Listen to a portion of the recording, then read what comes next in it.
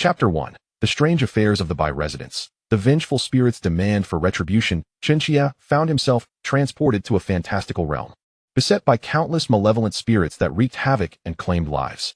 Fortunately, he awakened the formidable Impermanence system within him. "Father, you cannot kill me. I am your son," he implored, terror etched upon his face. "If you take my life, who will inherit your legacy? Who shall elevate the Bai family to greatness?" In the Chu Kingdom, within the confines of the Bai family estate in Nanyuan City, a youth clad in resplendent robes knelt upon the ground, pleading fervently before an imposing figure. Before him stood an elder, drenched in blood, his skin unnaturally pale and his eyes a lifeless gray, gazing at the young man with a countenance filled with bitter resentment. An overwhelming tide of malice engulfed the Bai residence. The youth trembled, beseeching, "Father, spare me." What father would slay his own child? Moreover, why do you linger in this world? You should have departed long ago. For every day you survive, I am deprived of my rightful inheritance. If it is for my sake, what does your demise matter? The young man wept and wailed, his despair palpable. Opposite him stood the elder, Bai Jingyan, the former head of the Bai family, renowned for his vast wealth. Bai Jingyan was known for his benevolence, often aiding the impoverished, thus earning a commendable reputation in Nanyuan City. His son, Bai Jingyan, the sole heir, had been cherished beyond measure, receiving everything he desired. Yet this indulgence had fostered a character devoid of virtue, a man willing to resort to any means to secure his inheritance. In a treacherous act, Bai Jingyan had secretly poisoned his father's meal, resulting in the elder's tragic demise within his own home, leaving behind an indelible grudge. The most despicable act followed. Fearing his father's vengeful spirit would seek retribution, Bai Jingyan sought the aid of sorcerers to dismember his father's corpse, burying each piece in different locations, leaving him without a proper burial. Believing he could now inherit the family fortune in peace, Bai Jingyan was unprepared for the formidable wrath of his father's spirit, which could not be quelled, even by the most intricate of geomantic rituals. Today marked the 7th day since Bai Jingyan's passing, the day when his spirit manifested as a vengeful ghost, returning to the Bai estate to demand justice. An eerie wind swept through the Bai residence, causing the white lanterns at the entrance to sway violently. A bone-chilling aura seemed to penetrate the very souls of those present. Bai Jingyan fell to his knees, trembling as he pleaded, "Father, please spare me. I am your son. You could not truly wish to harm me, could you? Oh, now you recognize me as your father?" Bai Jingyan's voice, sharp and filled with unending wrath, reverberated through the halls of the Bai residence. "When you conspired to poison me, did you not know I was your father? I devoted my life to raising you, only for you to commit patricide? You, a wretched creature lower than swine, deserve nothing but death." Observing the resolute demeanor of the elder, Bai Jingyan's expression shifted dramatically as he growled menacingly, "Old man, do you truly intend to kill me? If that is the case, do not blame me for turning against you. Master Gua, I implore you to take action." No sooner had he spoken than a figure emerged from the Bai family estate. The newcomer was a middle-aged man clad in a long black robe, his countenance dignified. In his right hand, he held a hefty tome, exuding an aura of chilling malevolence. "A ghost master?" Bai Jingyan's expression darkened as he sneered, "Huh? Do you believe that summoning a ghost master will ensure your survival? Ghost masters are the most prevalent profession in the Xuanwu continent. They possess an innate spiritual affinity, and upon reaching the age of 18, they awaken their accompanying ghostly spirit, harnessing its power to combat malevolent entities." It was evident that Bai Jingyan had anticipated his father's potential visit to exact vengeance and had summoned the ghost master accordingly. With a sinister grin, Bai Jingyan declared, "Father, I had no desire for this confrontation, but since you refuse to relent, do not blame your son for his ruthlessness. What does it matter that you are my father? Anyone who dares to obstruct my inheritance, even if it is my father, I shall eliminate without hesitation. Master Gua, I beseech you to act. Disperse this old wretch's soul." Master Gua sighed inwardly at these words. He felt a strong aversion towards a scoundrel like Bai Jingyan, wishing nothing more than to see him thoroughly destroyed. Nevertheless, Bai Jingyan ought to face justice under the law of the court. As a ghost master, it was his duty to alleviate Bai Jingyan's resentment, preventing him from causing further harm. With this in mind, Master Gua spoke, "Old Bai, I understand your grievances. However, since you have departed this world, it is best not to linger in the mortal realm, but to depart swiftly. Rest assured, both I and the court shall provide you with justice." "Justice?" Bai Jingyan laughed heartily. "Young man, if you were slain by your own flesh and blood, how would you feel? If you were dismembered, leaving no complete remains, how would you react? You dare speak of justice to me? My justice is to see this beast perish." In an instant, Bai Jingyan's withered ghostly hand swelled violently, akin to a bolt of lightning, rushing forth with overwhelming malevolence. Master Guo's expression shifted in alarm. He had not anticipated Bai Jingyan to strike so swiftly. However, he felt little fear. As a ghost master who had vanquished numerous malevolent spirits, he knew that while Bai Jingyan's resentment was formidable, he was still newly departed. Capturing him should pose no significant challenge. With this thought, Master Guo swiftly opened his tome and tore out a page. A spurt of blood erupted from his mouth, splattering onto the paper. In the next moment, a ghostly infant, shrouded in dark hues, emerged, shrieking as it charged towards Bai Jingyan. A ghostly infant.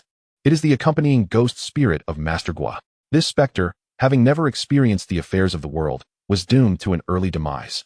Yet it possesses an innate and formidable malevolence that is unparalleled by ordinary spirits. However, just as Master Guo brimmed with confidence, Bai Jingyan extended his withered ghostly hand. And with a tearing sound, he effortlessly ripped the ghostly infant asunder.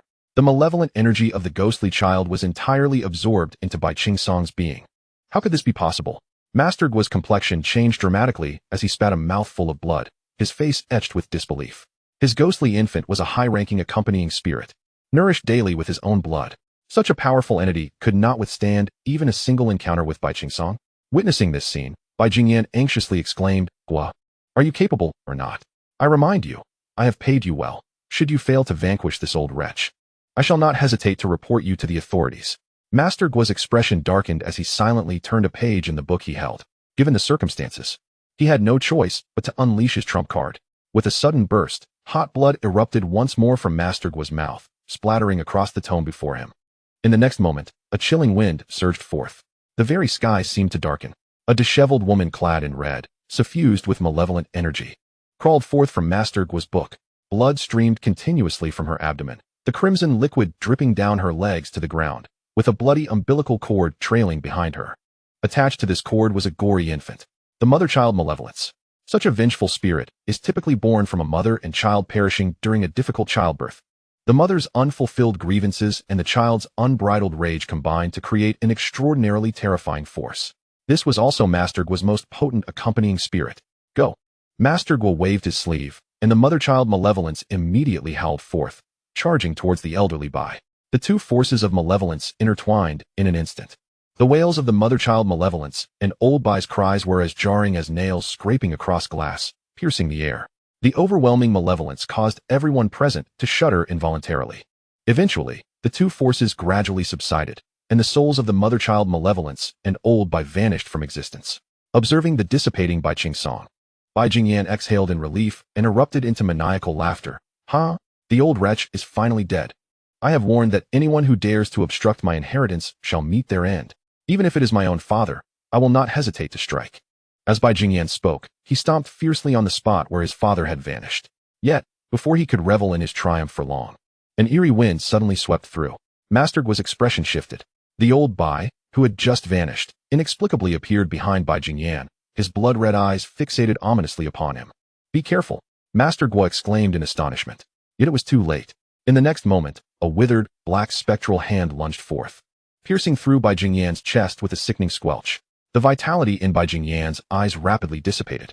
He did not even have the chance to scream before he succumbed to death. How could this be possible? Gazing at the lifeless form of Bai Jingyan, Master Guo's face was etched with disbelief. He had even unleashed the formidable mother and child evil spirits. Yet they failed to vanquish Bai Jingyan. This individual, who was merely a nascent malevolent spirit, possessed such strength. A shiver coursed through Master Guo, his hair standing on end. Bai Jingyan laughed heartily, saying, "Ordinary malevolent spirits cannot possibly wield such tremendous power. But what if this spirit was a ghost master in life? What?" Upon hearing these words, Master Guo's expression shifted dramatically. But he soon came to terms with it. Indeed, ghost masters naturally exude formidable malevolent energy. After death, their aura is infinitely more potent than that of a common spirit. No wonder even the mother and child evil spirits were no match for him.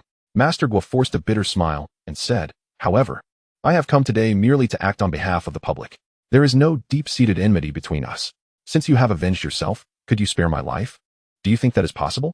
Bai Jingyan laughed uproariously. "Master Guo, you are exceedingly naive. Do you believe I would allow a ghost master to leave, only to invite the court's pursuit?" As a ghost master, he understood all too well. Over the past 2 years, the government's tolerance for malevolent spirits had become virtually non-existent. Whenever a malevolent spirit appeared, it would face relentless pursuit by ghost masters. He certainly could not let a tiger return to the mountain. Master Guo, upon hearing this, forced a bitter smile. Although he had long known the answer, hearing Bai Qingsong articulate it caused his heart to sink further. He never anticipated that today's battle would mark his final stand as a ghost master. Not only had he failed to save Bai Jingyan, but he was also to lose his own life. With this thought, Master Guo closed his eyes, his face filled with despair. However, just as he awaited his demise with closed eyes, a peculiar sound suddenly rang out, reminiscent of chains scraping against the ground. With the clinking of chains, a figure slowly emerged in the distance. The souls of the departed shall tread forth, while the living shall retreat. Wandering spirits, hasten back. Chapter 2. The arrival of the Underworld. The appearance of the Wu Chang. The souls of the departed shall tread forth, while the living shall retreat. Wandering spirits, hasten back. The chilling sounds, intermingled with an eerie bell tolling, suddenly echoed within the Bai residence. Upon hearing this sound, both Elder Bai and Master Guo felt a jolt in their hearts, as if their very souls were being gripped. May I inquire who is Bai Qingsong? The question rang out unexpectedly. In the next moment, a tall figure approached from the distance. A young man in his 20s. His visage as striking as jade, exuding an air of grandeur. Clad in a flowing black robe, he bore a token at his waist, inscribed with the words Ghost Enforcer. In his left hand, he held a blood-red bell, which, with each gentle shake, sent tremors through the very souls of those present. In his right hand, he wielded a robust, pitch-black chain, emanating an aura of chilling malevolence. Upon laying eyes on this man, Bai Qingsong's pupils dilated sharply, an inexplicable wave of dread washing over him. It felt akin to a mouse confronting a cat or a frog facing a snake. An overwhelming sense of terror and oppression surged from his core. Even Master Guo, standing beside him, felt an unsettling chill. This young man was undeniably peculiar. He had approached without a whisper, and even now, standing mere feet away, Bai Qingsong found himself utterly unable to discern his presence. It was as if he stood before not a man, but a fathomless ocean, inscrutable and vast. Suppressing the tremors within his soul, Bai Qingsong spoke with a steady voice. I am Bai Qingsong. What business do you have? The young man nodded in acknowledgement, then lifted his hand, lightly gesturing into the air. Instantly, a blood-red document materialized in his grasp. He read aloud with clarity. Bai Qingsong, resident of Nanyuan City in the state of Chu, became a ghost master at the age of 18. He inherited his father's legacy, elevating the Bai family to prominence. Known for his generosity, he often distributed rice and porridge to aid the impoverished, earning the esteem of the citizens of Nanyuan City. According to the records of the Book of Life and Death, you were granted a lifespan of 81 years, and now your time has come. Prepare to return to the Underworld with me. At this proclamation, the crowd was enveloped in bewilderment. The Underworld? The Book of Life and Death? What were these things? Bai Qingsong scoffed derisively. What absurdity! You, a clueless wretch, presume to detain me? Since you've come, you may as well join these souls in demise. Bai Qingsong had resolved that today, regardless of who appeared, he would not hesitate to eradicate them. He could not allow the possibility of becoming a malevolent spirit to be disclosed. In the next moment, a surge of malevolence enveloped him, and a billowing black fog coalesced into a dozen enormous skeletons, lunging toward the young man with ravenous intent. As the skeletal figures advanced, the young man narrowed his eyes, a glint of icy resolve flashing within them. Seeking death, are we? With a whoosh, the chain in his hand erupted forth like a soaring dragon, striking the approaching skeletons with ferocity. The sound of shattering bones echoed as the skeletons disintegrated into nothingness upon impact. Before Bai Qingsong could fully comprehend the situation, the chain pierced through the air, swiftly aiming for his own form. His expression darkened, and he hastily summoned his own malevolence to counter the young man's assault. But he swiftly discovered that his soul felt as though it had been ensnared, his entire being suffused with a malevolent energy that had solidified. Despite his fervent attempts to summon his strength, he found himself utterly powerless. In the next moment, a black iron chain lashed out, striking Bai Qingsong. A piercing wail echoed as Bai Qingsong was propelled backward, his malevolent energy dissipating entirely, rendering his soul ethereal. In a mere instant, he had lost all capacity for resistance. Seeing Bai Qingsong incapacitated, the youth stepped forward, wielding the iron chain to bind Bai Qingsong's soul. Remarkable! Master Guo exclaimed, his eyes wide with astonishment. Bai Qingsong was a formidable presence, one who had bested even the mother-son malevolent spirits, yet he had succumbed so easily to this youth's prowess. Could it be that this individual was a preternatural spirit master of the innate realm? Yet, where was the slightest trace of humanity in him? Was he perhaps a spirit master of the heaven-gazing realm? It was said that upon entering this realm, spirit masters could penetrate the laws of heaven, severing worldly distractions. Akin to celestial beings, thus shedding all remnants of human essence. If so, only the supreme beings of the southern domain could possibly rival this youth. The thought struck Master Guo with a wave of dread and awe. Meanwhile, the youth had approached the corpse of Bai Jingyan, lifting his right hand to grasp at the air above it. In an instant, a chilling wind swept through, and a spectral form emerged from Bai Jingyan's body, ensnared by the youth's iron chain. This spirit bore an unmistakable resemblance to Bai Jingyan. At last, I've captured Bai Qingsong's soul. Unexpectedly, I have gained an additional prize. This should suffice for me to receive the system's reward, the youth murmured, uttering cryptic phrases. After securing the souls of the father and son, he did not linger. Vanishing like mist from the scene, Master Guo, poised to pursue, soon realized the youth had already disappeared without a trace. While he felt a sense of relief, a wave of despondency washed over him. Yet, he quickly resolved to act. With no hesitation, he raced toward the headquarters of the Spirit Masters in Nanyuan City. He needed to report the day's events without delay. That young man was simply too formidable, stronger than any Spirit Master he had ever encountered. Moreover, the mention of that enigmatic place, the Underworld, though unfamiliar to Master Guo, hinted at extraordinary significance. It could potentially alter the very fabric of the realms of Yin and Yang. Meanwhile, in a remote bamboo grove, Chen Qiye was currently restraining the souls of Bai Qingsong and Bai Jingyan as he walked slowly. A decade ago, Chen Qiye was not a denizen of this world, but rather an ordinary office worker on Blue Star. Due to an unforeseen accident, he found himself in this bizarre and haunted realm. Upon realizing that he was surrounded by malevolent spirits and that his ability to control them was woefully inadequate, Chen Qiye resolutely contemplated ending his life and starting anew. However, just as he was about to meet his demise, an incredibly powerful Yin Heavenly Sun system unexpectedly manifested within him. By harnessing this system, he could establish the legendary Underworld, dominate the 5 great ghost emperors, and ascend to the status of the Supreme Yin Heavenly Sun. Regrettably, the system he had bound himself to was merely a rudimentary version. To fully activate it, he was required to incessantly complete tasks, collect souls, and utilize the Yin energy from the spirits to nourish the system. A decade had elapsed. At long last, Chen Qiye had fulfilled all the tasks assigned by the system. Bai Qingsong was the final entry on his task list. Ding! Congratulations to the host for completing all tasks. The strongest Yin Heavenly Sun system has been successfully activated. The Underworld is currently under construction. The Ghost Gate has been successfully established. The Judge's Hall has been successfully constructed. The Heavenly Sun's Palace has been successfully built. The tongue-pulling hell has been successfully created. As the system's announcements echoed in succession, an endless stream of black mist surged around Chen Qiye, plunging the entire bamboo grove into darkness. An overwhelming aura of death enveloped him, yet instead of discomfort, he felt an extraordinary sense of ease, as if this space had been crafted solely for him. Before him, a terrifying realm shrouded in ghostly energy and thick Yin aura materialized. A blood-red river churned violently, skeletal bridges loomed above, and a dark, oppressive sky filled with ominous energy dominated the landscape.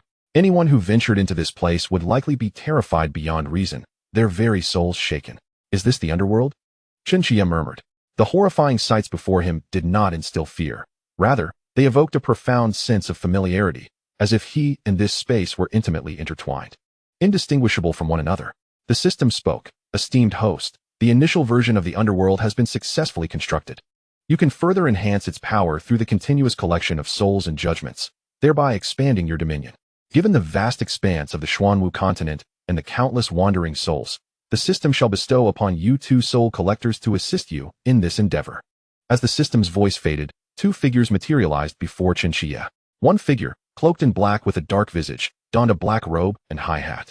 In his left hand, he wielded a black mourning staff, while his right hand clutched a shadowy chain, exuding a palpable aura of menace. The other figure, in stark contrast, appeared pale, dressed in white robes and a white hat. In their hands, they each held a white iron chain and a mournful staff. One radiated authority, while the other wore a broad smile, creating a striking contrast. Adorning their tall hats were inscribed 4 characters: wealth from a single encounter and peace under heaven. Chapter 3. In the Hall of Judges, the arbiter of good and evil, the black and white impermanence. Chen Qiye murmured softly. This name was, in the former world of Earth, quite renowned. The white impermanence was known as Xie Bian, while the black impermanence went by Fan Wujiao. These 2 were the Yin officials responsible for capturing wandering souls in the Underworld, ranking among the 10 great Yin generals. No matter how deep one's resentment ran, when faced with the black and white impermanence, escape was the only option. In addition to the 10 great Yin generals, there were the 10 Yama kings governing hell. the 5 ghost emperors suppressing the 4 corners, and a million Yin soldiers maintaining order, awaiting commands. As the Yin son of the Underworld, Chen Qiye was an existence of absolute supremacy. No one could challenge his position. To his astonishment, the system's first gift turned out to be the black and white impermanence. Chen Qiye felt a surge of excitement. With the black and white impermanence at his disposal, he would no longer need to personally apprehend souls. Moreover, within the Yin realm, Chen Qiye could distinctly sense that his cultivation speed was significantly accelerated compared to the outside world. As the Yin son, Chen Qiye's method of cultivation differed from others. Ghost masters relied on spiritual power, whereas Chen Qiye drew upon ghostly energy.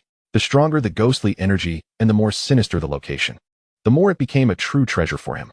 Even Bai Jingyan, who had previously been subdued by him, appeared much more solid now, with ghostly energy continuously nourishing his spiritual form.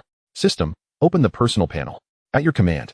Name, Chen Qiye. Identity, Yin Sun. Affiliated power, Underworld. Beginner, cultivation level, Ghost Soldier. Third Heaven, Innate Realm. Third Heaven, Merit Points. 500 Magical Artifacts, Soul-Catching Lock, Imperial Seal, Yin Soldier. Tiger Talisman, Imperial Ghost Robe, Soul-Slicing Sword. Subordinates, Black and White Impermanence. 100 Yin Soldiers. Observing the sudden addition of several items in his personal information, Chen Qiye felt a surge of curiosity. The Soul-Catching Lock and Soul-Slicing Sword were treasured artifacts he had always carried, possessing formidable power against malevolent spirits, truly regarded as ghost-slaying weapons. However, the Imperial Seal, Yin Soldier. Tiger Talisman, and Imperial Ghost Robe were all new to him. Even in the subordinate section, 100 Yin soldiers had mysteriously appeared. Sensing Chen Qiye's thoughts, the system remarked, Master, as you are now the true Yin son, these items have been gifted by the system to assist you in maintaining order in the Underworld. The Imperial Seal represents the supreme ruling status of the Yin son, and only the Yin son may wield it. In the realm of the Underworld, any document, once stamped with the Imperial Jade Seal, bears the authority of the Nether Emperor himself, rendering it impervious to alteration by any spirit or deity. The Yin Soldier Talisman enables the summoning of the Underworld's spectral soldiers, allowing for the nocturnal march of 100 ghosts. Only those of the rank of Ghost General or higher are entitled to possess such a talisman.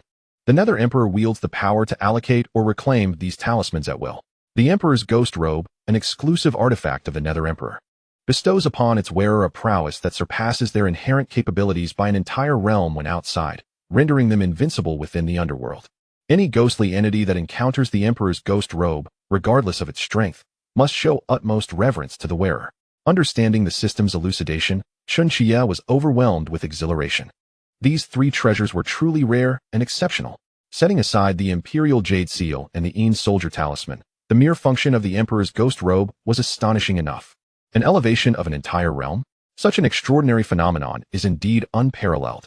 The ranks of ghostly beings are as follows: Solitary Soul, Ghost Soldier, Ghost General, Ghost King, Ghost Emperor, Ghost Saint, and Ghost Sovereign.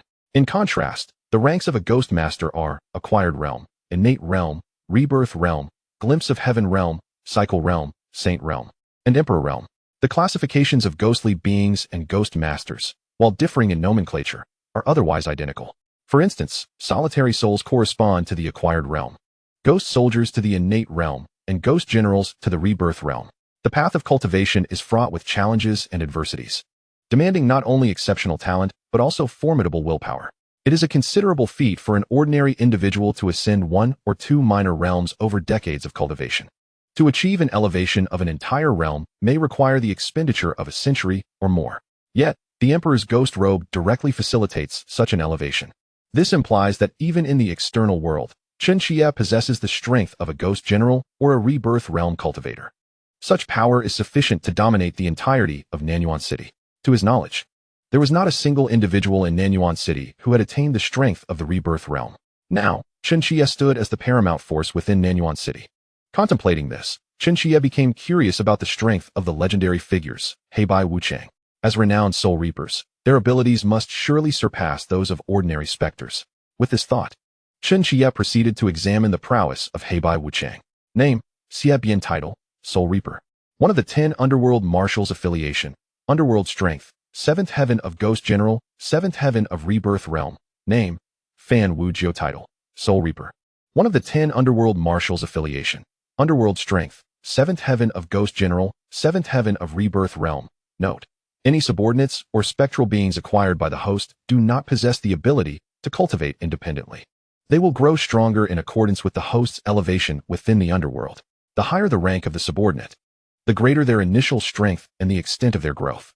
By accumulating merit points, one can enhance the level of the underworld. Ghost generals, indeed. Chen Qiye murmured softly. The ghost general is indeed a rare entity, particularly within the historical context of Nanyuan City, where only a handful have graced its existence over the course of several centuries. Moreover, the black and white impermanents are not even the most formidable beings in the underworld. Above them lie the 10 Yama Kings and the 5 Ghost Emperors. Their powers are likely to eclipse that of the black and white impermanents by countless magnitudes. In any case, the immediate objective is to elevate the level of the underworld. The hierarchy of the underworld is classified as follows: primary underworld, intermediate underworld, netherworld Yellow Springs, and the reincarnation Forbidden Zone. Currently, this underworld is merely a primary underworld. Though it possesses the essential components, if the spirits are excessively powerful, they can still breach the confines of the underworld. Only by ascending to a higher level can one truly restrain those spectral entities. With this thought in mind, Chen Qiye glanced at Bai Jingyan and Bai Jingyan beside him, murmuring, "Since that is the case, let us commence with the two of you. The sole means to enhance the underworld's level is by accumulating merit points. Judging the souls is also a method to acquire merit points. Black and white impermanents, please escort them here." Yes. The black and white impermanents respectfully bowed. They then ushered the souls of Bai Jingyan and Bai Jingyan into the Hall of Judges. The Hall of Judges is the grand hall that governs the laws of the underworld. Regardless of one's actions in life, the Hall of Judges can elucidate everything with clarity. Whether one is to be reincarnated or condemned to hell is determined by the judge. Upon entering the Hall of Judges, the two bewildered souls experienced an awakening, their eyes gradually reflecting clarity. What is this place? Who are you? Bai Jingyan was the first to open his eyes. Upon witnessing the terrifying scene before him, he trembled in fear. Bai Jingyan too was taken aback, especially when he beheld the two ominous figures of the black and white impermanents standing beside Chen Qiye. A palpable sense of oppression emanated from them, one he had never encountered before. Impudent! The black impermanents, Fan Wujiao, barked. Before you stands the Supreme Yin Emperor of the Underworld. Why do you not kneel and pay your respects to the Lord? With that utterance, a dreadful aura surged forth. Bai Jingyan and Bai Jingyan found themselves compelled to kneel upon the ground, prostrating before Chen Qiye. A voice of authority resonated. Bai Jingyan, a native of the state of Chu, born in the year 329 of the Chu calendar. 3 years ago in May, due to a quarrel with villager Zhang, you dispatched individuals to grievously injure him, and exploited your connections within the Bai family to corrupt the local authorities, rendering Zhang powerless to seek justice. In September of last year, enamored with the songstress Wang Jing of the Yinyu building, you forcibly imposed yourself upon her when she rebuffed your advances, subsequently rendering her voice mute, ensuring she could never speak again. In June of this year, in pursuit of inheriting the Bai family fortune, you committed the heinous act of murdering your own father. In a desperate attempt to avert his father's demise, one resorted to dismembering the corpse and subsequently suppressing it with geomantic formations. This act only amplified the father's resentment, transforming him into a vengeful spirit. As Chen Qiye's words echoed in Bai Jingyan's ears, cold sweat poured down his forehead, and an overwhelming terror gripped his heart. How could he possibly know? How could he possess such knowledge? The matters concerning the Zhang family and Wang Jing had long been silenced by Bai Jingyan through the authorities. Those privy to the details had either been discreetly eliminated or exiled. Thus, it was inconceivable that anyone should be aware. Unbeknownst to him, the ledger of life and death before Chen Qiye meticulously recorded the merits and demerits of all. Every action Bai Jingyan undertook was laid bare before Chen Qiye. "Bring him forth," commanded Chen Qiye. "At once, my lord." 2 spectral soldiers clad in bronze armor, wielding long blades, emerged, ready to cast Bai Jingyan into the tongue-pulling hell for punishment. "Yes, my lord." The tongue-pulling hell is divided into 5 subdivisions: the small hell of pus and blood, the small hell of copper axes, and the small hell of ice. Each layer presented inconceivable torment, unending and excruciating. This was the most fitting fate for Bai Jingyan. Before Bai Jingyan could comprehend the situation, the 2 spectral soldiers had already shackled his soul with iron chains, dragging him towards the tongue-pulling hell. In that moment, anguished wails reverberated throughout the underworld.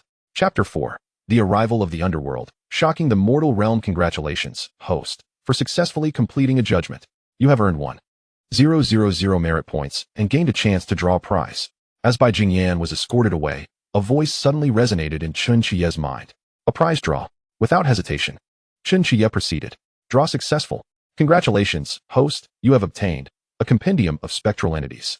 Compendium of spectral entities. This tome catalogs over 10,000 types of spectral beings. By adhering to the methods outlined within, one can conjure a variety of spectral entities that will only heed the Creator's command. As Chen Qiye opened the compendium, he indeed discovered a plethora of spectral entities documented within. Ghostly infants, maternal specters, hanged spirits, headless apparitions. While the individual strength of these entities was not particularly formidable, their creation was remarkably straightforward, allowing for the production of dozens or even thousands at once. If they were to serve as spectral soldiers in the underworld, it would be a commendable choice, especially considering that he currently commanded only the black and white impermanence and a mere 100 spectral soldiers. Such a number proved insufficient to maintain the vast underworld. Ding! At that moment, the system's voice resonated once more. New task detected. Please seek out a captain of spectral soldiers to govern the spectral forces on behalf of the host. Task deadline, 10 days. Task reward, 3,000 merit points. Upon hearing this, Chen Qiye's heart stirred with intrigue. What a remarkable opportunity to find a captain of spectral soldiers and, in return, receive 3,000 merit points. Such a reward was indeed quite generous. Merit points were essential for any deity. The more substantial the merit points, the greater the cultivation that could be attained. With a merit value of 3,000 points, his strength could ascend several levels. Contemplating this, Chen Qiye glanced at Bai Jingyan across from him. Seeking a centurion, this old fellow would be quite suitable. Although Bai Jingyan had just transformed into a ghost, he had already attained the realm of ghostly soldiers. Furthermore, he was inherently loyal and had performed numerous good deeds during his lifetime, thus possessing merit. Appointing him as a centurion to command the ghostly soldiers seemed utterly fitting. With this thought in mind, Chen Qiye spoke directly. Bai Jingyan. Bai Jingyan quickly replied. At your service. The recent events had left him bewildered, and any trace of hostility had vanished, rendering him as docile as a sheep. Bai Jingyan. Although you have transformed into a vengeful spirit, you have accomplished many good deeds in life and are cherished by the citizens of Nanyuan City. According to the regulations of the Underworld, anyone with merit is entitled to reincarnation. What are your thoughts on this? Chen Qiye inquired with a smile. Bai Jingyan's heart sank. He was well aware that Chen Qiye's words held deeper meaning. Having lived for decades, he could not be so naive as to overlook this insinuation. With this in mind, Bai Jingyan respectfully responded, I humbly report, esteemed sir, that I am merely a wandering soul and dare not make decisions on my own. I implore you to decide on my behalf. Chen Qiye chuckled. This old fellow was quite perceptive. Ahem, since you have expressed it so, I shall take it upon myself to decide for you. Clearing his throat, Chen Qiye continued, in addition to reincarnation, there exists another path, to become a ghostly envoy of the underworld. Conveniently, I am in need of a centurion. Though the position may not be high, it offers immortality. Would you be interested? Upon hearing this, Bai Jingyan's heart soared with joy. Though he was uncertain of the specifics of the centurion's position, he was acutely aware that the underworld was undoubtedly a formidable force, not to mention the enigmatic lord of the underworld before him. Even the two black and white deities just moments ago exuded an extraordinary aura. Should he manage to join the underworld, it would be akin to acquiring a powerful ally. Reincarnation? What good would that do? Immortality was far more appealing. With this realization, Bai Jingyan promptly declared, grateful for your favor, I am willing to serve you without hesitation. Excellent. Chen Qiye rejoiced inwardly, though his exterior remained impassive and authoritative. In that case, I shall bestow upon you this position. He picked up the judge's pen from the table and elegantly inscribed a line in the air. Today, Bai Jingyan of Nanyuan City, known for his benevolence and loyalty, having accumulated merit, is granted the rank of 9th rank centurion, commanding 100 ghostly soldiers, awaiting the summons of the Lord of the Underworld. After completing the inscription, Chen Qiye turned his right hand, and the Emperor's seal appeared in his grasp. He pressed it firmly onto the written decree. A sudden gust of chilling wind swept through, and the words in the air transformed into a blood-red document, landing upon the judgment platform. The imposing imperial seal was distinctly imprinted upon it. As the document materialized, Bai Jingyan opposite trembled, a surge of crimson light erupting from his spiritual form. Almost immediately, his garments morphed into a heavy suit of bronze armor. On his left hand, he wielded a chain of dark locks meant to bind souls, while his right grasped a razor-sharp, soul-slicing blade. With the power of the spectral enforcers enhancing him, his aura surged from the 3rd level of the ghostly soldier realm to the 5th. Thank you, my lord.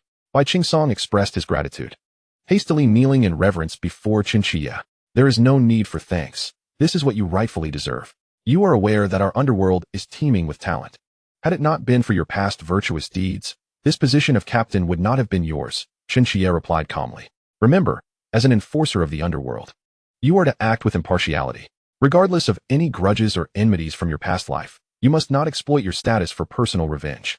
Should I discover any misconduct, the lightest punishment would be to cast you into the depths of the 18 hells, while the severest would condemn you to eternal oblivion, your soul scattered. Bai Jingyan felt a jolt of alarm and promptly affirmed, "Yes, I shall heed your teachings, my lord." Chen Qiye nodded in satisfaction. A teachable spirit. With a wave of his hand, he dispatched Bai Jingyan to patrol with the spectral soldiers, while he returned to the Imperial Hall, preparing to enhance his power with merit points. Meanwhile, within the headquarters of the ghost tamers in Nanyuan City, the atmosphere was somewhat tumultuous. In the conference room, 7 or 8 ghost tamers took their seats, both men and women, all high-ranking officials of the Nanyuan City headquarters. Among them, 2 possessed cultivation levels that reached the 7th tier of the innate realm, ghost soldier realm, making them among the elite in the surrounding cities. Before them, Master Guo was fervently recounting certain matters. As they listened, these formidable figures widened their eyes, some displaying expressions of shock, their pupils quivering intensely. The underworld's ghostly enforcers. An elderly man murmured softly, "Could it be that the underworld truly exists in this world?" "Elder Zhang, do you know of the underworld?" Master Guo inquired with curiosity. Elder Zhang sighed and responded pensively, "When I was but a child, I heard tales of the underworld. However, those were merely legends from the elder generation. It is said that the underworld is ruled by the Supreme Lord of the netherworld. Upon death, souls are escorted by ghostly soldiers, and their deeds are judged by a magistrate. They may either be reincarnated or cast into hell. I once thought it was a mere fable. Yet it seems the underworld is indeed a reality." As Elder Zhang spoke, his brow gradually furrowed, and an expression of incredulity flickered in his eyes. "I find this implausible." The moment his words fell, another elder shook his head, asserting, "Since thousands of years ago, ghostly entities have emerged on the Xuanwu continent. If the underworld truly exists, why have they not appeared until now, at this very moment? In my view, this so-called envoy from the nether realm is merely a slightly more formidable ghost. This world harbors no underworld, nor any deities. Indeed, I concur with Elder Shue's opinion." As this statement echoed, another elder nodded in agreement, adding, "Let us not forget. For millennia, it has been we, the ghost masters, who have safeguarded the peace of this realm. The reason the common folk can lead their lives in tranquility is solely due to the relentless dedication and sacrifice of the ghost masters. We must not place our hopes upon the ephemeral myths." Upon hearing these words, the assembled ghost masters nodded in profound agreement. Indeed, the stability of recent years has relied on the selfless valor of the ghost masters.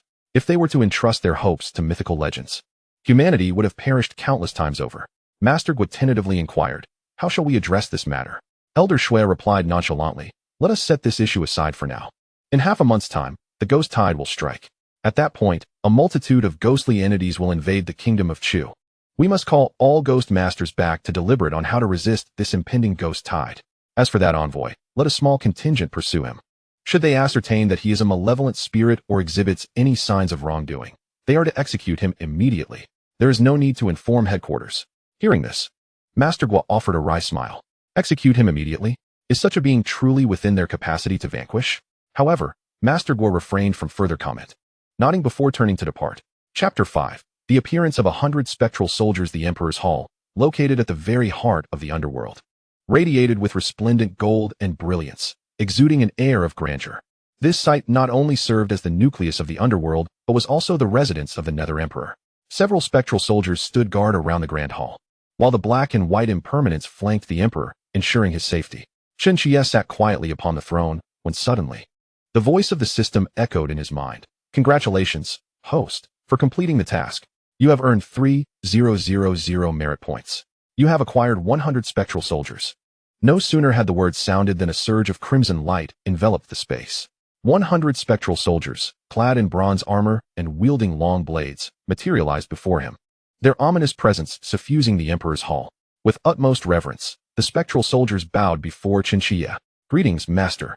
These soldiers possessed an extraordinary loyalty, bound to heed only Chen Qiye's commands. Each of the spectral warriors possessed strength equivalent to that of a ghostly soldier, an innate realm of power. The sharp soul-cutting blade shimmered with a chilling brilliance. "Arise." As Chen Qiye sensed the pulsating energies emanating from them, a look of satisfaction flickered in his eyes. These spectral soldiers were all capable of standing on their own. While they may not rival Bai Jingyan, They could effortlessly contend with a ghost master like Master Gua. After paying their respects to Chen Qiye, the spectral warriors bowed once more to the black and white impermanence. We pay our respects to the impermanence. The black and white impermanence nodded slightly. Chen Qiye regarded this assembly of spectral soldiers and spoke with an air of authority. Henceforth, you shall be tasked with patrolling the borders of the Chu kingdom. Should you encounter wandering souls devoid of sin, you may directly escort them to the underworld. If you face malevolent spirits who perpetrate harm, you are authorized to eliminate them on the spot. If any situation proves insurmountable, you shall notify me and the black and white impermanence. Understood. The spectral warriors responded with reverence. Their reply was simple, yet their resolve was unwavering. Whatever command Chen Qiye issued, they would execute it without fail. Very well, disperse. 50 shall patrol the realm, while 50 shall remain to await further orders. Yes. No sooner had the words left his lips than 50 spectral soldiers transformed into wisps of azure smoke, vanishing into the underworld. The remaining soldiers began their patrol within the realm of the dead. Ding. Congratulations, host, you have acquired 100 merit points. Just as Chen Qiye was preparing to rest, a voice suddenly echoed in his mind. Taken aback, Chen Qiye pondered how he had accrued merit points. As he was lost in thought, the system's voice rang out once more. Congratulations, host, you have gained 50 merit points. Congratulations, host, you have acquired 80 merit points. Congratulations, host. You have obtained 110 merit points. In a mere few minutes, Chen Qiye had amassed 600 or 700 merit points. System, what is the meaning of this? Chen Qiye inquired with curiosity. To the host, these merit points were earned by Bai Jingyan, leading the spectral soldiers in vanquishing malevolent spirits. All souls apprehended by the Underworld enforcers contribute their merit points to the host. Ah, I see. A smile crept onto Chen Qiye's face upon hearing this. It seemed he had made the right choice in seeking out Bai Jingyan. In just a few hours, he had captured so many spirits. With this thought, Chen Qiye asked, how many more merit points do I need to upgrade the Underworld? To the esteemed host, an additional 103,000 merit points are required. 103,000. Chen Qiye furrowed his brow at this revelation. Such a vast number of merit points would likely take considerable time to accumulate solely through Bai Jingyan and the spectral soldiers' efforts. It appeared that alternative methods would be necessary to facilitate the Underworld's upgrade. Chen Qiye murmured, his eyes reflecting a contemplative expression, just as he was devising a strategy. Chen Qiye's body suddenly trembled as he gazed intently into the distance. After becoming the son of darkness, his eyes could discern all ghostly beings in the world. Beneath the gaze of the sun, a fierce aura erupted from the northern region of the Chu kingdom. This ominous energy surged skyward, darkening the heavens. It was a portent of the emergence of malevolent spirits. Such formidable malevolence took Chen Qiye by surprise. This aura was even stronger than that of Bai Jingyan. Fan Wujiao. He commanded, your subordinate is here. Hai Kang raised his head. The malevolence emanating from the north indicates the presence of a fierce spirit. You must proceed immediately to eliminate it. In mythology, Hai Kang was tasked with vanquishing wicked ghosts, while Bai Wuchang was responsible for guiding benevolent souls. Upon hearing Chen Qiye's words, Hai Kang respectfully nodded and transformed into a wisp of green smoke, vanishing into the underworld.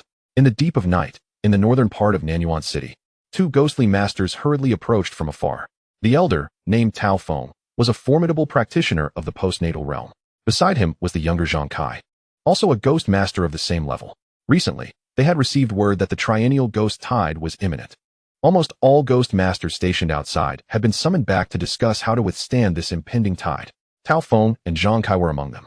As they walked, Zhang Kai suddenly inquired with curiosity, Brother Tao, do you think there really exists an underworld? If it does, that would be splendid. As long as the underworld is present, we need not fear the ghost tide.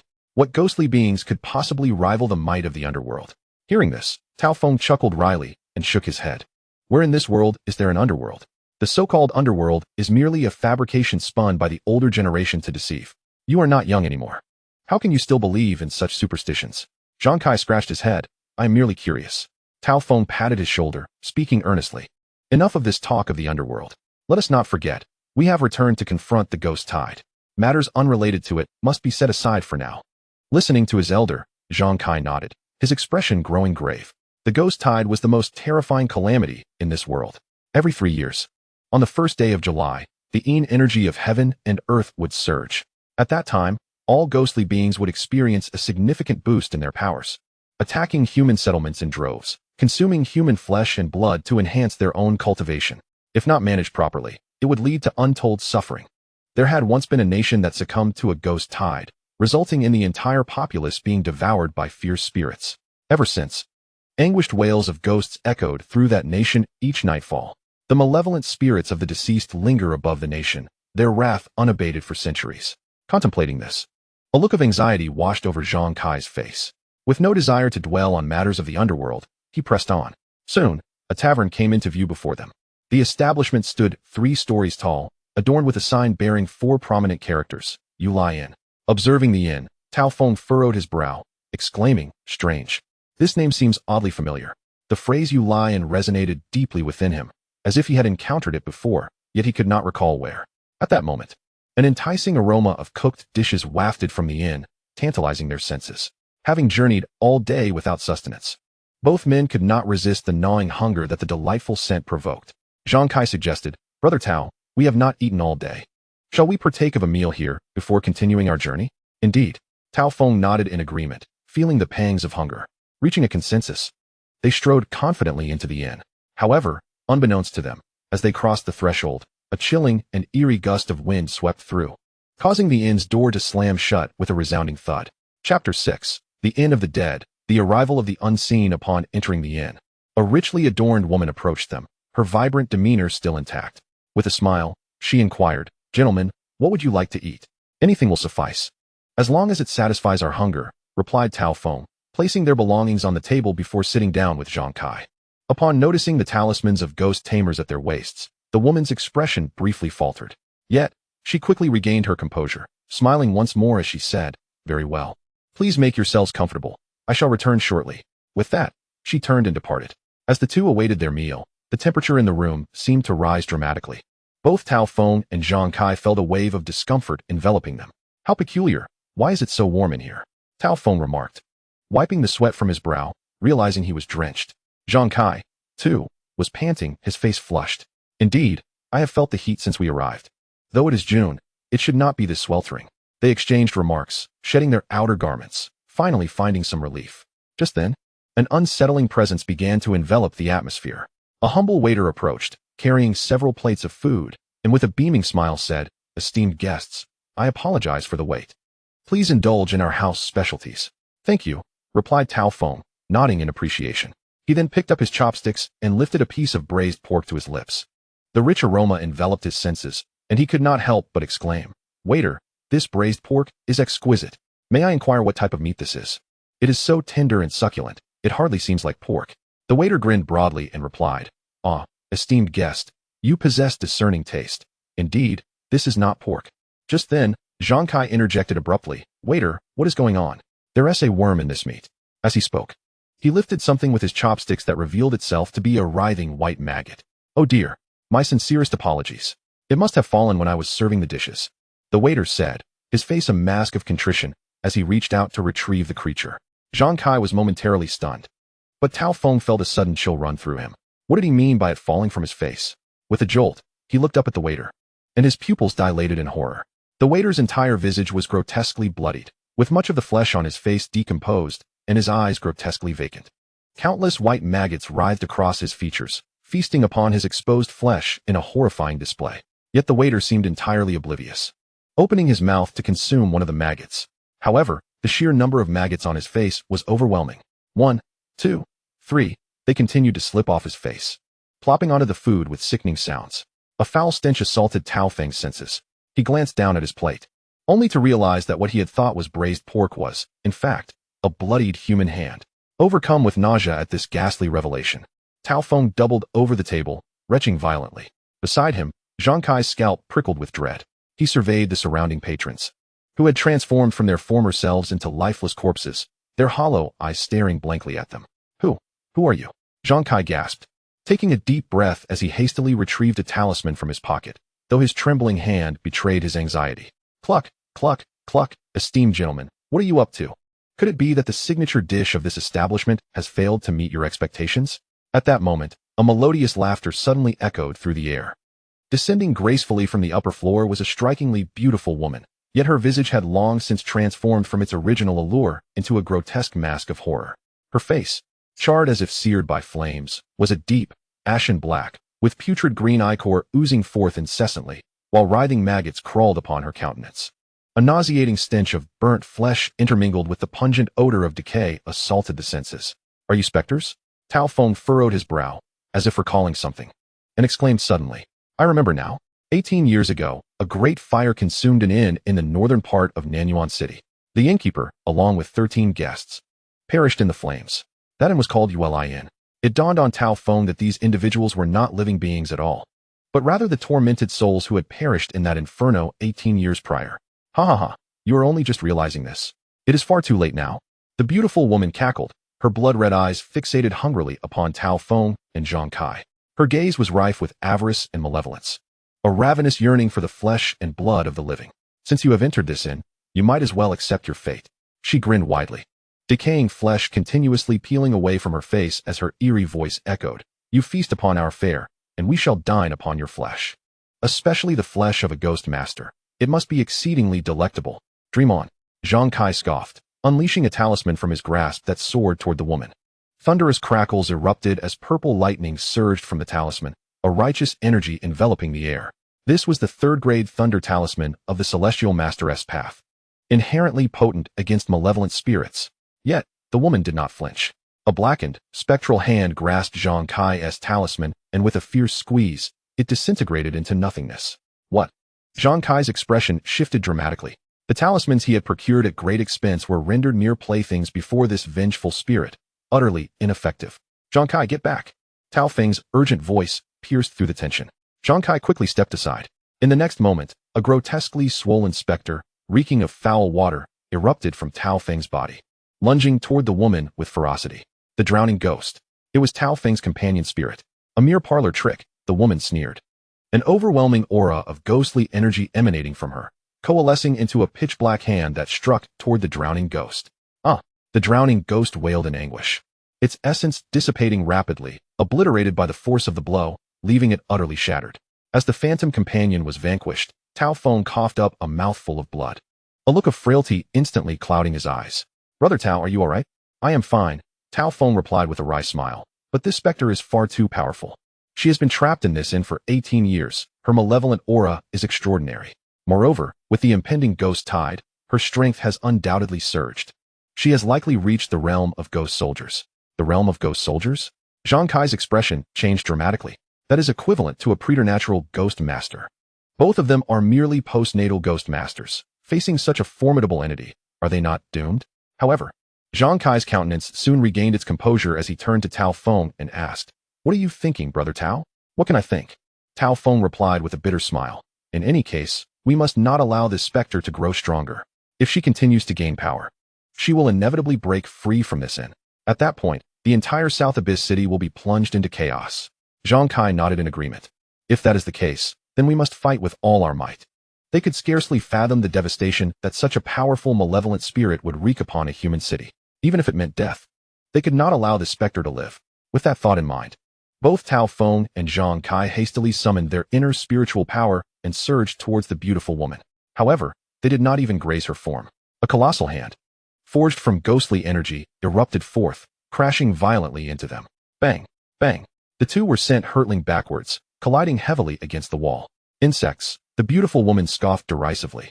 "With such feeble strength, do you dare to challenge me? I suggest you abandon all hope, and allow me to savor your flesh and blood."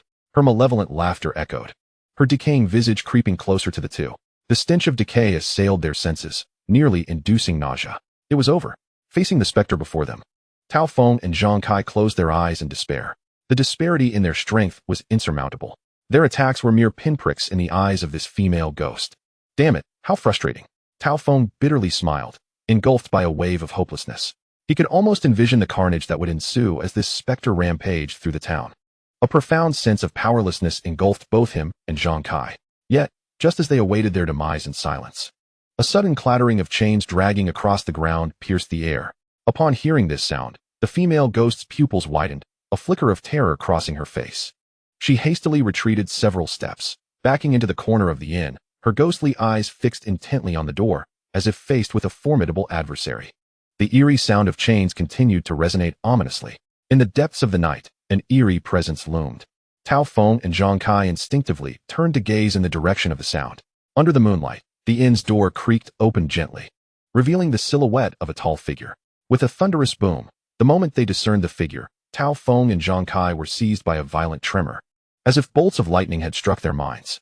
Before them stood a man with a dark complexion, clad in a black robe and hat, his visage exuding an aura of menace.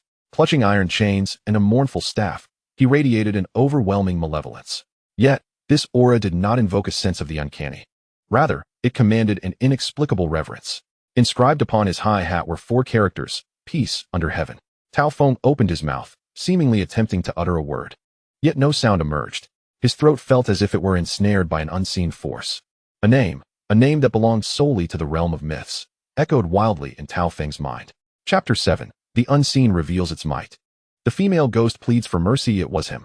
Tao Feng's eyes widened in disbelief, the name resounding chaotically within his thoughts, every hair on his body standing on end. The spirits within the Yueli Inn, upon beholding this dark-faced specter, instinctively yearned to flee. They were oblivious to the reason, yet a primal fear surged forth from their subconscious.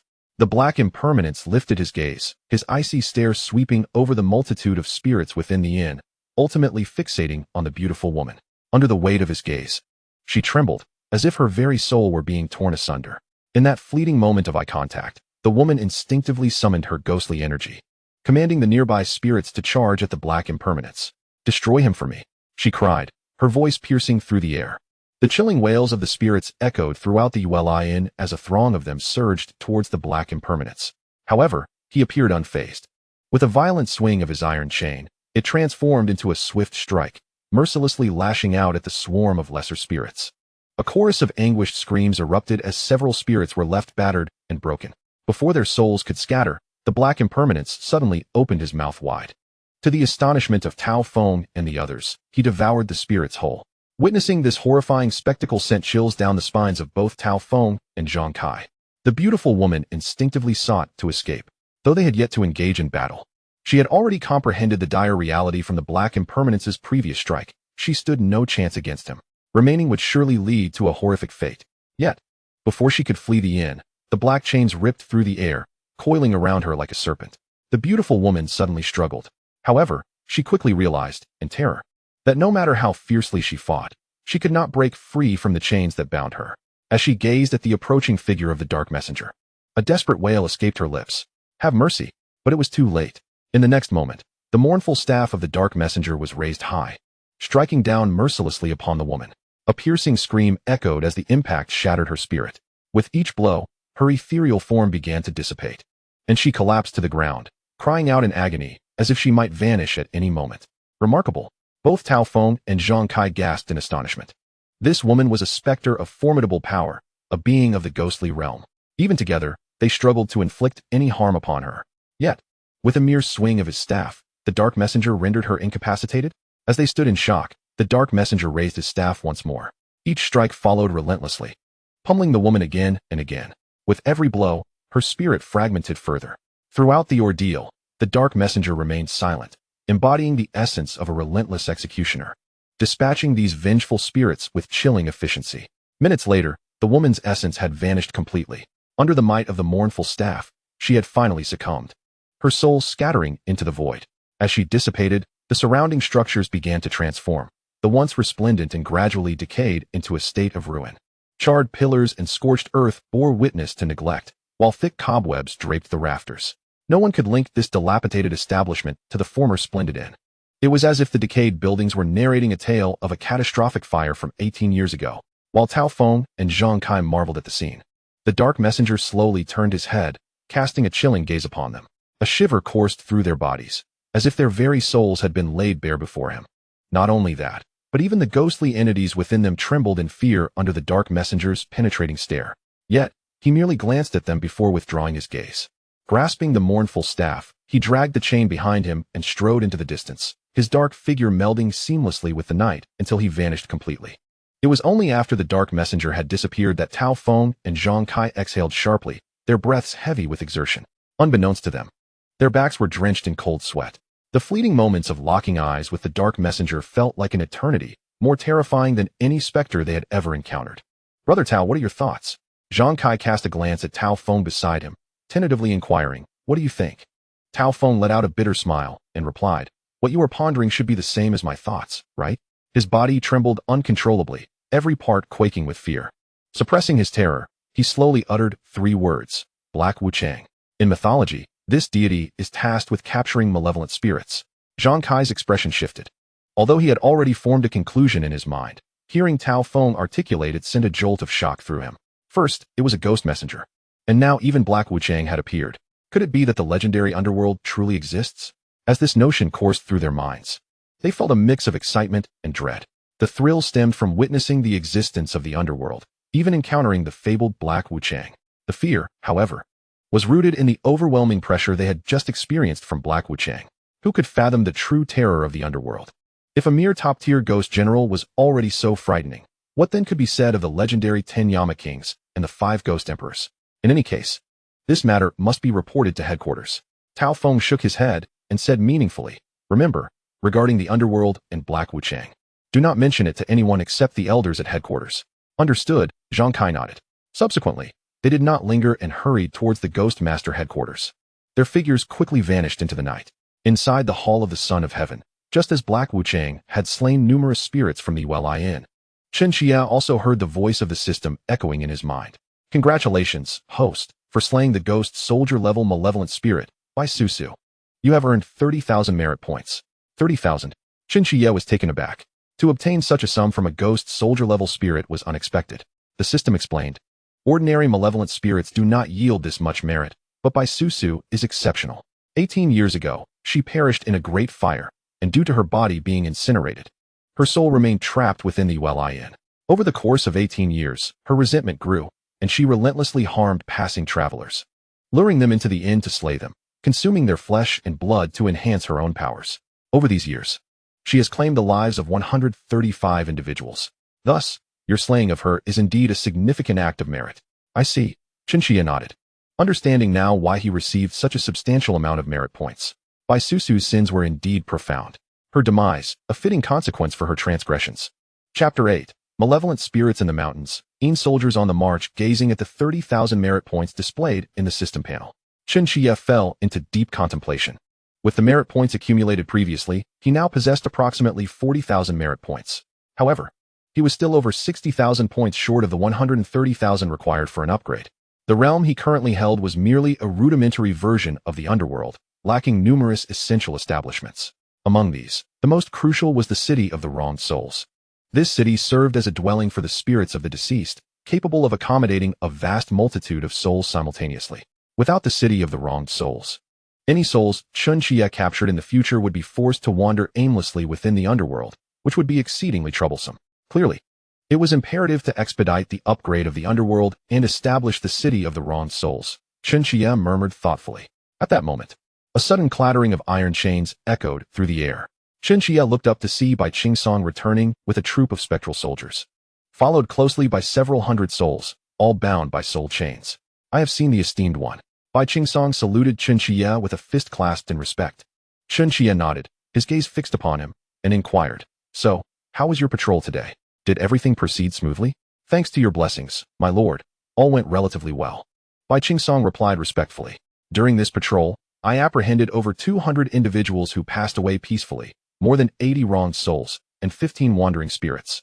We encountered a few malevolent spirits along the way, but they have been dispatched by me. Well done, Chen Qiye replied with a nod. Though his response was brief, it filled Bai Jingyan with immense joy. This acknowledgement from the Lord of the Underworld was a mark of supreme honor.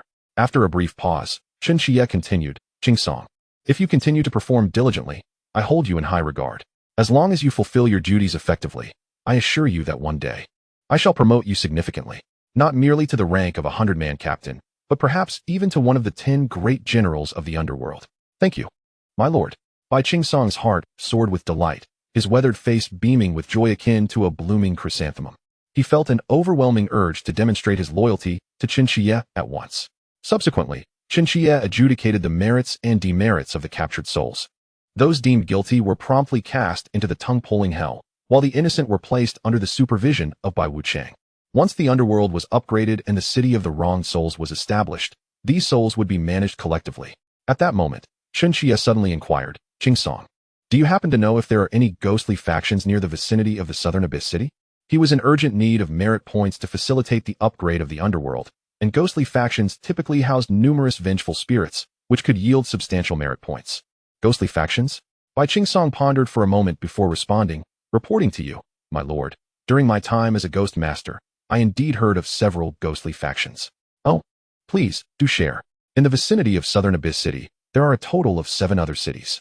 The 7 cities, along with Nanyuan City, are collectively known as the 8 cities of the South. Among these 8 cities, the malevolent forces are as numerous as the stars, with at least 80 or even 100 present. 3 locations, in particular, stand out as the most formidable: the vast wilderness of Nanyuan City, the Insha Valley of Qingshan City, and the Great Python Mountain of this city. Among them, the vast wilderness boasts the strongest power. Once a sprawling grassland, it was the battleground for 2 nations long ago, resulting in countless deaths, with the number of vengeful spirits exceeding 10,000. Since these souls belong to opposing nations, they frequently clash even after death, their spirits engaged in an eternal struggle, consuming each other's ghostly essence and growing ever more powerful. Consequently, even the ghost tamers of the 8 cities are left helpless, permitting these spirits to inhabit the vast wilderness, which ordinary people dare not approach. However, despite their vast numbers, these vengeful souls are not inherently malevolent. They do not harm others as long as they are left undisturbed. As for the Insha Valley, it is a tragic tale. Once a picturesque haven, it became a sight of horror when numerous child corpses were discovered within. It was later revealed that these children were abandoned, some merely a few years old, cruelly cast aside by their parents, and ultimately succumbing to starvation. Eventually, one of these ghostly children cultivated powers nearing those of a ghost general, gathering all the souls of children from the 8 cities into Insha Valley. Each night, the valley echoes with the haunting cries of children, chilling the hearts of those who hear them. In contrast, the Great Python Mountain is the weakest yet most despicable of the 3 powers. The malevolent spirits residing there were once a band of mountain bandits, notorious for their acts of murder and arson during their lifetimes, until they were eradicated by the imperial court. Even in death, their malevolence lingered, coalescing within Great Python Mountain, where they prey on innocent souls to enhance their own power. Although their leader possesses only the strength of a 3rd-tier ghost soldier, innate realm, he has somehow acquired a treasure that elevates his prowess to the pinnacle of ghost soldiers, leaving even the ghost tamers of Nanyuan City at a loss. Listening to Bai Jingyan, Chen Qiye nodded. Among the 3 factions, the malevolent spirits of Great Python Mountain are indeed the weakest and most wicked. Given this, it seems prudent to strike at them first. By eliminating this Great Python Mountain, he should be able to garner sufficient merit to upgrade the underworld. Very well, Chen Qiye declared. Since the malevolent spirits of Great Python Mountain have been a scourge for the people of Nanyuan City, I hereby command you to lead a team of ghost soldiers to eradicate these fiends. Remember, not a single evil spirit should be spared. Understood, Bai Jingyan replied, promptly leading a legion of ghost soldiers toward Great Python Mountain with great resolve. As he gazed at the retreating figure, Chen Qiye nodded with satisfaction. He harbored no concerns regarding this extermination mission. After all, Bai Jingyan was a messenger of the underworld, inherently capable of restraining malevolent spirits. Even if the ghostly creature of Mount Demang had attained the pinnacle of the ghost soldier realm, it could never hope to rival Bai Jingyan. In the city of Nanyuan, Mount Demang stood lush and verdant, a plethora of trees flourishing upon its slopes. At first glance, it appeared to be a picturesque landscape, resplendent in its beauty. However, the locals of Nanyuan knew all too well that beneath this seemingly serene facade lay an unfathomable terror. It was said that hundreds of malevolent spirits lurked within Mount Demang, preying mercilessly upon any wandering souls or passers-by. Despite the strict prohibitions issued by the Ghost Master headquarters against approaching Mount Demang, the number of innocent lives claimed each year still reached into the hundreds, with countless souls lost to its insatiable hunger. At that very moment, deep within the heart of Mount Demang, several formidable spirits convened. Each of these spirits exuded a presence far surpassing that of Bai Jingyan at his peak. One might wonder what had transpired. Bai Susu, a spirit of the ghost soldier realm, had a host of lesser spirits under her command. How could she have been so suddenly vanquished? At that instant, the most powerful among them spoke up. His name was Zhang Ping, the leader of the spirits of Mount Demang. With the aid of magical artifacts, his cultivation had reached the pinnacle of the ghost soldier realm, making him one of the foremost spirits across the 8 cities.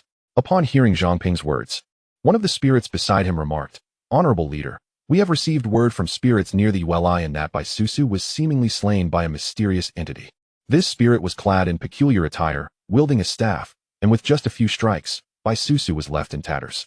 Moreover, The resentment surrounding the Bai Inn was cleared overnight. It is indeed perplexing. Bai Susu and her cohort had resided there for over a decade. Even if her soul was shattered, the lingering resentment should still remain. Could it be the work of the spirits from Insha Valley or the Great Wilderness? It seems improbable. Shaking his head in response to the discourse, Zhang Ping stated, "We are now in mid-June, with merely half a month remaining until the ghost tide strikes. The spirits of the three major factions are preoccupied with their cultivation, preparing for the impending onslaught. How could they possibly cause trouble at such a critical juncture?" "Your reasoning is sound, leader." An elder spirit nodded in agreement.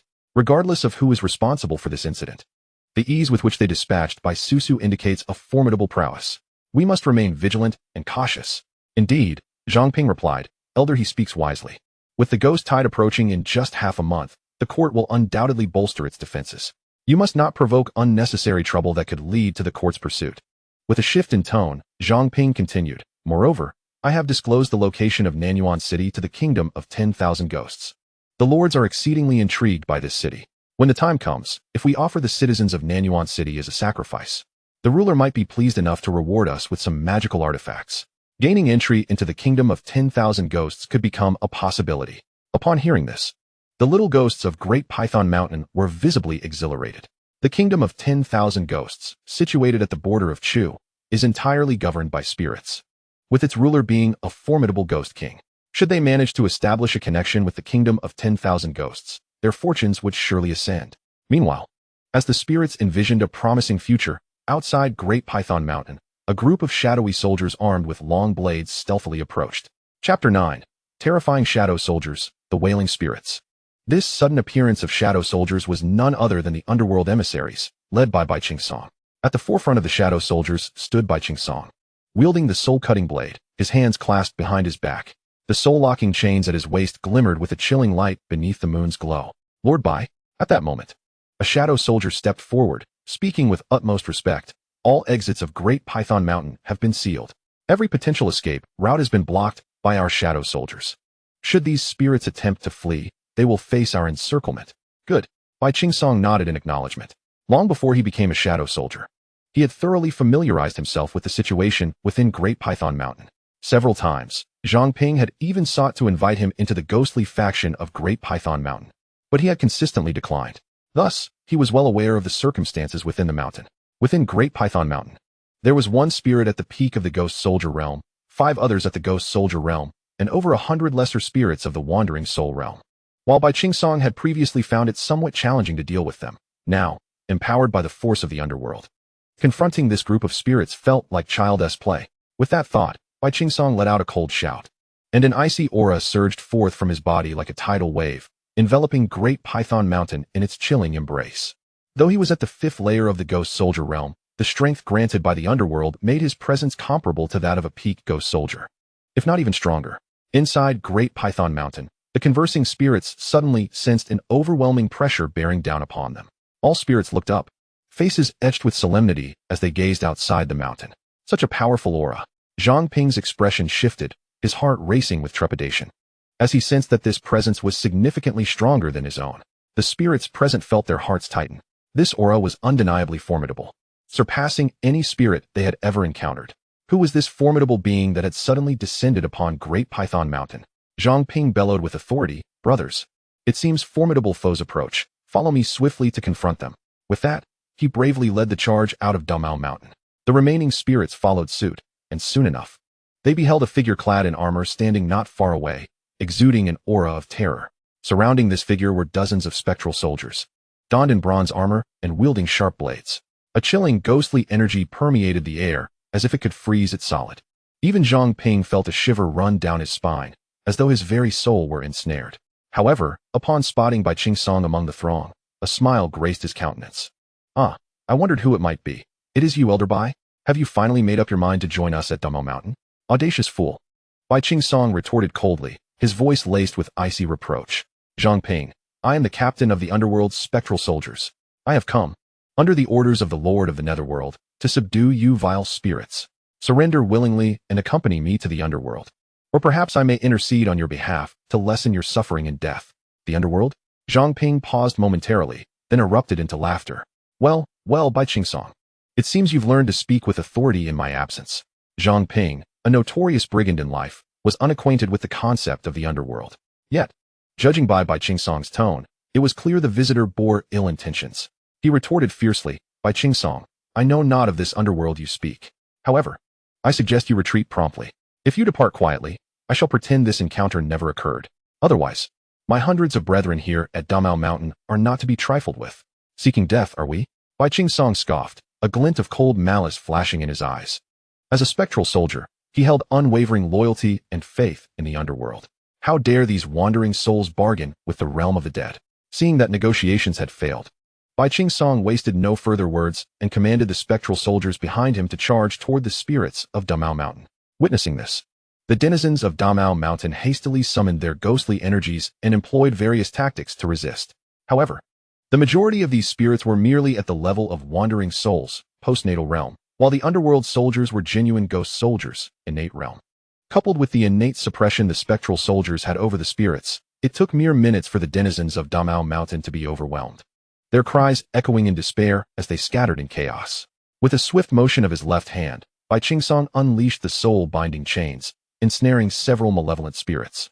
Amid their wails, the soul-cutting blade in his right hand descended with fatal intent. With a swift slash, the sharp blade cleaved through the spirits, severing their heads and scattering their souls. In but a few fleeting moments, the scene was wrought with carnage. The number of malevolent spirits on Mount Teeming has diminished by half. Witnessing this scene, Zhang Ping and his companions were struck with profound shock. Although these minor specters possessed limited power, they had existed for centuries, and even the most skilled ghost tamers were at a loss against them. Yet, before these spectral soldiers, they fell like cabbages, effortlessly cleaved by a single stroke. From whence had these soldiers emerged? Why had they never been mentioned before? However, Zhang Ping quickly regained his composure, urging the treasures within him to elevate his strength to the pinnacle of the ghost warrior realm. His form transformed into a shadowy apparition, charging fiercely towards Bai Qingsong. Facing the approaching Zhang Ping, Bai Qingsong exhibited no fear. With a swift motion, he wielded his soul-cutting blade. The two phantoms soon clashed in a fierce battle. Initially, their strengths seemed evenly matched, but as the confrontation progressed, Zhang Ping's astonishment grew exponentially. He felt as though he were being suppressed. Not only was his cultivation stifled, but even his attacks seemed to be hindered. What was transpiring here? Bai Qingsong had previously been merely at the third tier of the ghost warrior realm. Yet he had suddenly become so formidable. Zhang Ping was utterly bewildered. Moreover, judging by Bai Qingsong's cultivation, he should have only reached the fifth tier of the ghost warrior realm. Yet the prowess he demonstrated now surpassed even that of a typical peak ghost warrior. Zhang Ping's apprehension intensified with each exchange, his mental state teetering on the brink of collapse. His ghostly energy dissipated rapidly, as if he were on the verge of being utterly vanquished. Just then, Bai Qingsong raised his soul-cutting blade high and swung it down with ferocity. The blade's chilling glimmer magnified before Zhang Ping's eyes, and an overwhelming sense of impending doom enveloped him. "Wait," Zhang Ping hastily exclaimed. "Bai Qingsong, we are both specters. Why must we resort to complete annihilation? I assure you, Mount Teeming is a subsidiary force of the 10,000 Ghosts Kingdom. Should you slay me, the kingdom will not spare you." However, Bai Qingsong remained unfazed, seemingly unperturbed by the notion of the 10,000 Ghosts Kingdom. With a firm grip, he pressed the soul-cutting blade down once more. Amidst a piercing scream, Zhang Ping was mercilessly cleaved asunder, his ghostly form disintegrating into countless wisps of azure smoke that scattered into the ether. With Zhang Ping's demise, the spirits of Mount Teeming became headless. They cried out in despair, surrounded by the relentless onslaught of the spectral soldiers. A few attempted to flee towards the exit, only to be ruthlessly intercepted and slain, becoming mere victims beneath the soul-cutting blade. In mere minutes, every spirit on Mount Teeming was exterminated by the spectral soldiers, their forms dissipating into delicate tendrils of azure smoke, slowly vanishing into the air. As the specters gradually vanished, the malevolent aura that had shrouded Mount Python for years began to dissipate into the air. It would not be long before the entire mountain's ghostly presence would vanish completely, restoring its former beauty. Meanwhile, within the netherworld, the system's voice resonated, proclaiming, "Congratulations to the host for slaying 235 malevolent spirits. You have earned 50,000 merit points. The eradication of the specters on Mount Python has resolved a significant threat to Nanyuan City. You have earned an additional 100,000 merit points. Your current merit points have reached the threshold for upgrading the netherworld." Upon hearing this, Chen Qiye smiled faintly, his eyes reflecting a sense of satisfaction. He understood that Bai Qingsong had flawlessly completed the task entrusted to him. Chapter 10. Upgrading the Netherworld. Ascension to Ghost General in the Dead of Night. An urgent dispatch arrived at the headquarters of the Ghost Masters. The recipient of this letter was Shui Dingshan, the president of the Ghost Masters headquarters.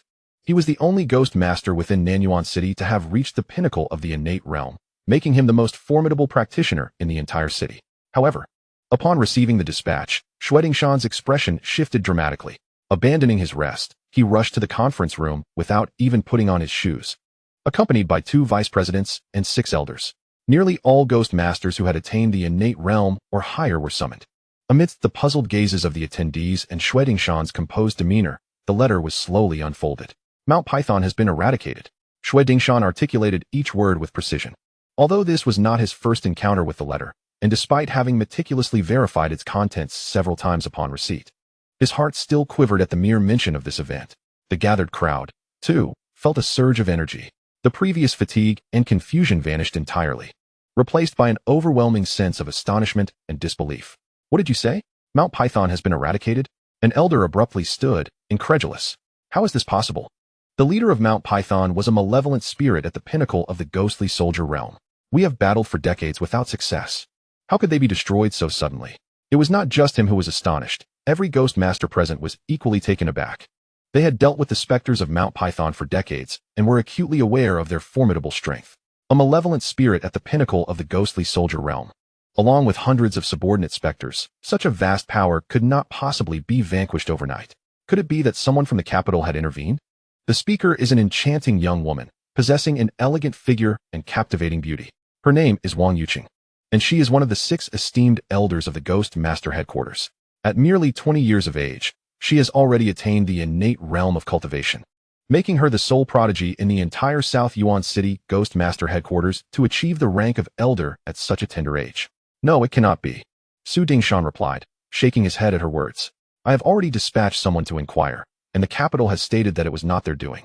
Moreover, with the impending ghost tide, manpower is critically lacking across the regions. How could they possibly send anyone here? Suddenly, Wang Yuqing seemed to recall something and remarked. Could it be the Underworld's doing? The Underworld? Indeed, Wang Yuqing affirmed with a nod. Recently, there have been rumors throughout South Yuan City of ghost emissaries carrying out investigations. The ghost emissary from the Bai family and the wraith from the Wei and have both acted under the name of the Underworld. I suspect that the recent annihilation of the Great Python Mountain is likely connected to the Underworld. Her voice resonated with an icy clarity. Upon hearing this, the temperature in the conference room seemed to plummet. The attendees felt a chill running down their spines, and the hairs on their arms stood on end. Su Dingshan's expression shifted between uncertainty and dread. Truth be told, he had never truly believed in the existence of such deities. Yet, the ability to obliterate the entire Great Python Mountain-esque ghostly presence in a single night, even erasing the malevolent energy that had accumulated over centuries, was a feat that could only be attributed to divine intervention. Could it be that the fabled Underworld truly exists? Su Dingshan furrowed his brow in contemplation before slowly stating, regardless of whether this matter is the doing of the Underworld, the adversary's strength must be unfathomable. In the coming days, instruct the Ghost Masters in the city to intensify their patrols. Should they notice anything amiss, they are to report immediately to headquarters. Upon hearing this, the attendees nodded in agreement, committing Su Lao's words to memory. Just as the meeting was drawing to a close, Su Lao suddenly interjected, Yuqing, yesterday, I received correspondence from Qingshan City. It appears that the ghost child leader from Yinsha Valley is on the verge of breaking through to the ghost general level. Wang Yuqing was momentarily taken aback, a glimmer of excitement flashing in her beautiful eyes. Is he finally about to break through? Since a few years ago, the ghost child leader from Yinsha Valley had been nearing the strength of a ghost general, yet had been unable to advance due to a lack of opportunity. It was unexpected that he would now achieve his breakthrough. Su Lao continued, Yuqing, your accompanying ghost spirit is the strongest present and exhibits the most synchronized cooperation. Should the ghost child exhibit any unusual behavior, you must strike decisively to eliminate him. Take advantage of his vulnerability before he ascends to ghost general, otherwise, it may become quite troublesome to deal with him afterward. Understood. Wang Yuqing nodded, a glimmer of resolve illuminating her beautiful eyes. In the Underworld, within the Imperial Hall, Chen Qiye sat cross-legged upon the throne, poised to elevate the realm of the afterlife using his accumulated merit points. After vanquishing the ghostly entities of the Great Python Mountain, his merit points had surged to an impressive total of 180,000, more than sufficient for the upgrade. With this thought, Chen Qiye declared upgrade. Ding. The Underworld is currently undergoing an upgrade. Congratulations, host. The level of the Underworld has been elevated to intermediate. With the announcement of the system, a thick, swirling black mist erupted, enveloping every corner of the realm of the dead. In that moment, the aura of the Underworld intensified dramatically, as if magnified tenfold. Ding! The construction of the city of wrongful death has been completed. The river of forgetfulness has been constructed. The bridge of helplessness has been established. The Scissor Hell and Iron Tree Hell have also been successfully built. As the system's voice faded, a violent surge of ghostly energy erupted in one part of the Underworld, giving rise to an imposing city, shrouded in ghostly mists and suffused with a chilling atmosphere. This city sprawled across tens of thousands of acres, resembling an ancient behemoth, lying prostrate within the realm of the dead. On the plaque adorning the city gate, 3 ominous characters were boldly inscribed: City of Wrongful Death. City of Wrongful Death, a dwelling place for souls in the afterlife. This city is replete with all that one might desire, mirroring the mortal cities. From the city walls, one can observe the lives of loved ones in the world of the living and witness the retribution of those who have wronged them, thereby finding solace for their grievances. Before the city of wrongful death lay a massive, foreboding bridge known as the Bridge of Helplessness. Beneath this bridge, a blood-red river surged violently, its waters frothing with an ominous energy. The river teemed with serpents, insects, and vermin, exuding a rancid breeze, as if it could consume any wandering soul in an instant. This river bore a hauntingly beautiful name, the River of Forgetfulness. Legend has it that if one wishes to reunite with their greatest love in the next life, they may forego the Mengpa soup, but must leap into the River of Forgetfulness. In the depths of the river, enduring millennia of torment, one might earn the chance for rebirth. Throughout those 1,000 years, one may glimpse their beloved traversing the bridge, yet be unable to communicate. They can see their beloved, but the beloved cannot see them. Time and again, they witness their loved one crossing the bridge of helplessness, consuming bowl after bowl of Mengpa soup. Though they hope their beloved abstains from the soup, they dread the agony of the River of Forgetfulness. After a millennium, if one's memories remain unclouded and they can recall their past life, they may return to the mortal realm in search of their former beloved. Gazing at the newly constructed edifices of the Underworld, Chen Qiye's lips curled into a satisfied smile. Yet, as the system completed its upgrade, an overwhelming essence of ghostly energy began to quietly permeate the entirety of the Underworld. Under the shroud of this eerie atmosphere, every spectral envoy in the Underworld felt an exhilarating surge in their cultivation, as if a powerful energy were continuously flooding into their beings. First, Bai Jingyan and the other spectral soldiers experienced a complete elevation in their powers, advancing from the realm of ghost soldiers to that of ghost generals. Subsequently, the 2 entities known as Black and White Impermanence ascended to the rank of ghost kings.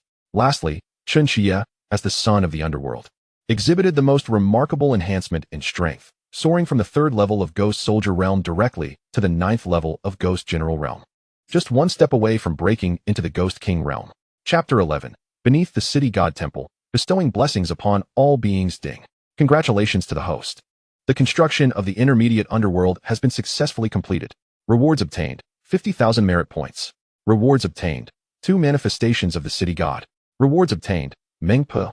Points required for the next upgrade of the Underworld: 1,500,000. As the strength of all beings in the Underworld surged, the system's voice resonated. Shortly after, Chen Qiye beheld a petite and exquisite figure suddenly appear before the Bridge of Forgetfulness, with long, lustrous black hair cascading down her shoulders, skin as smooth and white as sheep's fat, and a pair of dark, glimmering eyes sparkling with mischief. She bore an adorable visage with a slightly upturned pink lip beneath a high nose. She looked like a charming little girl. Is this Mengpa? Chen Qiye was momentarily taken aback by her appearance. He had imagined Mengpa to be an elderly woman in her 70s or 80s. Yet, this figure was unmistakably that of a young girl. Before Mengpa stood a gigantic iron cauldron, within which a steaming, fragrant broth was boiling. This broth was none other than the fabled Mengpa soup. It is said that Mengpa soup is concocted from a drop of life's tears, 2 weighty measures of old tears, 3 portions of bitter tears, 4 cups of remorseful tears, 5 inches of longing tears, 6 bowls of tears from sickness, 7 feet of parting tears, combined with 8 varieties of sorrowful tears. A single sip allows one to forget their past lives and present existence. Mengpa bounced over, offering a deep bow to Chen Qiye, her small face revealing an endearing set of tiger teeth. Mengpa pays her respects to you, my lord. Rise. Chen Qiye replied with a nod. From this day forth, your duty is to oversee the discipline at the Bridge of Forgetfulness. Remember, No soul that has not consumed Mengpa soup may tread upon the bridge. Understood? Understood, my lord. Mengpa obediently nodded. She then rolled up her sleeves and hurried to the iron cauldron, diligently stirring the Mengpa soup. However, her petite stature juxtaposed with the enormous cauldron created a rather comical and endearing sight. After instructing Mengpa, Chen Qiye turned his gaze toward the second reward from the system, the manifestation of the city god. In myth and legend, the city god is considered a deity of the underworld, omnipresent yet varying in strength.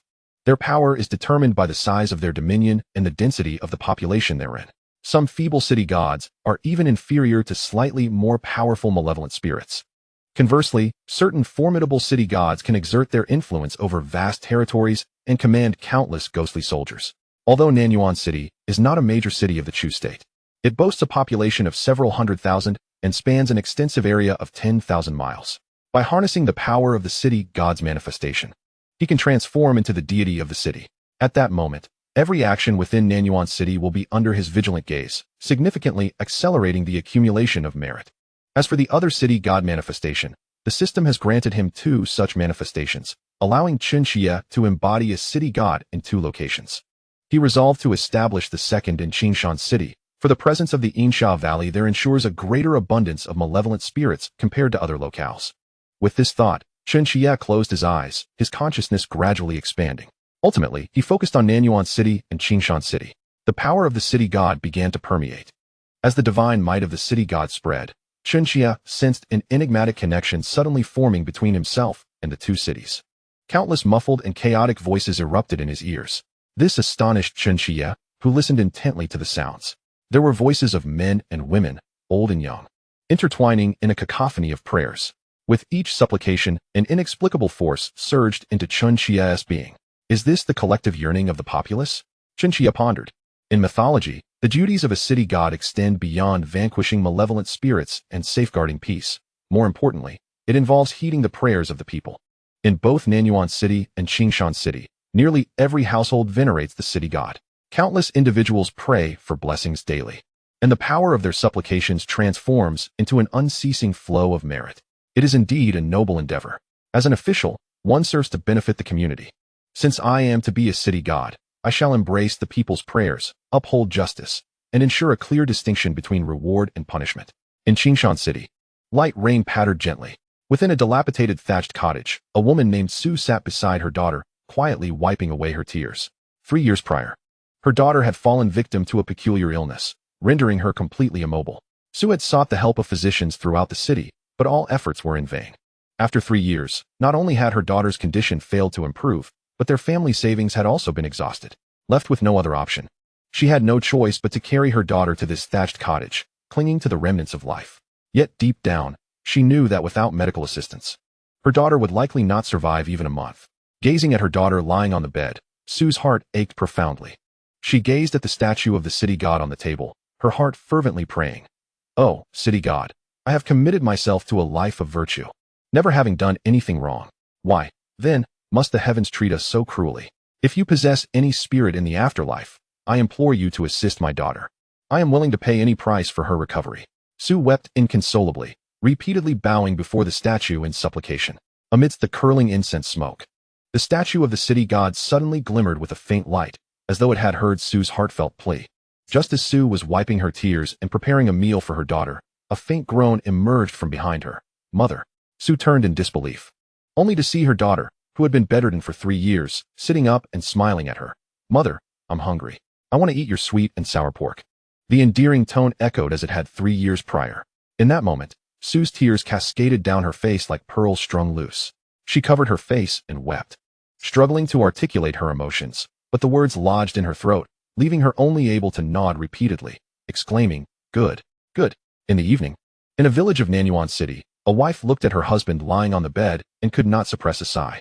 Years ago, her husband had sustained an injury while working for Master Li, and after a physician's assessment, it was determined that he would never awaken again, condemned to a life of disability.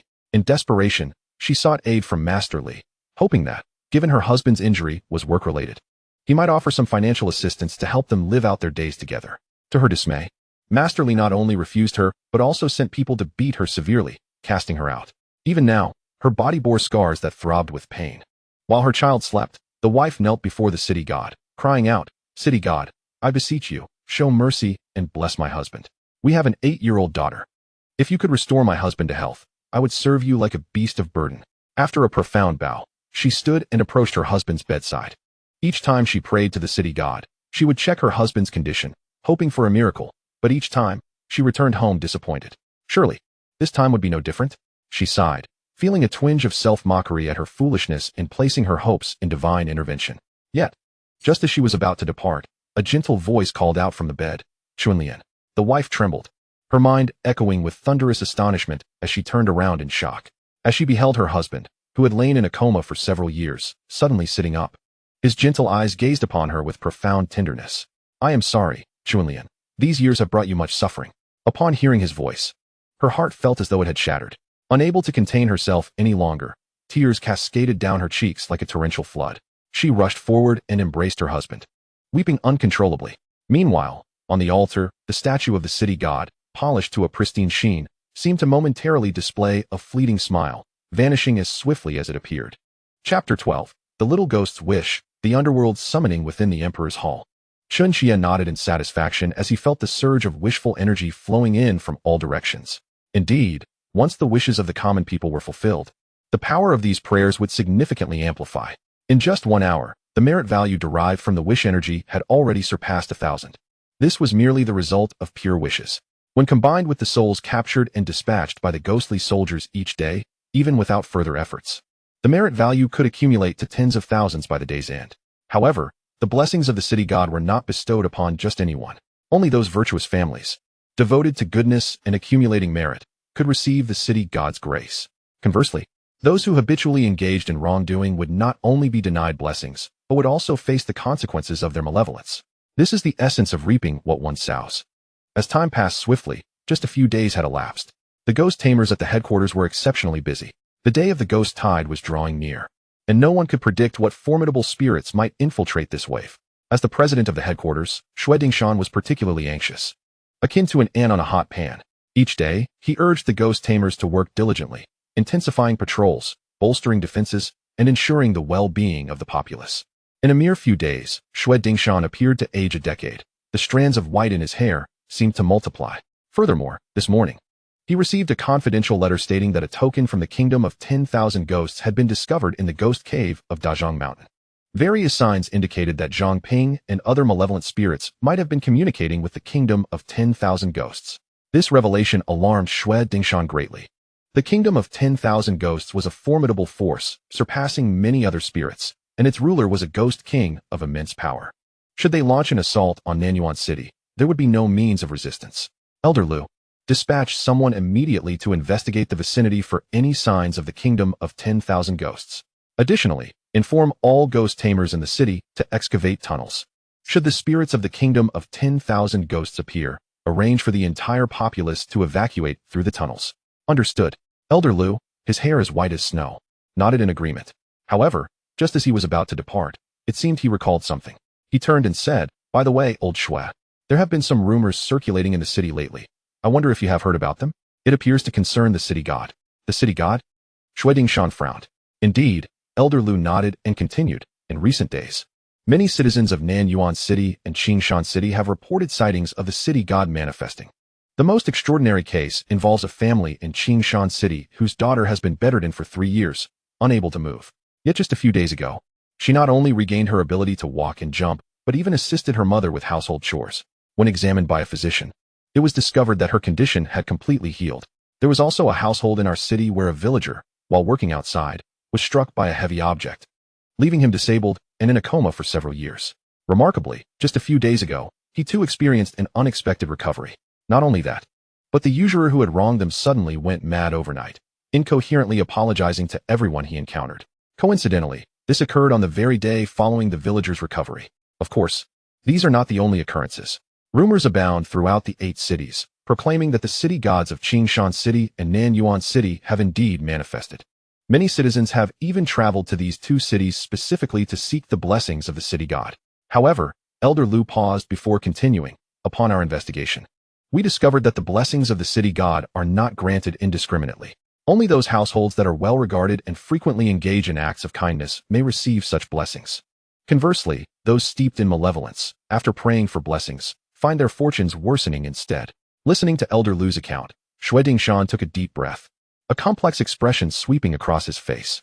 The notion of punishing evildoers and rewarding the virtuous, with a clear distinction between right and wrong, indeed mirrored the legendary city god.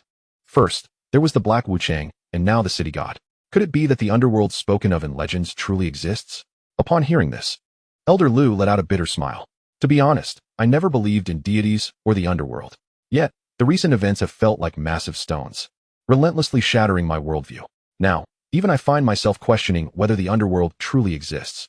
Elder Lu scrutinized Shui Dingshan's expression, hesitating before saying, Old Shui, do you think that if the underworld truly exists, the impending ghost tide in half a month might prompt the underworld's intervention? I hope so, Shui Dingshan sighed. However, he held little expectation in his heart. After all these years, every ghost tide had been repelled by their spirit masters, regardless of others' beliefs. He would never place his hopes in an ethereal myth. It seemed that Elder Lu had discerned Shui Dingshan's thoughts. He nodded slightly and chose not to elaborate further. Returning to his tasks, in the realm of the underworld, Chen Qiye had just concluded the examination of several souls, guiding them into the city of the wrongfully dead. These souls were of no particular distinction. They had neither accumulated merits in life nor committed any significant misdeeds. They were merely to be cast into the city of the wrongfully dead, awaiting their next reincarnation.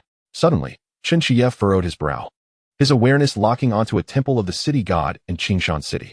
Within the temple, a group of children entered. Some bore pallid visages, while others appeared ashen, exuding a palpable aura of death. They were, in fact, spectral children. Intriguing. Such trifling spirits dared to enter the city god's temple. Chen Qiye found himself quite entertained. However, he did not expel them. Those who dwelled within the city, be they human or ghost, were entitled to petition the city god. Moreover, he sensed no resentment emanating from these ghostly youths. At that moment, several of the little specters knelt before the statue of the city god, imploring in earnest tones, Great Lord of the city god, we were once children of Qingshan City, but due to unforeseen circumstances, we perished at the tender ages of 7 or 8. It is said that you possess great powers. We beseech you to grant us the chance to be reborn. We long to experience the joys of life like other children, to have a loving family and parents who cherish us. We are willing to do anything for the chance of reincarnation. Please, we implore you, Great Lord of the city god. As the ghostly children spoke, their faces were streaked with tears as they bowed repeatedly before the statue. Witnessing this poignant scene, Chen Qiye sighed inwardly. They were but pitiable children. The eldest among them was scarcely 10 years old, an age meant for joyous play, yet they had departed from the world far too soon, deprived of life's simple pleasures. Chen Qiye spoke directly. Xie Bian. At your command, replied Xie Bian, the white impermanence, who materialized before Chen Qiye, bowing respectfully. Please, go and guide these little spirits. In myth and legend, the white impermanence was tasked with escorting virtuous souls, making him the most suitable choice to guide these ghostly children. At once, Xie Bian bowed again and transformed into a wisp of azure smoke, vanishing from the underworld. As he traveled, the living remained blissfully unaware of his presence, only feeling a chill breeze pass by, accompanied by the fragrant scent of sandalwood wafting through the air. Chapter 13. The Mysterious Inner Elixir. An attack in Gigu within the city god's temple. After a period of worship, the ghostly children rose to their feet. Gazing at the unmoving statue of the city god, their faces were etched with expressions of confusion.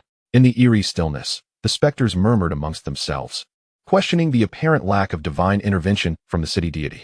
Didn't you assert that the city god could manifest his powers and fulfill any wish? One remarked, bewildered by the absence of response. Could it be that he is slumbering and has not heard our prayers? Another speculated, their voices a cacophony of youthful curiosity. Among them was a ghostly child named Guan Guan, the eldest among the group, who scratched his head in perplexity. I am at a loss as well. Perhaps our sincerity is lacking? Should we attempt once more? Maybe if we kneel longer, the city god will be moved by our earnestness, he suggested. The other ghost children nodded in agreement, ready to give it another try. Just as they prepared to kneel, the heavy wooden door of the temple creaked open with a ghostly gust. A spectral figure clad in a flowing white robe glided into the chamber.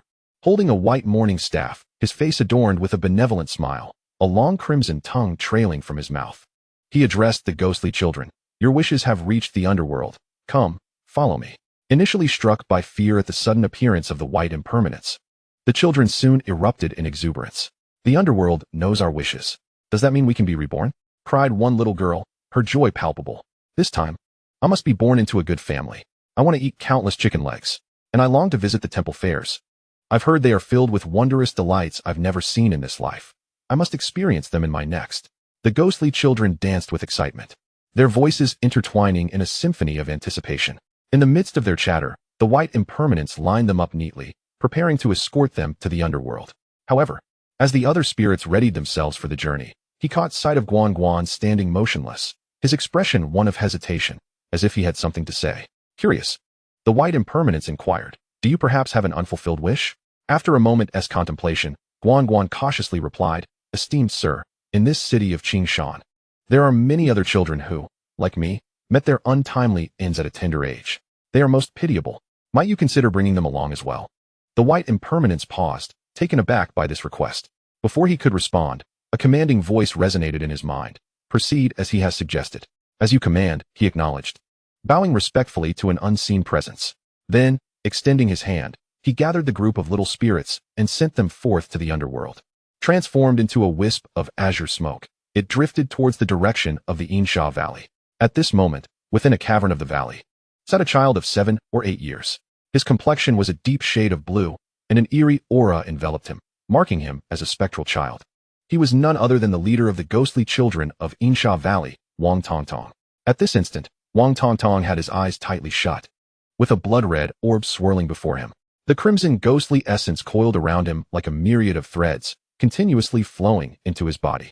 Under the nurturing of this ghostly energy, Wang Tongtong's cultivation was visibly ascending at an astonishing rate. Where the ghostly essence lingered, flora and fauna withered swiftly, rendering the entire cavern lifeless. Half an hour later, Wang Tongtong exhaled a breath of turbid air and slowly opened his eyes. The blood-red orb before him seemed to have dulled considerably. "Congratulations, boss," exclaimed the little specters around him upon witnessing the conclusion of his training. "Congratulations, boss. Your cultivation has advanced further. By tomorrow, you shall surely step into the realm of the Ghost General. At that time, our Insha Valley will secure a place in the kingdom of Chu." Listening to the words of his companions, a glimmer of excitement crossed Wang Tongtong's face as his gaze involuntarily fell upon the orb in his hand. All thanks to this mysterious inner pill. 3 years prior, Wang Tongtong had encountered a ghost envoy from the kingdom of 10,000 ghosts, who had gifted him this inner pill. From the moment he received it, he was overwhelmed by the potent ghostly energy contained within. He surmised that its owner must have been at least a ghost king-level entity. Relying on the ghostly energy of this inner pill for his cultivation, he had transformed from an ordinary wandering spirit into the leader of Insha Valley in merely a few years. Now, he was on the verge of breaking through to the Ghost General level. This attests to the formidable nature of the inner pill's original owner. However, just as Wang Tongtong reveled in his excitement, a group of figures suddenly appeared at a certain location within Insha Valley. Clad in black night gear, they stealthily approached the cavern where Wang Tongtong resided under the cover of darkness. Prominently displayed on their attire was the inscription, "Ghost Envoys of Qingshan City." Leading this group was an elderly man, aged around 70 or 80, dressed in a long brown robe, grasping a serpent-patterned staff in his right hand. His every movement exuded an aura of strength. He was none other than the president of the Ghost Envoys headquarters of Qingshan City, known as Long Bo. Accompanying Long Bo was a strikingly beautiful woman, one of the 6 elders of Nanyuan City, Wang Yuqing.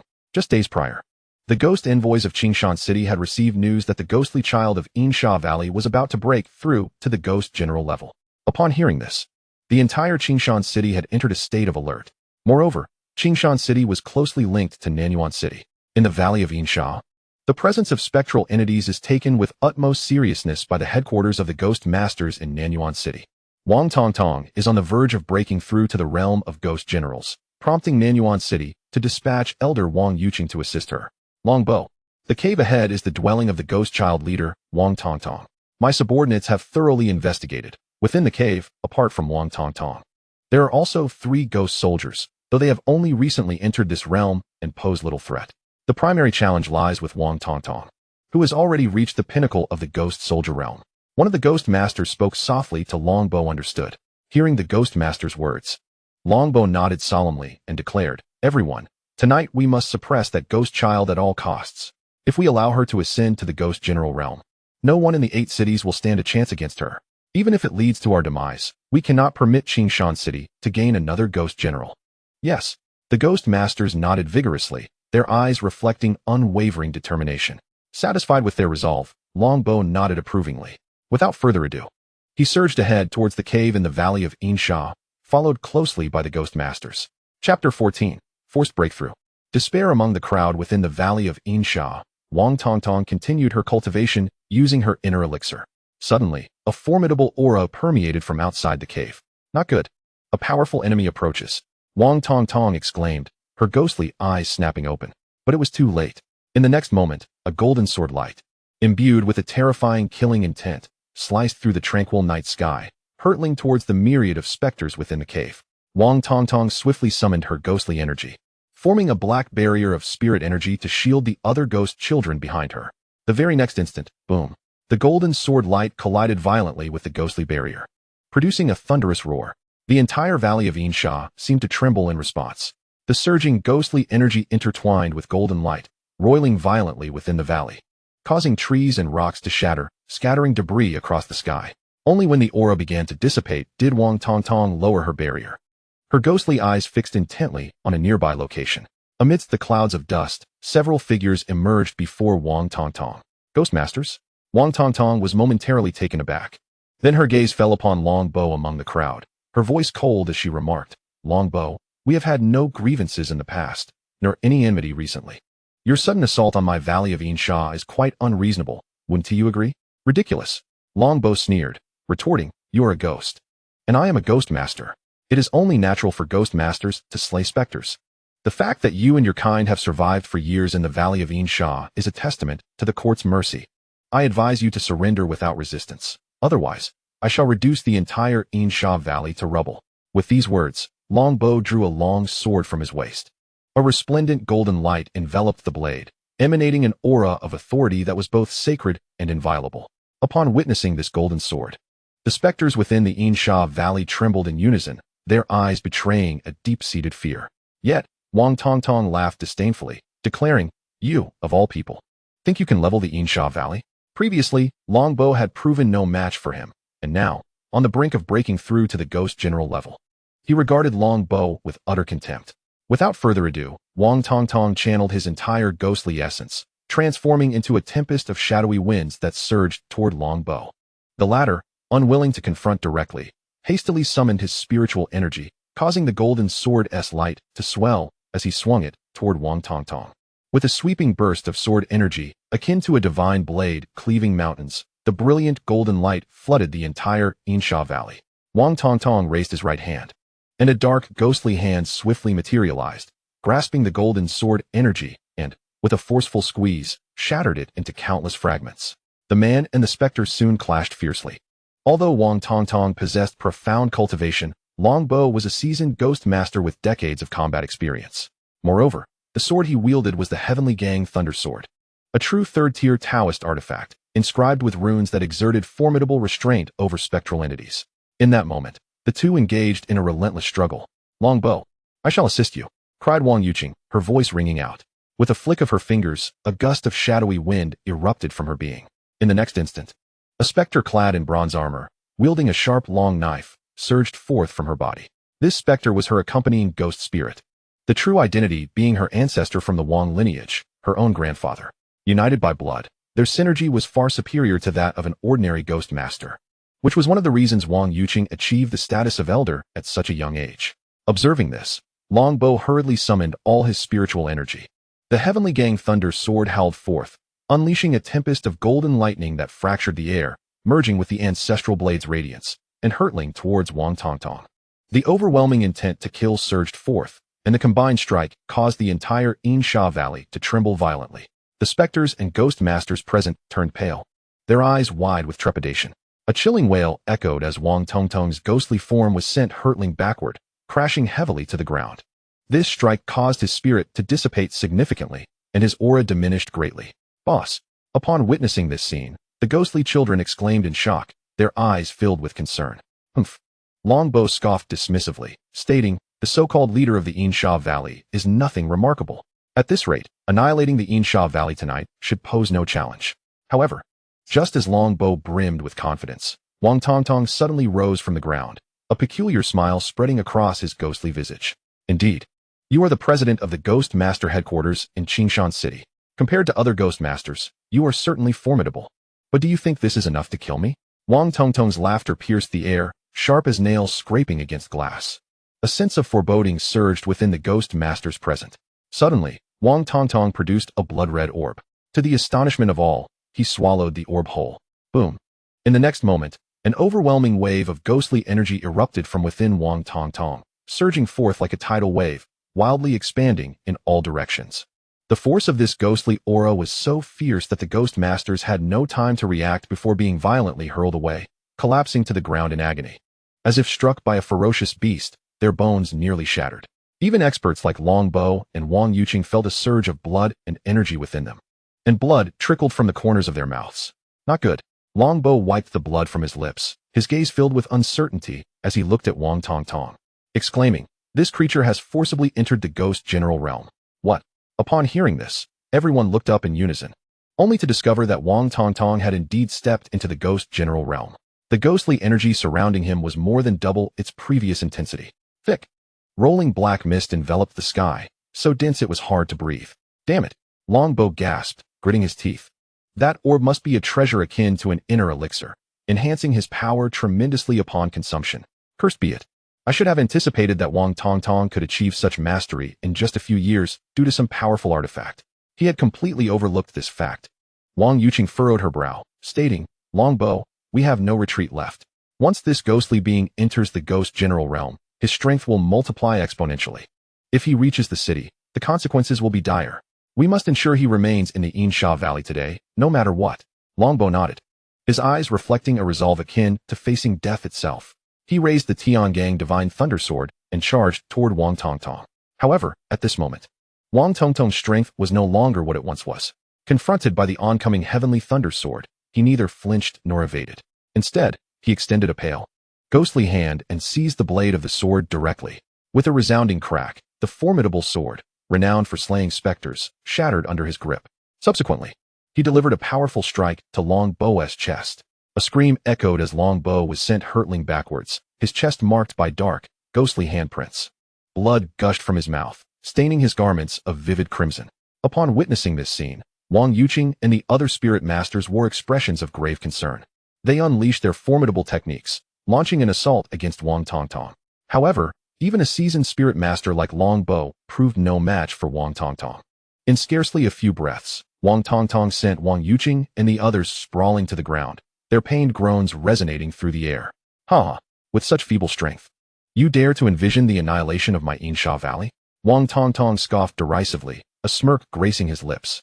Perhaps due to the influence of the inner Dan, his aura became increasingly chaotic, an overwhelming malevolence emanating from him, chilling to the bone. Blood tears streamed from his eyes, creating an eerily unsettling visage. Even the specters present were struck by fear at his grotesque appearance. It was over. Witnessing Wang Tongtong's terrifying form, Long Bo felt his heart sink into despair, especially as he observed Wang Yuqing and the other spirit masters rendered incapable of fighting back. A sense of hopelessness enveloped him. It seemed no one would escape today. Nanyuan City was doomed. Though difficult to accept, Long Bo closed his eyes in resignation, quietly awaiting his demise. Just as everyone believed their end was nigh, a chilling, bizarre wind swept through the entire Insha Valley. Suddenly, a white figure appeared before them like a specter, clad in a white robe and a tall white hat. It held a white morning staff and a chain of white iron. Its cold gaze radiated an aura of infinite authority. Upon seeing this spectral figure, Wang Tongtong trembled. The blood-red hue in his eyes began to fade, revealing a hint of panic. Not just he, but everyone present felt a shock reverberate through their souls. They sensed an unfathomable energy residing within this enigmatic figure. The white figure's gaze slowly swept across the assembly, emanating an aura of unparalleled supremacy. Under its scrutiny, the onlookers felt their hearts race, as if their very souls were being laid bare. Moments later, the white figure finally withdrew its gaze, seemingly exhaling a sigh of relief. In a voice only he could hear, he whispered softly, "At last, I have found it. Thankfully, no innocent souls have perished. Otherwise, the Emperor would surely hold me accountable." Chapter 15. The Might of the Underworld. Not to be provoked, the sudden appearance of a figure was none other than Bai Wuchang, sent by Chen Qiye to collect souls. Gazing down at the multitude of spirits below, Bai Wuchang spoke calmly. "I am Bai Wuchang of the Underworld, a 7th-rank official in the Department of Impermanence, commanded by the Yin Emperor to guide you on your journey. Your time in the mortal realm has come to an end. Do not linger any longer. Come with me to report to the underworld. Although Bai Wuchang's voice was soft and even somewhat affectionate, his words were laced with an undeniable authority that brooked no refusal. Upon hearing his declaration, a look of confusion spread across the faces of several lesser spirits, some of whom found themselves unable to control their bodies. Slowly moving towards Bai Wuchang, Long Bo and Wang Yuqing gasped in shock. They exchanged glances, each perceiving the terror reflected in the depths of the other's eyes. Bai Wuchang. He was the legendary deity of the underworld, responsible for claiming souls. In recent days, tales of the underworld had circulated wildly throughout the 8 cities. From the highest-ranking officials to the novice soul manipulators, nearly everyone had been seeking knowledge of the myths surrounding the underworld, compelled to memorize them thoroughly. Thus, when Bai Wuchang revealed his name, an inconceivable thought surged within their minds. The fabled envoy of the underworld had indeed manifested before them. The Department of Impermanence? Wang Tongtong furrowed his brow, a hint of disdain flickering in his ghostly eyes. Nonsense. I, Wang Tongtong, have spent 8 years in the Valley of Malevolence and have never heard of such a Department of Impermanence. Why should I follow you based solely on your word? His voice carried a tinge of anger. For years, they had been hunted by soul manipulators, having committed no crimes yet forced to live like fugitives. Their existence as spirits afforded them no dignity whatsoever. Impudent. Bai Wuchang narrowed his eyes, his tone icy. It is only natural for the souls of the living to be governed by the underworld upon death. There are no exceptions. Since you have passed, you should not continue to linger in the mortal realm, but report to the underworld without delay. Wang Tongtong snorted in disdain. Though he felt a measure of trepidation towards Bai Wuchang, he had also ascended to the status of a ghost general. With both caution and defiance swirling within him, he resolved to act. Without further ado, he transformed into a shadowy bolt of lightning, launching an assault towards Bai Wuchang. Simultaneously, he opened his mouth, and a swirling mass of black mist poured forth, coalescing into a colossal skull that lunged at Bai Wuchang with ferocious intent.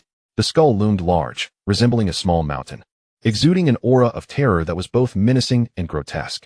This is bad, Dragon Bo exclaimed in alarm. This formidable skull was conjured by Wang Tongtong, who had pooled all his strength into its creation. With a single strike, even spirits of the ghost general realm would be compelled to retreat. A cold smile crept across Wang Tongtong's face, his ghostly eyes glimmering with pride as he envisioned the horrific spectacle of Bai Wuchang being consumed by this skull. However, at that moment, a voice akin to thunder reverberated through the air. Bai Wuchang, high in the sky, abruptly raised his morning staff and swung it down toward the skull. A resounding crack echoed, accompanied by anguished cries that pierced the night. In an instant, to the astonishment of the onlookers, Wang Tongtong let out a shriek as he was hurled backwards, crashing to the ground several dozen meters away with a thunderous thud. He lay prostrate, gasping for breath, his essence appearing increasingly translucent, as if he might dissipate at any moment. Bai Wuchang's strike had nearly sent his soul reeling. Wang Yuqing and the other ghost masters were left dumbfounded, their minds reeling from the shock. Despite their prior preparations, witnessing such a scene rendered them utterly speechless. This was a spirit of the ghost general realm. Even when united, they had been unable to inflict any harm upon it. Yet, with a single blow, Bai Wuchang had rendered Wang Tongtong incapacitated. Had such force been directed at them, it would surely have sent their souls fleeing in terror. Is this the might of the underworld? Wang Yuqing mused wryly. Such prowess could easily be deemed divine. Simultaneously, a sense of relief washed over them. It seemed Bai Wuchang's target was solely the ghost child of Insha Valley. Otherwise, even pooling their entire strength would not have withstood a single strike from Bai Wuchang. Master. The ghost children, trembling in fear, fell to their knees, pleading, "Our leader was merely momentarily confused. We beseech you, have mercy and spare him." Wang Tongtong curled up on the ground. The excruciating pain tearing through his soul rendered him incapable of speech, leaving him to passively watch the unfolding events. High above, Bai Wuchang, staff in hand, surveyed the crowd below. After a lengthy pause, he spoke. "Very well, considering your past conduct devoid of malevolence and your merits, I shall let this transgression go unpunished.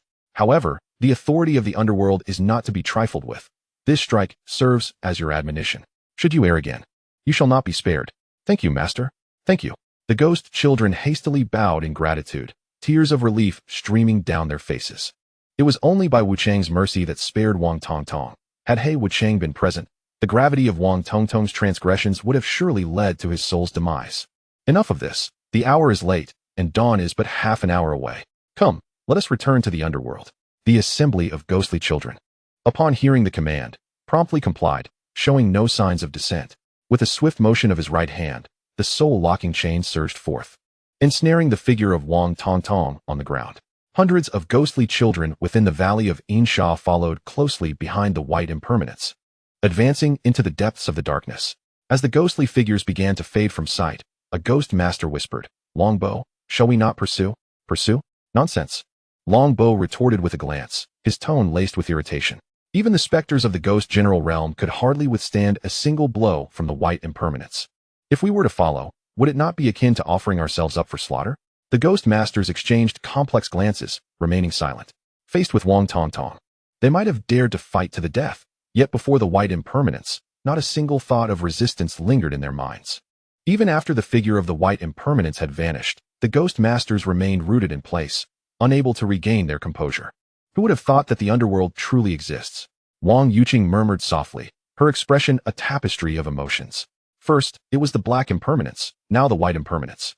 I wonder who the next deity to appear will be. Longbow's expression fluctuated between various emotions. Moreover, it seemed the white impermanence had mentioned something about the Yin Sun. If a mere 7th rank impermanence is so formidable, one can only imagine the might of the legendary Yin Sun. Within the underworld, Wang Tongtong and the troop of ghostly children, guided by the white impermanence, traversed the gate of ghosts and arrived at the hall of the judge. The grand hall was guarded by numerous armored ghost soldiers, their presence thick with malevolent energy.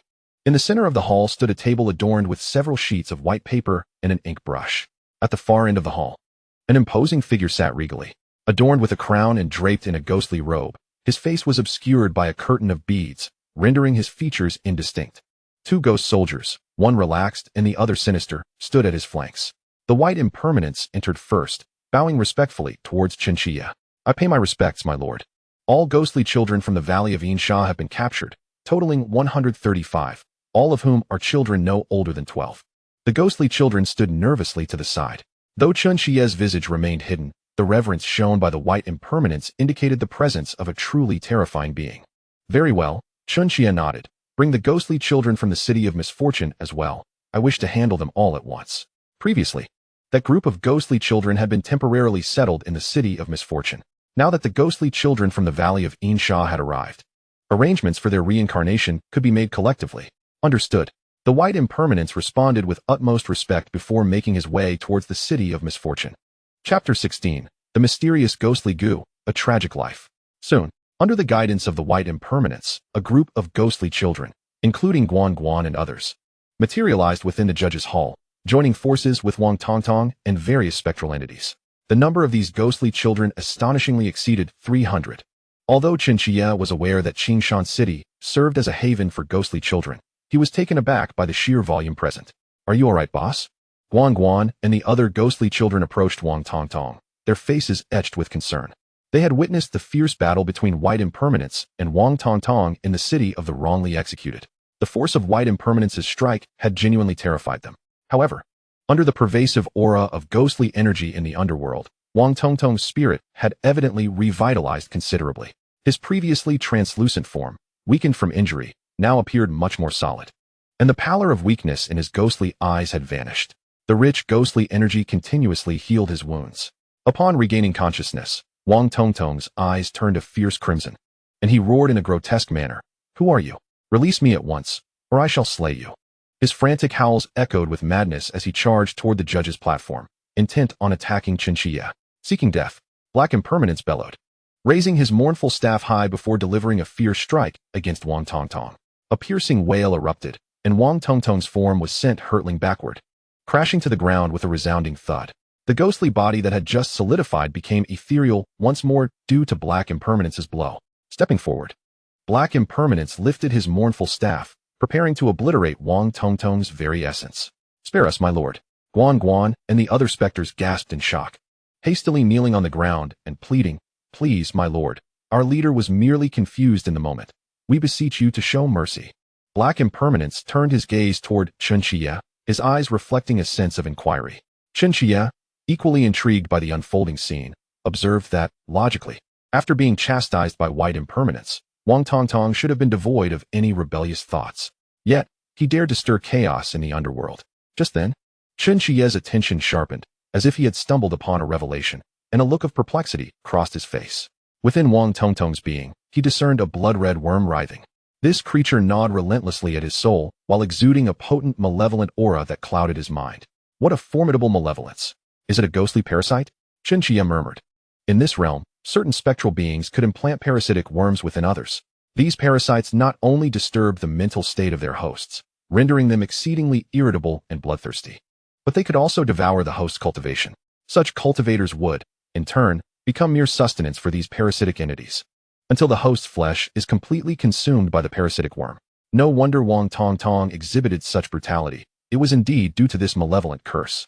Realizing this, Chen Qiye instructed He Wuchang to step back a few paces.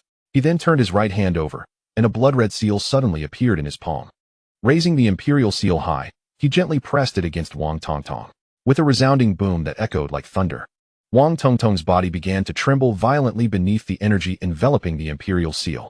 A chilling wail pierced the air, reverberating throughout the underworld. Following this, Wang Tongtong abruptly opened his mouth, and a grotesquely large, bloodied worm shot forth from his throat. Chen Qiye reached out, and with a swift motion, crushed the parasitic worm, causing it to explode into a spray of blood. As the worm was expelled, the fury in Wang Tongtong's eyes dissipated, leaving him gasping for breath on the ground. Gradually, clarity returned to his ghostly eyes. "Boss, are you all right?" Guan quickly extended a hand to assist Wang Tongtong to his feet. At this moment, Wang Tongtong's cultivation had plummeted from the realm of ghost general to the pinnacle of ghost soldier. He clutched his head, bewildered, and asked, Guan, what happened to me? I felt as though my body was beyond my control. Bai Wuchang explained, there was a ghostly curse within you that clouded your mind. However, there is no need for concern. The master has already removed it. Upon hearing the term ghostly curse, Wang Tongtong's expression changed dramatically. He was well aware of what a ghostly curse entailed. It was an abominable force capable of devouring souls and manipulating minds. A wave of dread washed over him as he hastily bowed to Chen Qiye, tears of gratitude in his eyes. Thank you for saving my life, master. Had it not been for your intervention, a catastrophe would have surely ensued. Under the influence of the ghostly curse, he would have gradually transformed into a mindless, murderous spirit. If Chen Qiye had not acted, he would likely have become a puppet of the malevolent entity, wreaking havoc in the city of Qingshan. Chen Qiye felt a twinge of displeasure. The ghostly curse was indeed a vile thing. The malevolent spirit clearly sought to exploit Wang Tongtong's violence to gain energy. Fortunately, he had discovered this in time. Otherwise, the consequences of Wang Tongtong rampaging through Qingshan would have been unimaginable. Wang Tongtong continued, Master, I received an inner elixir from the kingdom of 10,000 ghosts, and it is highly probable that this ghostly curse was concealed within it. The kingdom of 10,000 ghosts. Chen Qiye murmured. He recalled that Zhang Ping from the Great Python Mountain had also mentioned this kingdom. It appeared that this place harbored some issues. With this thought in mind, Chen Qiye decisively commanded, Bai Jingyan, at your service. Lead a squad of Yin soldiers into the city immediately, patrolling day and night. Any information regarding the kingdom of 10,000 ghosts must be reported to me without delay. Understood. Bai Jingyan respectfully nodded. Subsequently, he led a contingent of spectral soldiers towards the direction of the 8 cities. Once Bai Jingyan and his ghostly entourage vanished, Chen Qiye turned his gaze towards Wang Tongtong and the other spirits, speaking solemnly. Now, I shall pass judgment on your past deeds. If you are found innocent, you may reincarnate without delay. What say you? However, upon hearing Chen Qiye's words, the ghostly children remained silent, their eyes fixed intently upon him, as if they had something to articulate. Are you unwilling to be reborn? Chen Qiye inquired. The ghostly children continued to maintain their silence. Chen Qiye furrowed his brow and approached the judgment platform, retrieving the ledger of life and death, to discern the reasons behind these children's reluctance to reincarnate. Examining the ledger was the most straightforward approach. He flipped open a page, scrutinizing the past of one of the ghostly children, ghost child Guan. Born in the 389th year of the Chu dynasty to Chen Tigan and Li Xiuqin, was abandoned by his parents in the 390th year and subsequently starved to death. His soul wandering in the valley of Yinsha. Turning to the next page, he found ghost child Zhang Yu, born in the 387th year of the Chu dynasty, sold to the manor of Zhang Yuanwei in Nanyuan City due to his father's gambling debts. After enduring several brutal beatings, he succumbed to his injuries. Continuing through the pages, he came upon ghost child Xiaoya, born in the 390th year, who suffered incessant abuse from her mother. After inadvertently offending her mother's lover, she was brutally beaten to death by the pair. Finally, ghost child Wang Tongtong, born in the 385th year, was abandoned on the streets due to a congenital defect. As Chen Qiye continued to peruse the lives of these ghostly children, His expression gradually hardened. Over 300 ghostly children. Apart from a few who had succumbed to illness, the vast majority had been abandoned by their own parents, ultimately perishing from starvation or exposure. Such a profound lack of compassion was unworthy of the title of parent. It was no wonder these ghostly children were averse to reincarnation. If their parents were not held accountable, the spirits of these children would never find peace. Reflecting on this, Chen Qiye proclaimed, Fan Wujiao, at your service, came the reply from the Black Wuchang, Fan Wujiao, who stepped forward. Bring to the underworld all those parents who have abandoned their children or failed to fulfill their parental duties. Spare not a single one. Chen Qiye's voice was cold and devoid of any emotion. Understood. Black Wuchang nodded, without further ado, seizing the crying staff and soul-binding chains as he made his way towards the residences of the ghostly children's parents. Chapter 17. The Cycle of Good and Evil. Retribution ultimately arrives. Nanyuan City lay beneath a dense shroud of dark clouds, the biting wind howling ominously. Thick, oppressive clouds enveloped the sky above Nanyuan City, casting a gray pallor that rendered the atmosphere nearly suffocating. On this day, a momentous event reverberated throughout the city. The valley of Insha had been obliterated. In the entirety of Ghost Valley, over 300 ghostly children were unexpectedly uprooted overnight, vanishing without a trace. However, just as everyone breathed a sigh of relief, they remained blissfully unaware that the judgment of Insha Valley had merely begun. In Nanyuan City, at Guanlong Town, Zhang Dazhu, reeking of liquor, stumbled back home. His wife, Wang, huddled in a corner of their dwelling with their only daughter, her face a mask of terror as she gazed at her husband. She knew all too well that today he had lost yet again at the gambling tables. In recent times, Zhang Dazhu's luck had been abysmal, with him losing a few hundred coins almost daily. The items that could be exchanged for money in their home had nearly all been sold off, funneled into the clutches of the casino. Yet, this was not the most infuriating aspect. What truly incensed was that every time Zhang Dazhu returned home, he unleashed the pent-up resentment from the casino upon his wife and daughter. Each night, they endured brutal beatings, and any hint of resistance only drew more ferocity. Wang bore the marks of his wrath on her arms and legs, bruises of blue and purple, silent cries of anguish etched upon her skin. As her husband stepped through the door, Wang suppressed her fear, her voice trembling as she uttered, "Husband, you have returned." "Why shouldn't I return?" Zhang Dazhu shot back, glaring at her. Upon seeing the fright in her eyes, fury ignited within him. "What is this expression, you wretched woman? Are you displeased by my presence?" With that, he raised his hand and struck her fiercely across the face. A cry of despair escaped her lips as she fell to the ground, a vivid five-fingered imprint blooming on her right cheek. "No, husband," Wang cried, covering her face, tears streaming uncontrollably down her cheeks. "Not displeased. Your face tells a different story."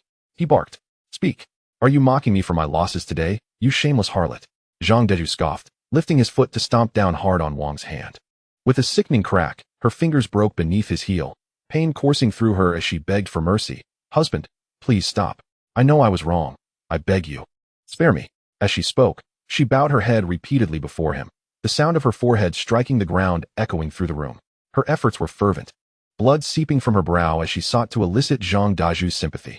Yet, he remained unmoved, his fists raining down upon her body, pummeling her head and stomach relentlessly. Before long, Wang lay battered and bruised, curled up in agony on the floor. "Father, please stop," their little daughter wailed, tears cascading down her cheeks like pearls from a broken string. She clung to her mother's side, pleading with Zhang Dazhu. "Father, please don't hurt Mother anymore. I'm sorry. Please, I beg you, stop.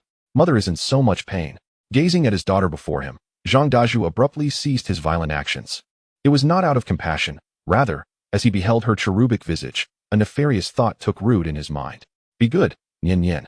Your father will no longer strike his daughter." With a feigned gentleness, he smirked and affectionately ruffled her hair, saying, "Nian, come with your father to a wonderful place. Shall we?" "Then please do not harm Mother," Nian timidly implored, her voice a soft whimper. "Very well, as long as you accompany your father." "I shall refrain from hurting your mother," Zhang Dazhu replied with a slight smile. He then scooped up his daughter and headed toward the door. Witnessing this scene, Wang's pupils constricted, as if a dreadful realization had struck her. A cold sweat suddenly trickled down her forehead. No, she cried out in terror. She lunged at Zhang Dazhu, using every ounce of strength to cling desperately to his legs, pleading, "Husband, please. Nian is your daughter. I beg you. Do not sell her to Zhang Yuanwei." Had any townsfolk been present, they would have erupted in furious exclamations at Wang's words. Years prior, Zhang Dazhu had sold their son, Zhang Yu, to Zhang Yuanwei to settle gambling debts. Now, he intended to do the same with their daughter.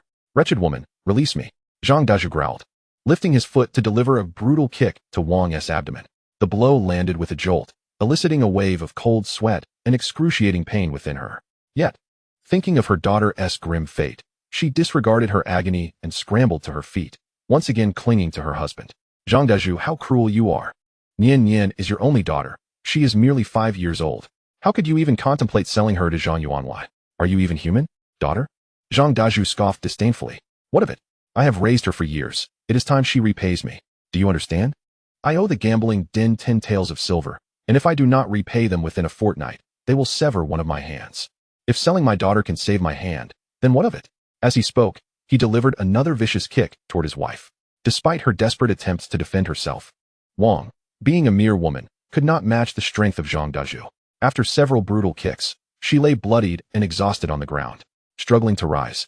The pain rendered her immobile, leaving her to watch in despair as her daughter was carried away by Zhang Dazhu. Wretched woman. He spat contemptuously at the sight of his bloodied wife.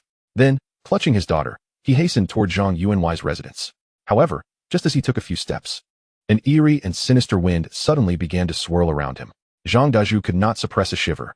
Damn it, why is it so cold? Before he could fully comprehend the situation, a sudden cacophony of iron chains scraping against the ground echoed through the air. Zhang Dazhu's pupils constricted, instinctively directing his gaze toward the source of the sound. Not far away, a tall figure approached slowly. The moment he discerned the silhouette, it felt as though a thunderbolt struck him, freezing his very blood. Before him stood a man with a dark complexion, clad in a black robe, wielding chains. His visage bore a fierce and terrifying countenance, reminiscent of a statue enshrined in a temple. Upon his head rested a tall hat, inscribed with 4 small characters, World and Peace. At the sight of this figure, an intense surge of panic welled up within Zhang Dazhu, compelling him to flee instinctively. Yet, he soon realized that escape was impossible. Not only could he not run, but he could scarcely move at all. His flesh and soul felt as though they were ensnared by an invisible force, rendering him helpless as he watched the dark figure draw nearer until it stood directly before him. Who are you? Zhang Dazhu's voice trembled with terror. The dark figure offered no reply, merely fixating on Zhang Dazhu, while silently counting some numbers aloud. 4, 3, 2. What? Upon hearing this, Zhang Dazhu momentarily paused, seemingly unable to process it. Just as he was lost in thought, the dark figure's voice rang out once more. 1. With the final utterance, a hard brick suddenly plummeted from above, crashing down upon Zhang Dazhu's head. He was struck with such force that his skull shattered, and before he could emit a cry of anguish, he collapsed into a pool of his own blood. Blood mixed with brain matter surged from his head, staining the ground crimson in a scene of utter despair. Chapter 18. Beneath the Jie, upon hearing these words, a glimmer of excitement flickered in Ma Jingyuan's eyes. Today, he had sold 4 children, 3 of whom were delivered to the home of the affluent Wang Yuanwei in Biwuching. Wang Yuanwei was exceptionally generous, offering an average of 30 taels of silver for each child, a sum that represented the earnings of a common laborer over several years. The wealth gained from this transaction far surpassed the meager income from his blacksmithing endeavors. Contemplating this, Ma Jingyuan glanced at the remaining boys and girls in the room, a sly grin spreading across his face. I have already made arrangements with Li Yuanwei from Nanyuan City. I've heard they are in need of a dozen maidservants. When the time comes, I shall deliver these little rascals to his estate, selling each for 20 taels of silver. That way, we should easily earn over 200 taels. Once the money is in hand, we shall relocate and live a good life. He chuckled. Just then, a strange and chilling wind swept through the air, and the door of the blacksmith shop creaked open with an eerie softness. A bone-chilling cold abruptly enveloped the interior. Ma Jingyuan sprang to his feet, his gaze fixed intently on the threshold. Through the thick mist, a dark figure appeared to be slowly advancing. With each step, the harsh sound of clanking chains echoed ominously. As the figure drew closer, both Ma Jingyuan and the scar-faced man felt their pupils constrict sharply, an unprecedented sense of dread coursing through their veins. Before them stood a tall man clad in a black robe, wielding a stout iron chain in his right hand and a pitch-black morning staff in his left. The moment he crossed the threshold into the room, the temperature within the blacksmith shop plummeted, akin to the depths of winter. Who are you? Ma Jingyuan and the scar-faced man stammered, their hairs standing on end, trembling in fear. However, observing their reaction, the children in the room wore expressions of bewilderment, for they could see no figure before them. They only witnessed Ma Jingyuan and the scar-faced man speaking frantically to the air, their faces etched with panic, as if confronted by some unspeakable horror. In the next instant, a heart-wrenching scream erupted from Ma Jingyuan. as though he had been struck by an unseen force or was choking on something. Clutching his chest, he collapsed in agony on the floor. Simultaneously, the scar-faced man let out a horrific cry. Both men suddenly fell to the ground, their bodies convulsing violently, their eyes fixed in terror towards the door. Within moments, their struggles ceased, leaving them lifeless forms upon the cold ground. Witnessing this scene, the children were taken aback, their faces contorted in fear as they gazed toward the door. Lost in a daze, they seemed to perceive a shadowy figure dragging two bewildered souls, slowly making its way towards the exit. Yet, in an instant, the figure vanished, almost as if it were an illusion.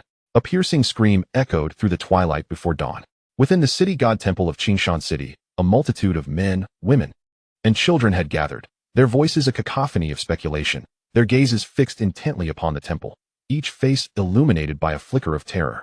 This assembly consisted of common folk who had arrived early to pay their respects to the city god. The first to scream was a middle-aged woman, kneeling before the temple, her expression one of sheer shock. Before long, a group of patrolling spirit capturers approached. Among them was Wang Yuqing. Today marked her return to Nanyuan City to report on her mission. Taking advantage of the early hour, she had been patrolling the streets with several spirit capturers from Nanyuan City. Just a few steps in, she noticed the large crowd gathered before the temple. What had transpired? She furrowed her brow, addressing the commotion. Elder Wang, a soldier from the government, stepped forward, lowering his voice. There's bad news. Dozens of corpses have been discovered inside the city god temple. Dozens of corpses? A chill ran down Wang Yuqing's spine, a sense of foreboding washing over her. Indeed, the soldier confirmed with a nod. Our patrols have been out all night without detecting anything unusual, nor did we see anyone enter the temple. However, this morning, dozens of bodies were found inside. They include both men and women, most of whom were couples. Moreover, each body has already stiffened, indicating they have been dead for at least 2 hours. Listening to the soldier's words, an unsettling sensation enveloped Wang Yuqing. She suppressed her discomfort and asked in a serious tone, "How well is the scene secured?" The soldier replied earnestly, "Since the discovery, we have dispatched personnel to cordon off the area. No one has tampered with the bodies." "Good," Wang Yuqing nodded. She then led a group of spirit capturers into the city god temple. To her astonishment, they found dozens of corpses arranged in a kneeling position, facing the statue of the city god, as if in supplication. Each corpse bore a countenance of sheer horror, with 2 streams of crimson tears trailing down their faces, as if they were in the throes of confession. Suddenly, a gasp erupted from outside the temple. An elderly woman, her hair as white as snow, trembled as she pointed at one of the bodies, exclaiming, "Asnt, that Zhang Dezhu from Guanlong town?" Zhang Dezhu. Wang Yuqing glanced at the old woman, her eyes reflecting a quest for clarity. The elderly woman sighed and lamented, "Alas, what a sin. Zhang Dezhu, a notorious gambler in our town, is said to resort to violence against his wife and daughter whenever he suffers a loss at the tables. Years ago, burdened by insurmountable debts, he shockingly sold his own son to others. That unfortunate child endured days of abuse in a stranger's home before ultimately succumbing to starvation. It is astonishing that he has met his demise. Truly, the heavens are just." As she spoke, the old woman lifted her foot and kicked Zhang Daju's lifeless body with force, seemingly venting her pent-up frustrations. As the elderly woman continued her discourse, an increasing number of onlookers began to recognize the corpses. Were these not the Sioux couple from the neighboring village? A few years prior, they had abandoned their child in the Insha Valley, and by the time the authorities discovered the body, it had already succumbed to the cold. Then there was Ma the blacksmith from Yang Village, rumored to be the most notorious human trafficker in the vicinity, frequently abducting children to sell to wealthy patrons in other cities. The authorities had monitored him for years without finding evidence. And who would have thought he would die in the city god temple? Listening to the murmurs of the crowd, Wang Yuqing fell into contemplation. All these corpses seemed to be connected to the abandonment and trafficking of children. An elderly man stepped forward, his tone fervent. "My lord, these individuals are all heinous criminals. They have received their just deserts. This is heaven's justice, sending the city god to claim them." Heaven's justice? Wang Yuqing paused momentarily, instinctively glancing at the statue of the city god. Amid the curling wisps of smoke, the city god held a divine sword, his gaze fixed resolutely ahead. In that moment, his imposing figure appeared extraordinarily sacred. Chapter 19. System Rewards. Divine Sword of Merit in the Underworld. A group of ghostly children stood atop the city walls of the city of wrongful deaths, observing the unfolding events in the mortal realm. Upon witnessing the dozens of corpses kneeling in the city god temple, tears began to flow uncontrollably from all the little ghosts. With every tear shed, their ghostly essence diminished.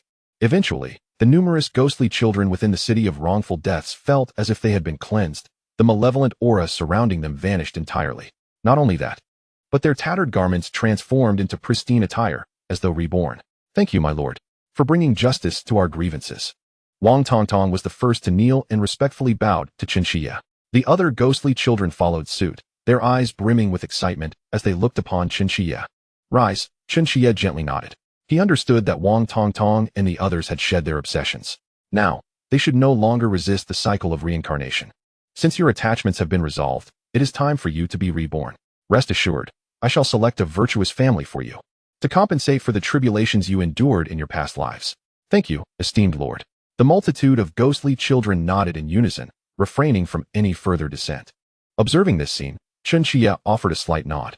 Subsequently, he instructed Bai Wuchang to lead a contingent of spectral soldiers, guiding the group of ghostly children toward the Naiha Bridge. Meng Pa stood before the bridge, diligently brewing her soul-rejuvenating soup. The enticing aroma wafted from the cauldron, promising tranquility and the ability to forget the turmoil of past lives with just a single sip. What a pitiful group of children. Meng Pa sighed softly as she gazed at the assembly of ghostly children. In recent days, she had gleaned their stories through the spectral soldiers, and her heart could not help but ache for their plight. With that, Meng Pa retrieved several bowls, ladling the fragrant soup into them before gently offering them to the children.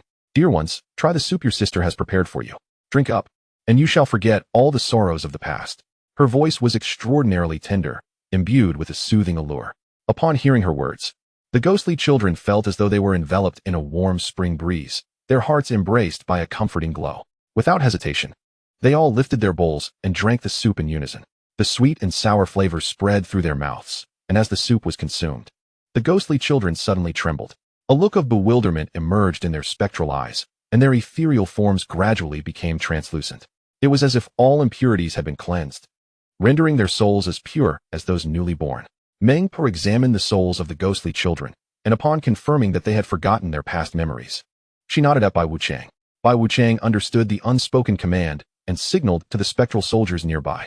The soldiers escorted the ghostly children's souls slowly toward the Naiha Bridge, their figures gradually merging with the dense mist enveloping the bridge before disappearing completely. In the celestial hall, Bai Wuchang entered and respectfully bowed to Chen Qiye, stating, Esteemed lord, the ghostly children have undergone reincarnation, totaling 351 souls, with not a single one overlooked. Good, Chen Qiye replied with a nod. Though it was but a single word, it conveyed his approval of Bai Wuchang's efforts. After a brief moment of hesitation, Bai Wuchang inquired, My lord, what shall be done with the parents of the ghostly children that Bai Wuchang has apprehended, along with some malevolent spirits? Cast them all into the Iron Tree Hell. Chen Qiye replied nonchalantly. The Iron Tree Hell is the third level among the 18 layers of hell, where those condemned are suspended from iron trees, their branches composed of razor-sharp blades. The malevolent spirit, suspended from the iron tree, would find its back pierced by the sharp blade, subsequently having its entire skin mercilessly flayed away.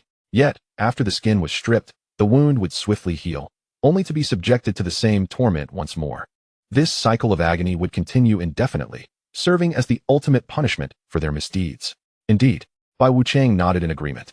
He then turned to depart, adhering to Chen Qiye's wishes to administer justice upon that group of malevolent spirits. Just as Bai Wuchang was leaving, a sudden voice echoed in Chen Qiye's mind, announcing, Congratulations, host, you have completed a judgment. You have vindicated the grievances of the ghost child of Insha Valley, and have been rewarded with 200,000 merit points, 300 Yin soldiers, and 1 lottery chance. As the system's voice faded, 300 fully armed Yin soldiers appeared before Chen Qiye, kneeling in unison and respectfully saluting. We pay our respects, master. Chen Qiye nodded slightly. These Yin soldiers, strong as ghost generals, each possessed the capability to stand alone in battle. However, given that the Underworld already housed hundreds of Yin soldiers, their presence there would serve little purpose. After a moment of contemplation, Chen Qiye decided to divide them into 2 groups, assigning them to the city god temples of Nanyuan City and Nanyuan City. These 300 Yin soldiers would be responsible for the daily patrols of these temples, acting on behalf of the Son of Heaven to maintain order throughout the realms. Subsequently, Chen Qiye's gaze shifted toward the second reward from the system, the lottery. Upon seeing this reward, a flicker of excitement surged within him. After traversing through this alternate world for so many years, this was his first opportunity to partake in a lottery. The thrill of such a blind box experience was genuinely exhilarating. With this thought, Chen Qiye promptly voiced, System, initiate the lottery. Yes, conducting the lottery for you now. No sooner had the words left the system's mouth than a dazzling golden light erupted before Chen Qiye, illuminating the underworld and dispelling the surrounding darkness. Within the golden radiance surged an overwhelming aura of sanctity. In the next moment, an exceptionally sharp sword materialized before Chen Qiye, measuring 7 inches in length. It was enveloped in golden light, exuding an extraordinary holiness. The blade was intricately engraved with a multitude of runes, their cryptic complexity reminiscent of ancient script. The sword's material was unknown, but merely gripping it filled Chen Qiye with an incessant influx of energy. Congratulations, host, you have obtained the Merit Divine Sword, initial version. Merit Divine Sword, initial version, a sword exclusive to the Yin Emperor, capable of absorbing the will of the heavens and the desires of the populace, thereby enhancing its merit. The initial version can absorb the merits of up to 500,000 souls simultaneously. With a single strike, all evils shall retreat.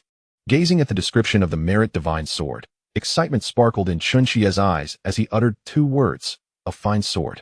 Since it is endowed with the blessings of merit, it is indeed the most suitable for him. After all, who in this world possesses merit that can rival that of the illustrious Son of Heaven? However, one cannot help but wonder about the sword's true power. Chen Qiye murmured to himself. Despite continuously absorbing merit, he had never wielded it as a weapon. Thus, he remained uncertain about the immense energy encapsulated within the 500,000 merits. Nevertheless, with no pressing matters at hand, he thought it would be worth a try. With that in mind, Chen Qiye promptly closed his eyes, attuning himself to the surging power of merit emanating from the city god temple. An unceasing flow of merit cascaded into his being. Buzzing, the Merit Divine Sword in his hand quivered violently, as if it yearned desperately for this merit. Chen Qiye smiled gently, then began to channel the merit within him into the sword. Boom! As the merit surged forth, a dazzling golden light erupted from the Merit Divine Sword, its brilliance illuminating the entire hall of the Son of Heaven like the blazing sun. Under the radiance of merit, the malevolent energy within the hall was swiftly dispelled, and the resplendent golden light transformed the grand hall into a realm of daylight. An overwhelmingly powerful aura emanated from the Merit Divine Sword, permeating the entire underworld.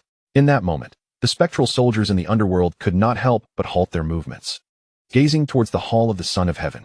Above the hall, a magnificent golden light enveloped it like auspicious clouds, rendering the entire space profoundly sacred. Upon witnessing this divine radiance, even the enigmatic figures of Bai Jingyan were momentarily taken aback. What a formidable presence! Could it be that the master has achieved a breakthrough? Bai Jingyan exchanged glances, each detecting a deep-seated fear reflected in the other's eyes.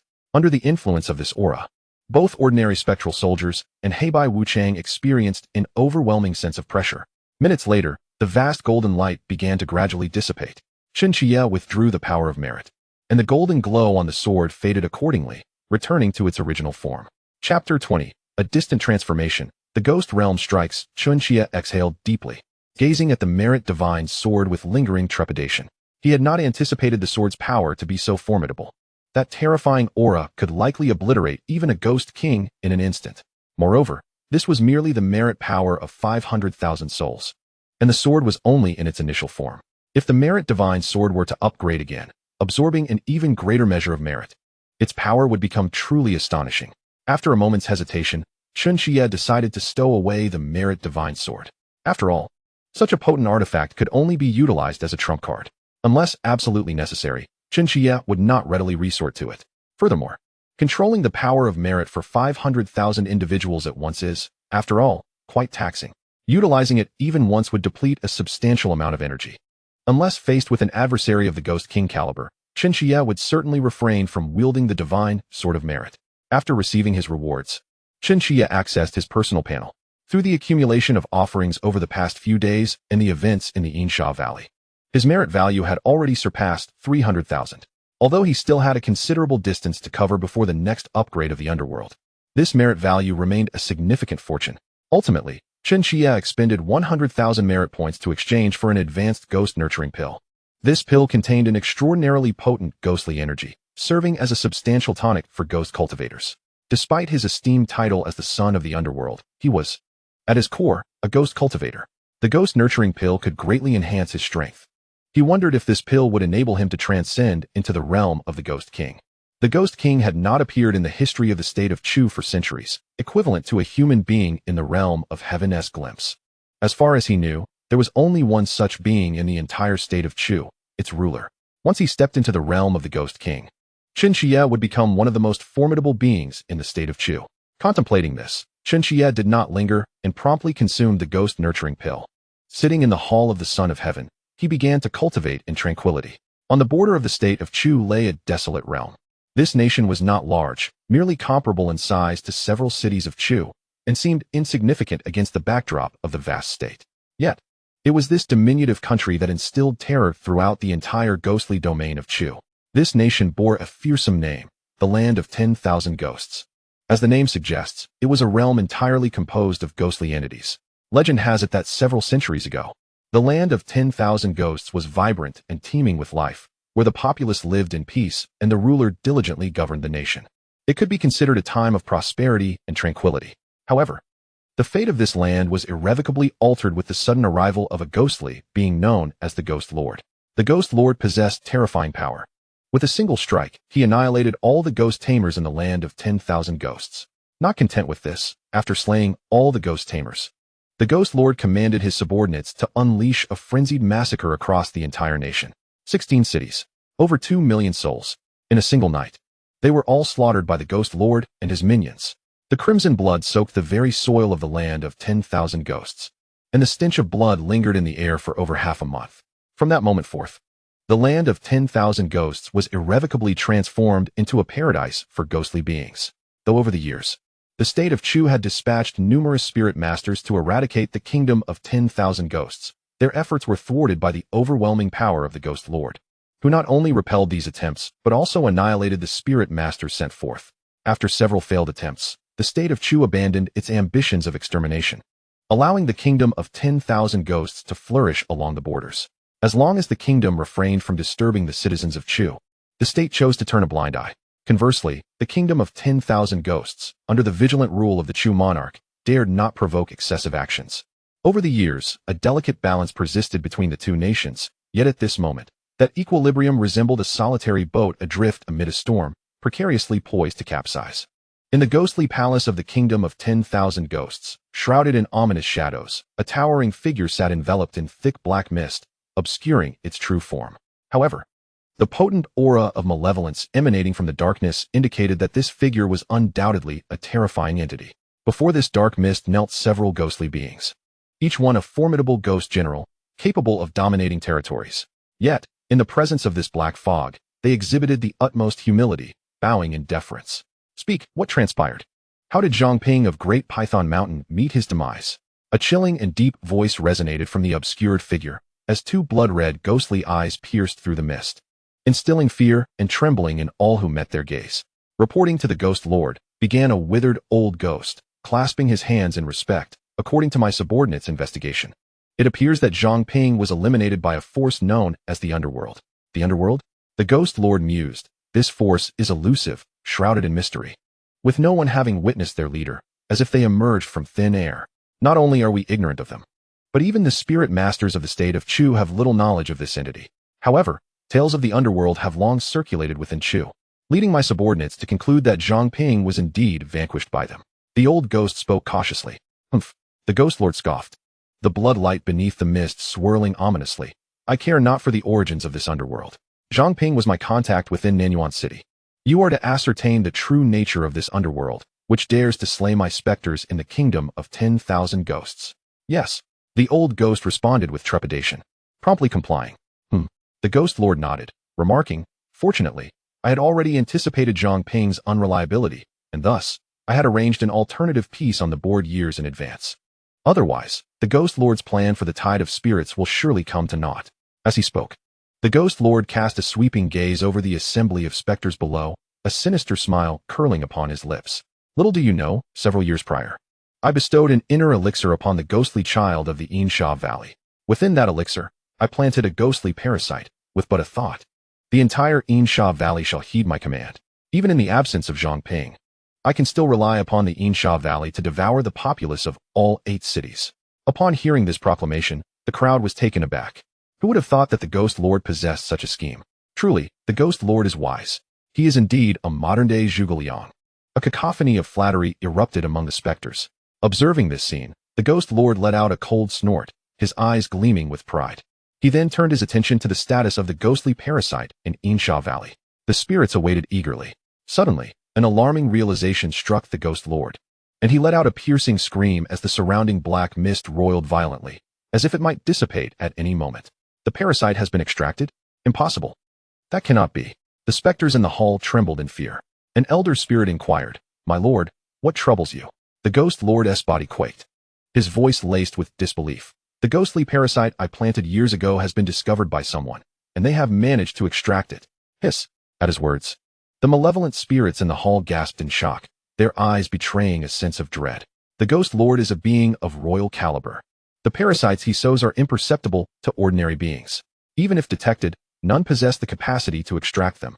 Who could possibly disrupt the Ghost Lord's designs? Could it be that a ghostly being of the royal realm has emerged in the state of Chu? Or perhaps a spirit master of the celestial gaze realm? A cautious ghost general posed the question, and at once, the already chilling hall turned even colder. All the spirits shivered involuntarily. Could it be the underworld at work again? One spirit ventured. The underworld? The Ghost Lord's countenance darkened, his hands trembling slightly. It took several minutes for him to quell the tumult within. He spoke in a grave tone. "Old Zhu, gather a team of spirits and personally venture to the state of Chu to ascertain the situation. By any means necessary. We must unearth the underworld."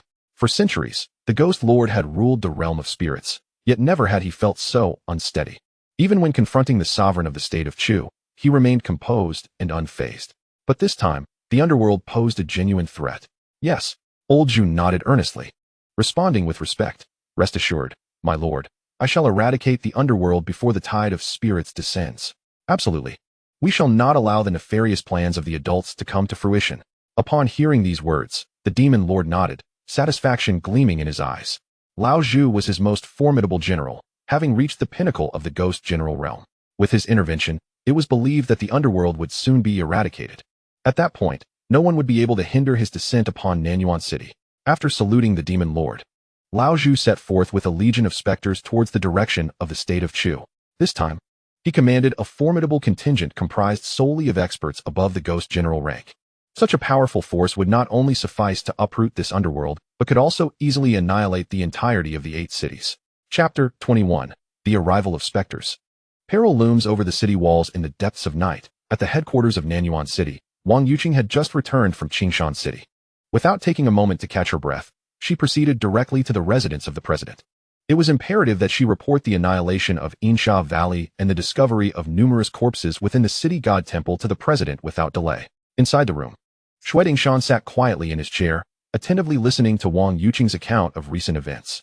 However, as she recounted the latter part of her tale, Shui Dingshan's brow furrowed deeply, his entire being trembling lightly as if he had heard something utterly incomprehensible.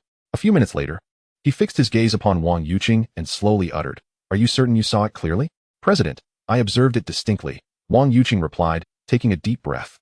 Her expression grave, dressed in white, wielding a mourning staff, adorned with soul-binding chains. This appearance is strikingly similar to the legendary white Impermanence. At this point, a bitter smile crossed Wang Yuqing's face as she continued, "To be honest, I initially struggled to believe in the existence of deities. Yet, the moment the white Impermanence appeared, the specters present seemed to be rendered foolish, as if he possessed a force that could subdue them. Moreover, with a single strike, he directly suppressed Wang Tongtong, who had already entered the ghost general realm. Such power could only be wielded by a divine being, don't you think?" Listening to Wang Yuqing's words, Shui Dingshan's countenance grew profoundly serious. If the prior tales regarding the underworld were merely unfounded rumors, then Wang Yuqing's first-hand experience had cemented the reality of the matter.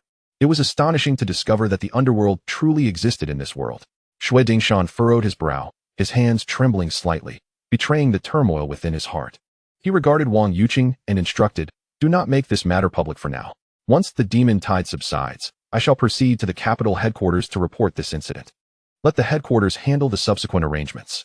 The underworld is of great significance. This issue transcends the realm of ordinary specters and has ascended to the level of myth. For countless millennia, the Xuanwu continent has never witnessed the emergence of deities. Indeed, for most, divine beings are merely ephemeral figments of imagination. Now that the underworld has manifested, the worldviews of countless individuals are bound to shatter." Wang Yuqing nodded, fully aware of Elder Shui's concerns. After a brief exchange, she returned to her dwelling to rest. Just as she departed, a dense and ominous aura suddenly surged above Nanyuan City, swirling violently like a black mist. This overwhelming malevolence, imbued with a palpable sense of death, infiltrated every corner of the city. At the city gates, two ghost tamers were engaged in casual conversation when they suddenly felt a tremor, their expressions shifting to one of vigilance as they looked up. Upon witnessing the terrifying aura above, fear surged in their eyes. What an intense malevolence. This is bad. We may be under attack by ghostly entities. Old Wang's face darkened as he barked at his companion, Xiao Zhang. Quickly alert the other ghost tamers in the city. I will hold them off. Nodding in agreement, Xiao Zhang rushed off toward his fellow tamers. However, he had scarcely taken a few steps when a spectral arrow, formed from ghostly energy, shot forth from the black mist, piercing through Xiao Zhang's chest with a sickening thud. A heart-wrenching scream echoed as the dense ghostly energy coursed through Xiao Zhang's body, swiftly corroding him into a puddle of black liquid. Xiao Zhang, Old Wang exclaimed, terror flooding his eyes. Xiao Zhang was a peak ghost tamer of the postnatal realm. How could he have fallen to a single strike? With no time to mourn, Old Wang turned his gaze back to the ominous mist above, his eyes brimming with an acute sense of urgency. He swiftly retrieved a jade pendant from his robe, biting his tongue to draw blood, which splattered onto the pendant. A torrent of ghostly energy surged forth as a headless spirit emerged from the pendant, soaring toward the encroaching black mist. This headless spirit was Old Wang's most formidable ghostly companion, and he hoped it would prove effective against the looming threat. Yet, mere meters from its launch, a colossal, shadowy hand materialized from the mist, gripping the headless spirit as if it were a mere insect. Under the shadow of that hand, the headless spirit appeared diminutive and powerless. A mere wandering spirit dares to strike at me? A derisive laugh emanated from the depths of the mist. In the next moment, the ghostly hand tightened, and the headless spirit was obliterated, dissolving into wisps of blue smoke, its essence scattered. How could this be possible? Old Wang suddenly spat out a mouthful of blood, staring in disbelief at the swirling black mist. His own accompanying spirit had been crushed to death by a single palm strike? What terrifying entity lay concealed within this dark fog? Just as Old Wang was engulfed in despair, the black mist in the sky gradually dissipated, revealing a dozen towering specters in the night. At the forefront stood a middle-aged specter, appearing to be in his 40s, with a face as pale as parchment. His cold, ghostly eyes fixated on Old Wang, radiating an air of contempt. Behind this man loomed several other specters, all of whom had reached the realm of ghost generals. A tremendous aura of malevolence enveloped the air above the city of Nanyuan, shrouding the heavens in darkness. Old Wang trembled, a wave of terror coursing through him. There were over 10 ghost generals. What a fearsome faction was this? He had worked in Nanyuan for decades, but had never witnessed such formidable spirits. However, Old Wang had no time to ponder further. In the next moment, a pitch-black, ghostly hand shot forth like lightning, piercing through Old Wang's heart with blinding speed. In a swift motion, it grasped and yanked, pulling out his still-beating heart. Scarlet blood splattered into the air as Old Wang's body collapsed, life extinguishing from his eyes, reducing him to a lifeless corpse. The middle-aged specter opened his mouth and began to devour Old Wang's heart piece by piece. Blood dribbled down the corners of his mouth, creating a grotesque and horrifying sight. Is this the ghost master of Nanyuan? It seems rather unimpressive. One of the ghost generals scoffed, looking disdainfully at Old Wang's lifeless body. With such meager strength, there was no need for Brother Zhu to intervene. We could easily handle this ourselves. Why not simply slaughter this city? I just calculated that there are hundreds of thousands of people in this city. If we consumed their flesh and blood, we might even ascend to the status of ghost kings. The spirits erupted in sinister laughter, their eyes gleaming with a bloodthirsty glint as they gazed upon the towering city of Nanyuan. Just then, at a crucial moment, Old Zhu raised his hand and said, "Let us not forget, the Lord of Ghosts once advised against revealing the whereabouts of the 10,000 Ghost Nation. Our primary objective this time is to locate that so-called Underworld. As for other matters, we shall address them later." Upon hearing Old Zhu's words, the spirits nodded in agreement, refraining from further discussion. Yet, their gazes toward the city of Nanyuan brimmed with regret, as if lamenting the inability to ravage it that night. Just as the spirits prepared to step into Nanyuan, the sound of footsteps suddenly resonated. A dozen or so spirit tamers emerged from the city tower, blades in hand, encircling the likes of Old Zhu and other malevolent beings. Halt! This is the sacred ground of Nanyuan City. No malevolent entity shall enter. Observing this scene, a smirk played at the corners of Old Zhu's mouth, revealing a look of disdain upon his ghostly visage. With merely 2 innate masters and a handful of acquired practitioners, do they really dare to obstruct us? Upon hearing these words, the spirit tamers' expressions shifted, anxiety flickering in their eyes. Indeed, in terms of strength, they were utterly outmatched by Old Zhu. However, Behind them lay their cherished home, even if it meant death. They could not allow these specters to set foot in Nanyuan City. The leading spirit tamer gritted his teeth and declared in a firm voice, "Everyone, heed my command. I have dispatched someone to notify the chairman at headquarters. Until he arrives, we must not allow these malevolent entities to take even a single step into Nanyuan City, even if it costs us our lives. Do you understand?" "Yes." A resounding chorus echoed above the towers of Nanyuan City. In the underworld, Chen Qiye opened his eyes. "Heavenly guardians of Yin and Yang, at your service." The two guardians stepped forward in unison, bowing respectfully. "A fierce ghost has manifested at the city tower of Nanyuan. I command you to lead a contingent of ghostly soldiers to investigate the situation. Should any malevolent spirits cause havoc, eliminate them on the spot without needing to report back to me. Eradicate every last one of them." Chen Qiye's cold voice resonated within the hall of the Emperor. "As you command." The guardians responded before simultaneously turning and dashing away, propelled by the winds of the underworld.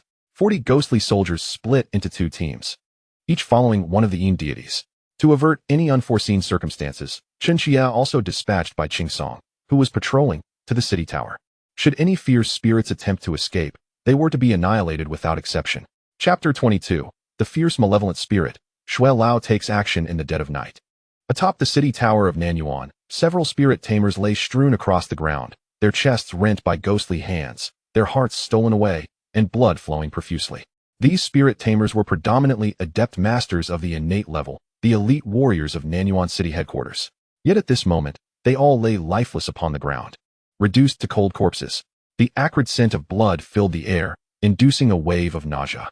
Gazing at his fallen comrades in the bloodied pool, Zhang Ying's expression darkened. And through gritted teeth, he uttered two words, "Damn it." To fend off old Zhu and the other malevolent spirits, they had dispatched a total of 15 masters, believing they could stave off the threat temporarily.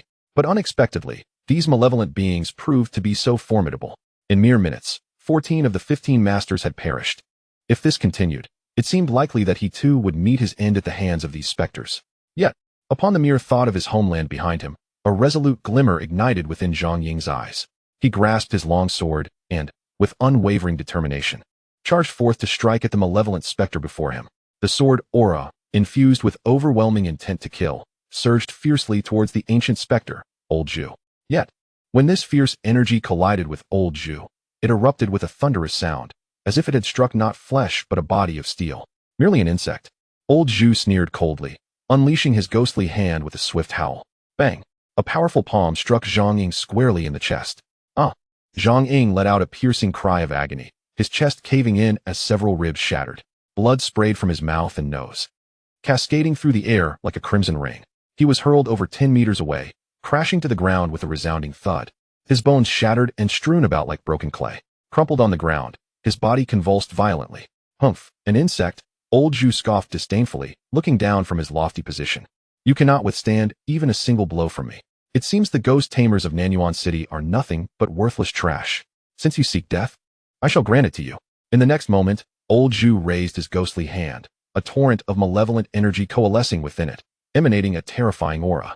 Feeling the surge of murderous intent, Zhang Ying's expression shifted, revealing a glimpse of terror in his eyes. But with his bones shattered, he could only widen his eyes in despair as he watched old Zhu's hand descend upon him. Just as the ghostly hand was about to strike, a thunderous voice echoed, "Stop!" From behind Zhang Ying, a multitude of branches sprang forth like grasping tentacles, ensnaring him tightly. With a swift pull, Zhang Ying was yanked away from danger. Old Zhu's hand, intended to crush Zhang Ying, instead smashed into the ground with a resounding crash, creating a vast pit where Zhang Ying had lain, debris scattering in every direction. Witnessing this, Zhang Ying could not help but gasp in shock. Had that strike landed upon him, he would have surely been reduced to mere pulp by now. "Zhang Ying, are you all right?" a gentle voice inquired. Turning his gaze, Zhang Ying beheld a stunning visage, filled with concern, none other than Wang Yuqing, one of the elders of Nanyuan City. Beside her stood a venerable elder with silvery hair. The president? Upon seeing this elder, Zhang Ying's expression shifted, excitement glimmering in his eyes.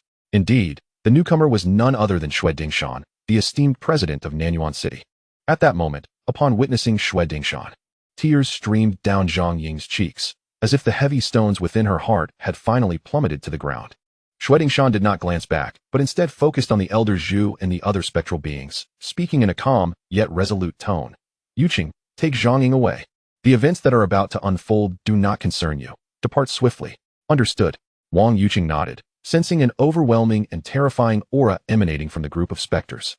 All of these specters had astonishingly reached the rank of ghost generals. In the annals of Nanyuan City, there had never been such a multitude of ghost generals. Wang Yuqing did not linger. She hurriedly led Zhang Ying to a secluded corner. She understood that this level of conflict was beyond her intervention, and remaining would only hinder the efforts of the president.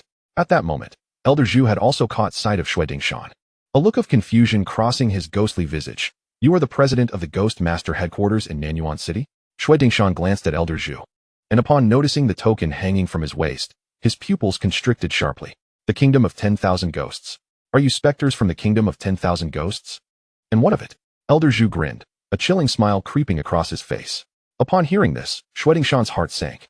Though he was aware that the Kingdom of 10,000 Ghosts had been eyeing Nanyuan City with malice, he had not anticipated their swift arrival.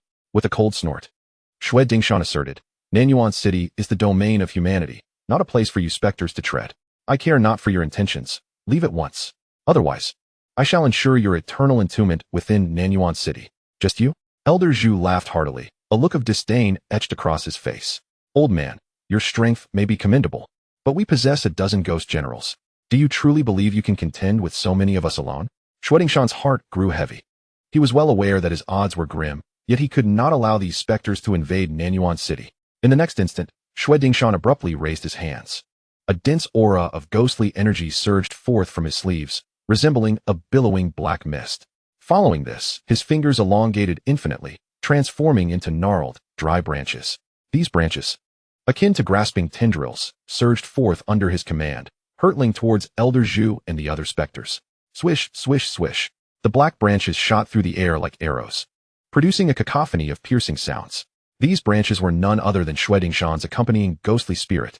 However, unlike the typical accompanying spirits, Shui Dingshan's spirit was a fairy. In the world, countless beings exist. Aside from humans and specters, various fairies also thrive. These fairies cultivate their strength through the essence of heaven and earth. Their power not weaker than that of specters. The spirit accompanying Shui Dingshan was, in fact, a tree spirit with 200 years of cultivation. Although Shui Dingshan was merely at the pinnacle of the innate realm, ghost soldier realm, when combined with the tree spirit, he could unleash power akin to that of the transcendence realm, ghost general realm. Gazing at the rapidly approaching branches, a ghostly figure leaped forth, disdain etched upon its face, exclaiming, such trivial techniques. Witness as my ghost blade shatters them one by one. With that declaration, the specter abruptly opened its bloodied maw, and a razor-sharp ghost blade shot forth, striking fiercely at the branches of the tree spirit. However, upon impact, the branches remained utterly unyielding, while the ghost blade erupted into countless fragments, dissipating into the air. How is this possible? The specter's expression shifted dramatically, disbelief flickering in its ghostly eyes. Shui Dingshan let out a cold chuckle, his tone dripping with scorn. My tree spirit boasts over 200 years of cultivation. Its branches are as solid as steel. How could a mere blade forged from ghostly energy possibly inflict harm upon it? With a swift motion of his right hand, the branches surged forth once more, piercing through the specter's head and shattering the inner core within. A chilling wail escaped the ghost's lips as its body convulsed violently, the surrounding ghostly energy rapidly dissipating. Within moments, it lay transformed into a charred corpse. Upon the death of a ghost, it either disintegrates or manifests in the form it held when alive. This particular specter, having perished in flames, presented itself in a scorched state. Ah, this is rather intriguing. Observing the lifeless body, old Zhu grinned menacingly, remarking, I never expected even the second ghost to fall by your hand. It seems I have indeed underestimated you. However, old Zhu felt no trepidation, for he had resolved to personally eliminate this ancient being. Once he intervened, Shui Dingshan would stand no chance whatsoever. Chapter 23. Terrifying Domination. Despairing ghost domain. As old Zhu emerged, Shui Dingshan's expression darkened. He sensed the formidable aura emanating from old Zhu's body, a force far surpassing that of the specter he had just vanquished. This old wretch had likely attained the pinnacle of the ghost general realm. How dare you slay the specters of my 10,000 ghosts nation? Old Zhu stepped forward, grinning maliciously. Given your commendable cultivation, I shall personally take your head and savor your flesh bite by bite. Your soul will be offered to the Lord of Ghosts. To perish by my hand is the greatest honor of your life. With a cold snort, old Zhu's eyes ignited with murderous intent. In the next instant, his form morphed into a shadowy specter, dashing towards Shui Dingshan like a bolt of lightning. Boom, boom. boom. A torrent of ghostly energy surged from old Zhu's being, manifesting around him in the guise of numerous black skulls, akin to crashing waves. Each of these skulls looms as large as a house, exuding an aura of terror.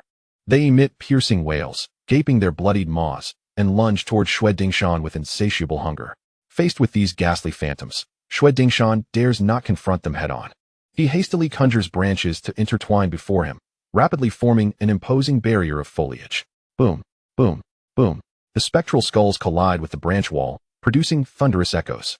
After a relentless barrage of strikes, the skulls ultimately shatter, yet Xue Dingshan's barrier is left in tatters, with the branches before him splintering and being torn apart by the malevolent energy.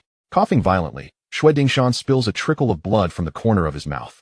Though he withstood the onslaught, his body has sustained significant trauma, and an agonizing pain radiates through his very core. Huh, to withstand my ghostly skulls, you possess some prowess. Old Zhu remarks with a grin. His excitement, Wang Yuqing's complexion changed dramatically, and she instinctively rushed forward. A dense aura of malevolence surged around her, transforming into a colossal armored spirit. The spirit wielded a long blade, striking fiercely at the swarming corpse insects. With a swift motion, the overwhelming blade light cleaved through these creatures, obliterating half of them. The remaining insects scattered in a desperate attempt to evade the residual force of the blade's might. Wang Yuqing extended her hand, hastily pulling Xue Dingshan into a corner. The relentless gnawing of the insects had left Xue Dingshan's body in a ghastly state, bloodied and ravaged. His legs had been entirely consumed, revealing stark white bones, and much of his face had been devoured, leaving him unrecognizable and drenched in blood. President, are you all right? Wang Yuqing's eyes brimmed with tears as she gazed at the battered Xue Dingshan, sobbing uncontrollably. Humph. Lao Zhu snorted coldly, displeasure flickering in his eyes. He had been savoring a delightful meal, only to be interrupted by an unexpected intrusion. How dare this insignificant creature disrupt his enjoyment? If you seek death, then I shall oblige. With a disdainful scoff, Lao Zhu's ghostly eyes glimmered with an eerie green light, sending chills down one's spine. This is bad. Xue Dingshan's expression shifted slightly as he summoned every ounce of strength to speak to Wang Yuqing. Yuqing, you must flee at once. This ghostly creature is far too powerful for you to contend with. Go alert the other elders at headquarters and instruct them to evacuate the civilians. Hurry. He coughed violently, his vitality waning, as though death loomed near. Witnessing his torment, Wang Yuqing was engulfed in despair. Though her heart ached, she nodded resolutely. As a ghost master, she understood her responsibilities. She could not allow these spirits to infiltrate the city. However, just as she prepared to leave, a sudden crash echoed. A pitch-black ghostly hand lunged from behind, striking Wang Yuqing's back with tremendous force. She let out a pained cry, hurtling several meters away. Turning back, she saw Lao Zhu standing beside her, his green ghostly eyes fixated upon her. Little girl, did I grant you permission to leave? Lao Zhu's lips curled into a sinister grin as he cackled. I'm afraid not. None of you shall escape today. You will all become my delectable feast. In the next instant, a suffocating wave of malevolence emanated from Lao Zhu, enveloping the surroundings with a tumultuous aura. The oppressive spirit energy enveloped the city of Nanyuan, casting it into a shroud of darkness. Everything from the outside world seemed to be severed completely. Wang Yuqing could not even sense the spiritual energy from the outside. All that surrounded her was an icy, deathly aura. Is this the ghost domain? Beside her, Zhang Ying gasped, his expression instantly darkening. The ghost domain is a peculiar martial art of the ghostly path, capable of entirely sealing off the surrounding space, preventing anyone from entering or exiting. He has unleashed the ghost domain, clearly intending to trap us here and savor the pleasure of slaughter slowly. Indeed, this is my ghost domain, the old mansion sneered. Unless a powerful being from the Ghost King realm arrives, no one can shatter my ghost domain. From now on, prepare to be consumed piece by piece, becoming a part of my being. Listening to the old man's deranged words, both Wang Yuqing and Zhang Ying felt their hearts plunge into despair. It is over. No one can escape. Nanyuan City is likely doomed as well. Just as despair settled in Wang Yuqing's heart, an unexpected thought crossed her mind. A group of special entities. Could the underworld deities come?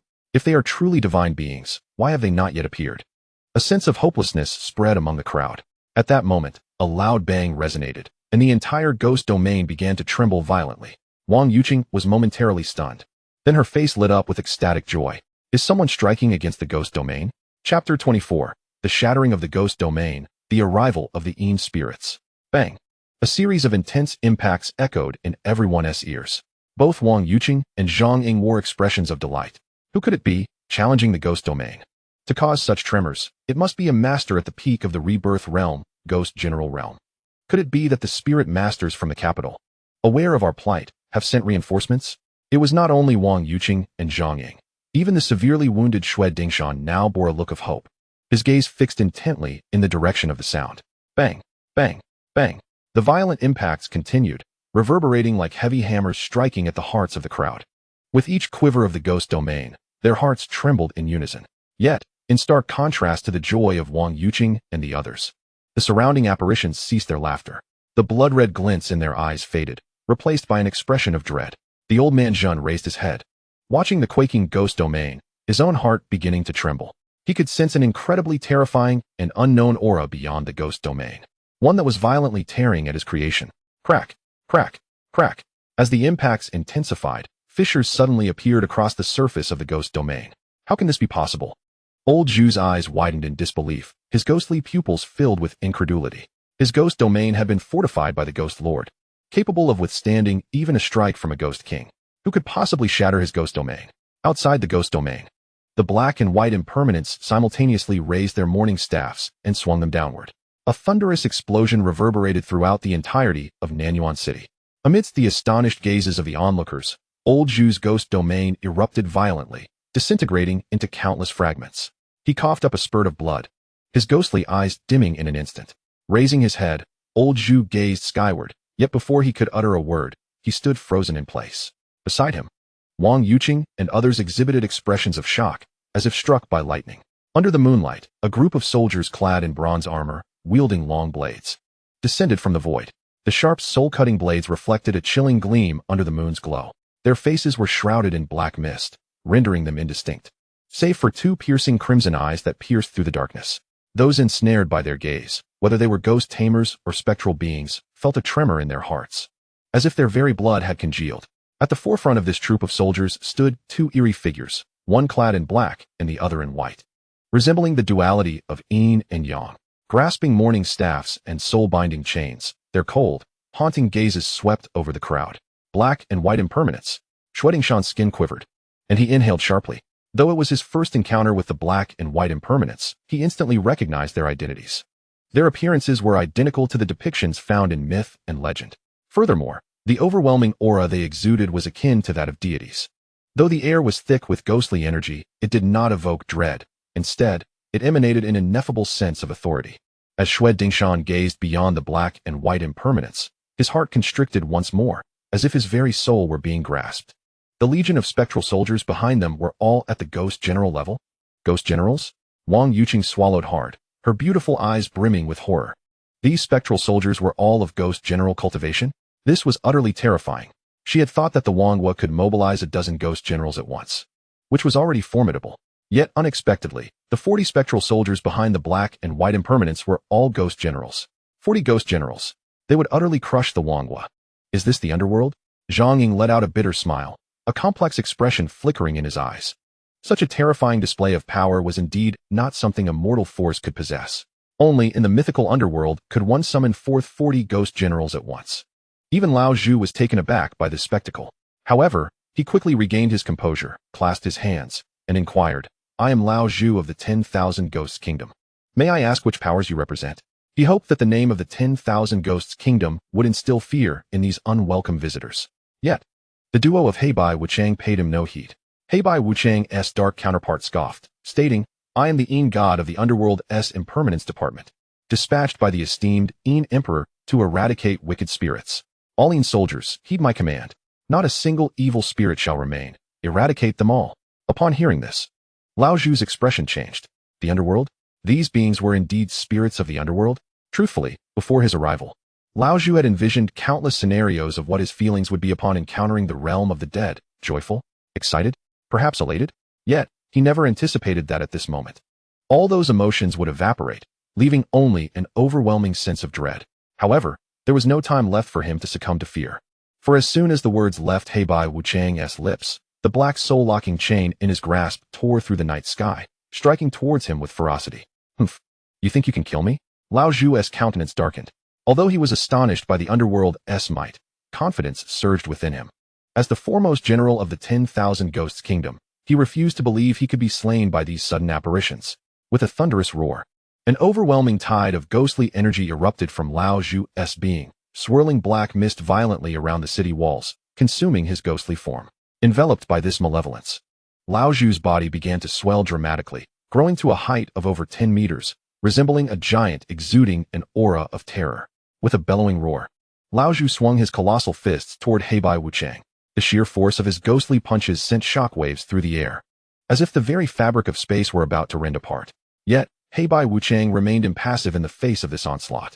With a mere flick of his wrist, the soul-locking chain howled forth, ensnaring Lao Zhu's ghostly form.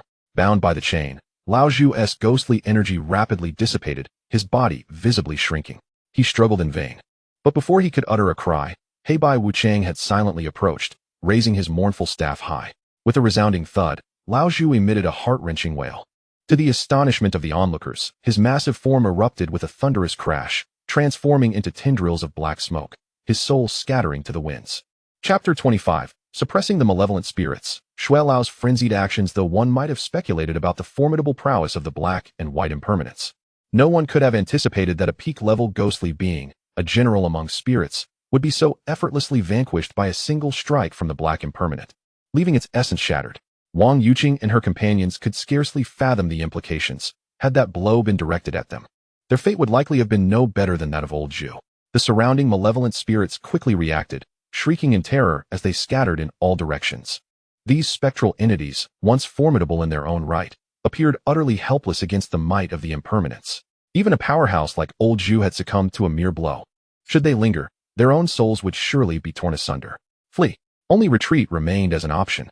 With a disdainful snort, the black impermanent unleashed the soul-binding chain, ensnaring one of the fleeing spirits. Bound by this ethereal chain, the wretched spirit let out a mournful wail before dissipating into a cloud of black smoke. The surrounding spectral soldiers swiftly engaged, wielding their razor-sharp, soul-cutting swords to cleave through the heads of these hapless spirits. The cacophony of anguished cries mingled with weeping resonated throughout the ramparts of Nanyuan City. These once mighty beings, who had reached the status of ghost generals, were reduced to mere insects before the might of black impermanent and his spectral soldiers, easily subdued, while the white impermanent refrained from direct engagement. Maintaining a benign and amiable demeanor that belied his true capabilities, Wang Yuqing had witnessed his power firsthand. Should he choose to fight, the white impermanent would prove equally formidable as his counterpart. Not far away, amidst the chaos, a spirit seized the opportunity to flee desperately towards the outer walls.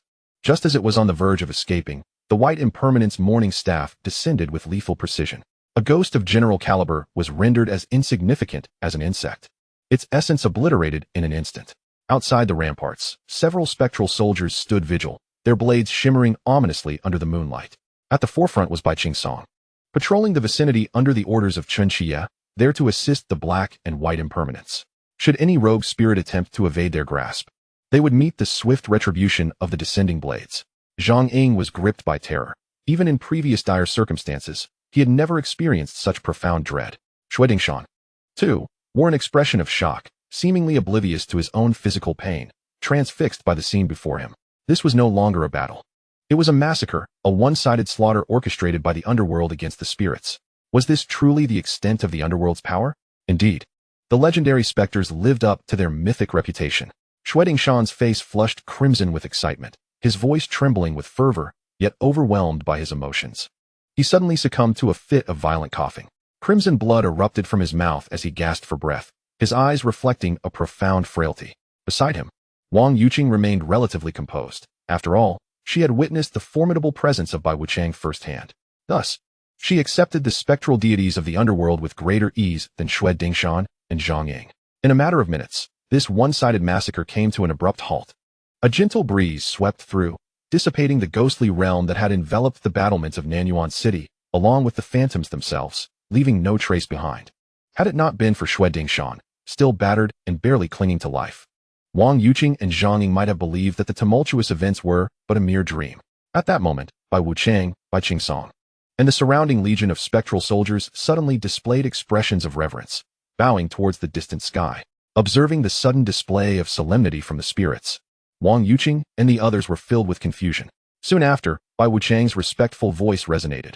"My lord, the task is complete. All malevolent spirits atop the city walls have been vanquished, leaving not a single one alive. Xue Dingshan's eyes widened in bewilderment as he gazed into the heavens, questioning whom Bai Wuchang addressed. Wang Yuqing swallowed hard, pondering the identity of the one who commanded such veneration from the denizens of the underworld. As the group grappled with their astonishment, a voice, authoritative and resounding, pierced the tranquil night sky. Return to your duties. The moment the words were uttered, Wang Yuqing and the others felt as though a thunderclap had struck their minds, their eyes widening in shock. The voice, though not loud, reverberated clearly in each ear, an awe-inspiring and divine whisper that seemed to descend from the heavens. In that instant, whether it was Wang Yuqing, Xue Dingshan, or Zhang Ying, all felt their hearts constrict violently, as if their very souls had been grasped. Who was it? Who could command such reverence from the gods of the underworld? Xue Dingshan strained to search the sky, his eyes wide with desperation, but the night sky remained empty. There was not a soul in sight, not even a shadow of a ghost. It was as if the voice had been nothing more than a figment of their imagination. Meanwhile, the myriad spirits drifting in the sky responded in unison, soon organizing themselves to return to the underworld, their feet treading upon the winds of the netherworld. Wait! Xue Dingshan bellowed, summoning every ounce of strength he possessed to pursue Bai Wuchang and the other spectral beings. He could no longer afford to hesitate. After all, once the night passed, his survival hung in the balance. This was his singular opportunity to encounter the realm of the underworld. To let it slip away would be a lifelong regret. However, just as he was about to step forward, a sudden apparition of a specter turned abruptly, standing defiantly before him, its chilling gaze fixed upon him, and a terrifying aura surged forth like a torrential flood. A razor-sharp blade, the soul-cutting saber, loomed ominously above his head. The frigid intent to kill seeped downwards, causing Xue Dingshan's body to tremble, as beads of cold sweat instantly adorned his forehead. A voice, cold as the grave, echoed in his ears. Distinction between yin and yang exists. As a living being, you must not approach the deities of the underworld. Given that this is your first transgression and you possess merits, I shall not pursue this matter further. Otherwise, execution is inevitable. As the words faded, the spectral figures of the black and white impermanence, Bai Jingyan, and a host of underworld soldiers gradually receded into the distant sky, their forms merging with the darkness until they vanished completely. Upon the grand city tower, only the cold wind continued to sweep through. President Wang Yuqing hurriedly approached, supporting Xue Dingshan with genuine concern. Are you all right? I am fine, Xue Dingshan replied with a slight shake of his head, gazing longingly in the direction where the deities had departed, a mix of regret and apprehension in his voice. It is a pity. I still could not discern the true nature of those spirits. As he uttered these words, Xue Dingshan's expression changed abruptly. He began to cough violently, spewing forth copious amounts of blood, staining Wang Yuqing's garments crimson. An overwhelming sense of suffocation engulfed him, and he tilted his head before succumbing to unconsciousness. President Wang Yuqing's delicate face paled, and she urgently called out to Zhang Ying beside her. Quick! Go to the city and contact a physician. Have them come at once to attend to the president's injuries. Yes, yes. Zhang Ying, equally alarmed, dared not linger and dashed towards the city at the utmost speed. Chapter 26. System Rewards. Oxhead and Horseface in the Underworld. After dealing with the specters atop the tower, the soldiers returned to their respective duties. Bai Jingyan led the Underworld soldiers in continuing their patrol within the 8 cities. Meanwhile, the black and white impermanents reported their findings to Chen Qiye. Earlier on the tower, they had merely informed Chen Qiye that their task was complete, without divulging the specifics. As he listened to the report from the black and white impermanents, Chen Qiye's brow furrowed slightly. The kingdom of 10,000 ghosts. He uttered slowly. Indeed, Black Wuchang affirmed with a nod. According to our investigations, the kingdom of 10,000 ghosts is a realm on the border of the state of Chu, entirely ruled by spirits. Its leader is a being known as the Ghost Master. Over the years, the kingdom of 10,000 ghosts and the state of Chu have engaged in both overt and covert conflicts, yet neither has launched a significant invasion against the other. Their sudden dispatch of numerous ghost generals is indeed suspicious. Contemplating Black Wuchang's words, Chen Qiye's expression darkened. He suddenly recalled that he had previously shattered the ghostly talisman of the kingdom of 10,000 ghosts. Could it be that the Ghost Master had come for this very reason? Master, shall we pay a visit to the kingdom of 10,000 ghosts? White Wuchang inquired respectfully. No, there is no need. After a moment of contemplation, Chen Qiye shook his head. Ultimately, he remained unaware of the true intentions of the Netherworld nation. The fact that they had traversed great distances, even at the risk of offending the entire Chu kingdom, to descend upon Nanyuan City was undoubtedly significant. To venture to the Netherworld nation at this juncture would be akin to startling a snake from its nest. It was more prudent to observe the unfolding situation and devise a plan at a later date. At that moment, Bai Wuchang seemed to recall something and suddenly remarked, "Just now, while my subordinates were vanquishing the malevolent spirits, they discovered the president of the Nanyuan City headquarters, Xue Dingshan. He has been gravely injured by the apparitions. I fear that with the darkness gathering at his brow, he may not survive for more than 2 days." Understood, Chen Qiye nodded, subsequently instructing the black and white Wuchang to withdraw. Alone within the emperor's hall, he pondered silently. Was Xue Dingshan nearing his end? In truth, Chen Qiye had been covertly observing Xue Dingshan for quite some time. It was not merely due to the man's esteemed position, but rather because Xue Dingshan exuded an aura of righteousness. Since becoming a spirit master, he had garnered the admiration of Nanyuan City citizens, having slain at least 70 to 80 malevolent spirits over the decades. Few in the entire city could rival his meritorious deeds. His demise would indeed mean a significant loss for the people of Nanyuan City. Ding!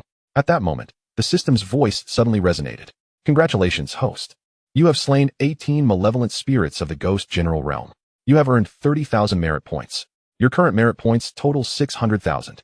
You have gained 3 lottery chances. Would you like to proceed with the lottery? Upon hearing this, Chen Qiye raised an eyebrow, his eyes alight with joy. 30,000 merit points and 3 lottery chances. This time, the system was exceptionally generous. It was worth noting that when he resolved the matter of the Insha Valley, he had only received 20,000 points and a single lottery opportunity. Without hesitation, Chen Qiye declared, "Lottery." In the next instant, the system's notification echoed in his mind. "Lottery successful. Congratulations, host. You have received a special reward, the Netherworld Warhorse. Lottery successful. Congratulations, host. You have obtained the Yin Division deity, Neo 2 and Ma Mian. Lottery successful. Congratulations, host. You have gained a martial arts reward, the Cycle of Heaven and Earth." Following the 3 notifications, a dense aura of malevolence surged forth before Chen Qiye, swirling violently in front of him. Soon after, 2 towering figures materialized before him. Both of these deities stood 5 meters tall, their physiques robust and imposing, resembling mountains. Merely gazing upon them instilled a profound sense of pressure. The figure on the left wielded a trident, possessing a human form but with the head of an ox, and his legs ended in hooves. On the right, the ghostly deities wielded sharp crescent blades, though they bore human forms. One possessed a bovine visage and the other an equine countenance, with hooves in place of feet. These 2 specters are the mythical Oxhead and Horseface, holding a status equivalent to the black and white Impermanence, ranking among the 10 great Yama kings. In mythology, Oxhead and Horseface are tasked with the grim duty of soul collection and retribution. One is a bull-headed man, and the other a horse-faced demon. Both fearsome entities endowed with immense strength capable of toppling mountains. "Your Excellency." The Oxhead and Horseface bowed in unison, respectfully clasping their fists before Chen Qiye. Chen Qiye nodded slightly. "From now on, you 2 shall reside in the Underworld alongside the black and white Impermanence, tasked with overseeing the realm and administering the punishments of hell.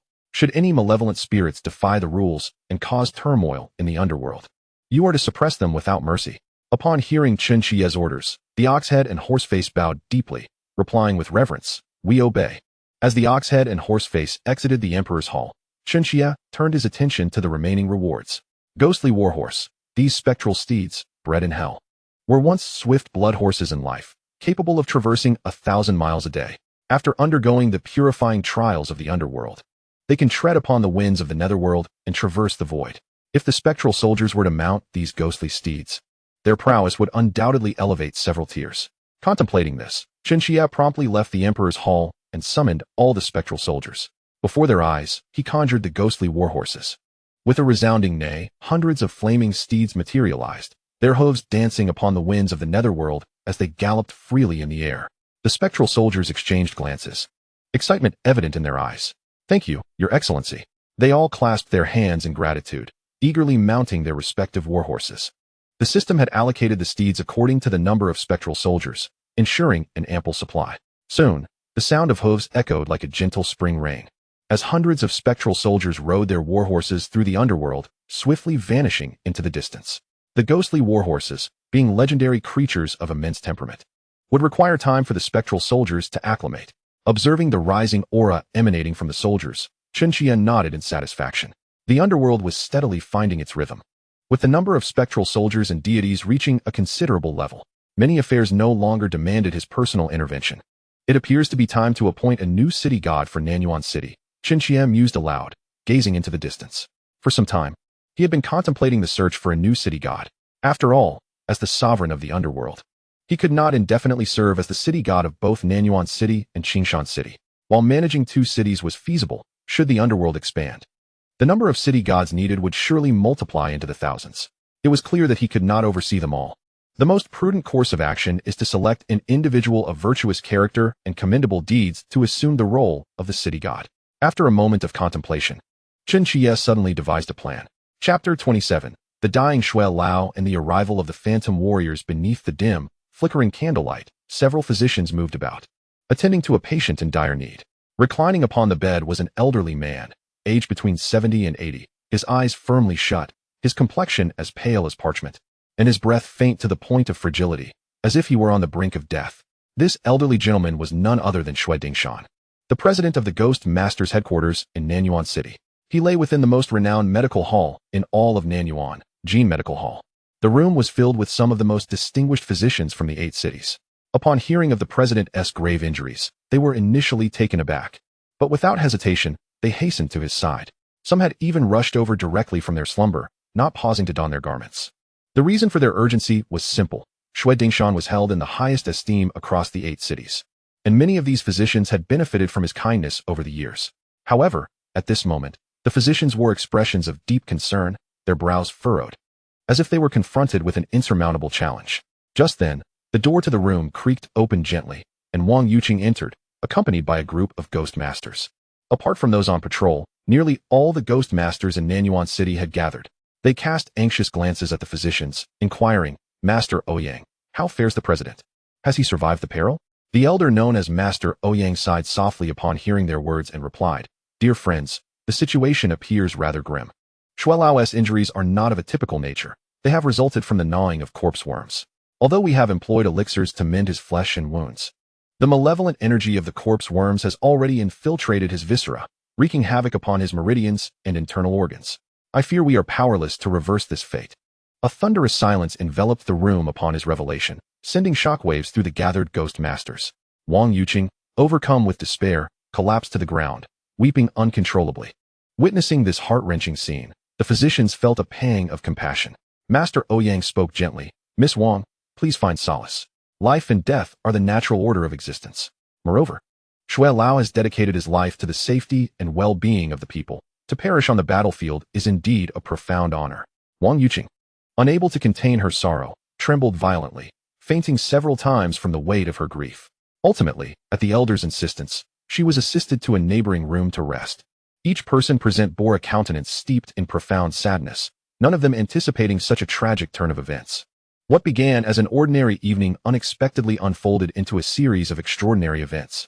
Even the president of their organization found himself in grave peril. The impact of this revelation was indeed overwhelming. The Grand Elder of Nanyuan City inquired, "Master Ouyang, is there any way to prolong Elder Shui's life? As you know, Elder Shui is a truly good man. Even if it means exhausting our resources, we, the headquarters of the ghost tamers in Nanyuan City, would be willing to do anything to extend his days." Master Ouyang shook his head and replied, "Grand Elder, your words are too formal. Years ago, when my family was threatened by malevolent spirits, it was Elder Shui who came to our rescue. Without his intervention, my family would have perished decades ago. Rest assured, I am prepared to risk my own life to ensure that Elder Shui can endure a little longer." Upon hearing this, the ghost tamers were filled with gratitude, bowing in appreciation towards the physicians. Thank you, everyone." As the night deepened, the physicians gradually returned to rest, and the ghost tamers went back to their headquarters, each attending to their respective duties. Only a small number remained behind to care for Elder Shui's needs. On the bed, Shui Dingshan suddenly felt an intense thirst and slowly opened his eyes. He instinctively turned his head and saw Wang Yuqing resting beside his bed. The young girl appeared fatigued. Having fallen asleep with her head resting on the edge of his bed, her gentle snores barely audible. Dried tears stained her cheeks, as if she had wept profusely. Shui Dingshan chose not to disturb her. Instead, he found a garment and gently draped it over Wang Yuqing. However, this seemingly simple act nearly cost him his life. A searing pain tore through his body, as if his very organs were being violently tugged, causing him to grimace and break into a cold sweat. After several minutes, he finally regained his composure, a bitter smile etched across his face. Alas, is it truly hopeless? He mused to himself, feeling the vitality within him swiftly ebbing away. Although the physicians had administered life-sustaining elixirs, in his current state, He feared it would not be long before his time ran out. This thought filled Shui Dingshan's heart with profound regret. He had envisioned a future where, upon retirement, he would explore the magnificent landscapes of his homeland, seizing the opportunity to fulfill the dreams left unfulfilled in his youth. He even hoped to dedicate his spare time to studying myths and legends, delving into the mysteries of the underworld. Yet now, it seemed that such aspirations would forever remain unfulfilled. Elder Shui, Elder Shui. Just as Shui Dingshan was consumed by his regrets, a voice suddenly resonated in his ears. Startled, he instinctively glanced towards Wang Yuqing, only to find her still soundly asleep. The voice not originating from her. Elder Shui, Elder Shui. The voice continued to echo beside him. For reasons unknown, upon hearing that voice, Shui Dingshan was suddenly overcome by a wave of familiarity. Almost instinctively, he rose to his feet and gazed in the direction from whence the sound emanated. That single glance sent a tremor through his heart, as if a thunderclap had struck within his mind. Before him stood a soldier clad in armor and wielding a long blade. In his grasp, he held a black chain, and at his waist hung a pair of black handcuffs. His countenance was ashen, and his blood-red eyes fixed intently upon Shui Dingshan. An aura of chilling malevolence seeped from the soldier's form, causing the temperature in the room to plummet significantly. "Are you a ghostly envoy from the underworld?" Shui Dingshan exclaimed, his face a mask of astonishment. He had not anticipated encountering a ghostly emissary at such a moment. However, he felt no trepidation. On the contrary, he harbored a peculiar affection for the underworld. Perhaps it stemmed from the enigma surrounding its nature. Or perhaps it was the fondness that arose from being rescued from the clutches of the realm of myriad ghosts. In any case, his feelings were far from disdainful. Yet, regardless of his fondness, the appearance of the spectral soldier stirred a profound sense of melancholy within him, accompanied by a surge of regret. He sighed and inquired, "Mighty ghostly envoy, have you come to escort this old man on his final journey? Does this imply that my time has come?" Shui Dingshan had contemplated the possibility of his impending demise, that his spirit would soon return to the underworld. Yet he never expected it to arrive so swiftly. "No, Elder Shui, you have misunderstood," the ghostly soldier responded promptly, clasping his fists in salute. "Your earthly lifespan has not yet reached its conclusion. I have come not to claim your soul, but to convey a summons from His Majesty, the Son of Heaven, inviting your spirit to the underworld for a brief visit. I shall return you before dawn." The soldier's demeanor was exceedingly respectful, and rightly so. As the president of the Ghost Master Association in Nanyuan City, Shui Dingshan's soul was intertwined with immense merit, radiating a golden light as brilliant as the sun. Ordinary spirits could not perceive this radiance. But as a ghostly envoy of the underworld, he recognized it with clarity. Such a figure, even in death, would likely receive preferential treatment in the underworld, perhaps even ascending to the status of a deity. In that eventuality, Shui Dingshan would become his superior. Maintaining a cordial relationship now was undoubtedly prudent for future considerations. A journey to the underworld? Hearing the envoy's words, Shui Dingshan was momentarily taken aback. He had not anticipated that, as an old man, he would be deemed worthy of such an invitation. Yet soon, excitement surged within him. Did this not signify that he would have the opportunity to enter the underworld? For Shui Dingshan, the legendary realm of the underworld had always been a source of profound yearning. At this moment, he finally had the opportunity to unveil the mysterious veil of the underworld. Contemplating this, Shui Dingshan did not hesitate and directly stated, "Very well, I shall accompany you." "Old man." "Thank you, Elder Shui," the ghostly soldier replied with a respectful nod, adding, "Please, follow me." The spectral emissary was already prepared at the door. Shui Dingshan nodded in acknowledgement. Just as he was about to leave, he suddenly cast a glance at Wang Yuqing, who was resting beside the bed. It seemed that the previously deep-sleeping Wang Yuqing had sensed something amiss, as she slowly lifted her head, her eyes fluttering open in a daze. Upon opening her eyes, she found Shui Dingshan gazing at her with a smile. "Elder Shui, how did you get out of bed? Am I dreaming?" Wang Yuqing inquired, rubbing her eyes. Her face a portrait of confusion. Before she could ponder for long, her gaze abruptly froze. Standing beside Shui Dingshan was a ghostly soldier of the underworld, holding a long blade and with a pallid complexion. A ghostly emissary? Wang Yuqing's expression shifted, and she asked urgently, "Elder Shui, are you?" Seemingly attuned to her thoughts, Shui Dingshan chuckled softly. He raised his hand and gently patted Wang Yuqing on the head, saying, "Child, do not overthink. This old man is not dead yet. This time, I have merely accepted the invitation of His Majesty to visit the underworld. I shall return before dawn. There is no need to worry." Upon hearing Elder Shui's words, Wang Yuqing felt even more perplexed. A visit to the underworld? What does that signify? Is there something about Elder Shui that has drawn the attention of the underworld? Just then, a faint knocking sound interrupted Wang Yuqing's thoughts. Instinctively, she turned her head to see the Grand Elder standing at the door. a look of concern on his face. Yuqing, are you alright? I just saw you talking to the air. Is something wrong? Talking to myself? Wang Yuqing was taken aback. Grand Elder, can you not see him? Before she could finish her sentence, she found herself frozen in place. The figures of Xue Dingshan and the ghostly soldier had vanished without a trace. Even the spectral energy in the air had dissipated completely. See what? The Grand Elder furrowed his brow, scanning the room, only to discover it was utterly empty, devoid of anything. Wang Yuqing managed a wry smile and said, Grand Elder, I just saw Elder Xue with a ghostly soldier. He told me he was going to visit the Underworld and would return before dawn. To the Underworld? The Grand Elder was momentarily taken aback, then shook his head with a smile. Yuqing, are you dreaming? Elder Xue was lying comfortably in bed, wasn't he? Following his gaze, Wang Yuqing indeed found Xue Dingshan still peacefully resting in bed, having not moved an inch. Everything that transpired moments ago felt like a mere illusion to her. The Grand Elder gently patted her shoulder and said, Yuqing, it seems you are overly fatigued. I understand the weight of your heart regarding Elder Xue's grave injury, but do not be too hard on yourself. Life, with its cycles of birth, aging, illness, and death, is simply the nature of humanity. Wang Yuqing sat there in a daze, her delicate face reflecting a look of utter bewilderment. Not a single word of the Grand Elder's reached her ears. Her mind was consumed by the events that had just unfolded. She was certain that what she had witnessed was not a figment of her imagination. Elder Xue's voice, the visage of the ghostly soldier, and the chilling aura that enveloped the air were all too vividly real. Yet, since Elder Xue lay confined to his bed, who could that person be who had ventured out with the ghostly soldier? In the darkness, a winding path led into the unknown. Lush bamboo groves flanked either side, shrouded in a thin mist that enveloped the surroundings. Xue Dingshan found himself astride a ghostly steed, while the ghostly soldier walked ahead, holding the reins. To be frank, prior to mounting the spectral horse, Xue Dingshan harbored some trepidation. After all, the horse was engulfed in flames, and a moment's inattention could lead to his own fiery demise. However, once seated, he felt no trace of searing heat.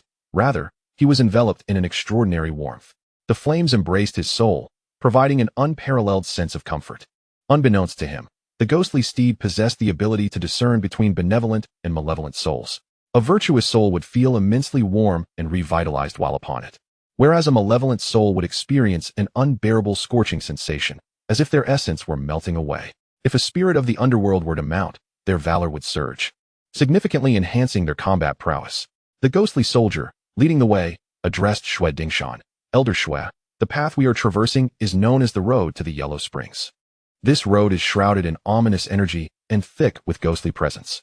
Without the guide issued by the Underworld, one could easily become lost upon this path. If that were to happen, there would be no passage to the netherworld, nor a return to the mortal realm. One would be doomed to wander eternally as a restless spirit. Upon hearing this, Xue Dingshan glanced around, and indeed saw the surrounding path being swiftly engulfed by mist, descending into darkness. The only source of light was the guide in his hand, casting a faint glow that steered them forward. Time lost meaning as they walked, until suddenly, the scene before them opened up dramatically. Xue Dingshan looked up and felt a jolt of shock. A grayish sky loomed overhead, blood-red clouds drifted across the expanse, and the blackened earth cracked in desolation, with skeletal remains scattered haphazardly. The chilling winds carried the mournful wails of tormented spirits, resonating in his ears with a haunting clarity. Just the sound alone sent shivers down his spine, and he could not help but swallow hard.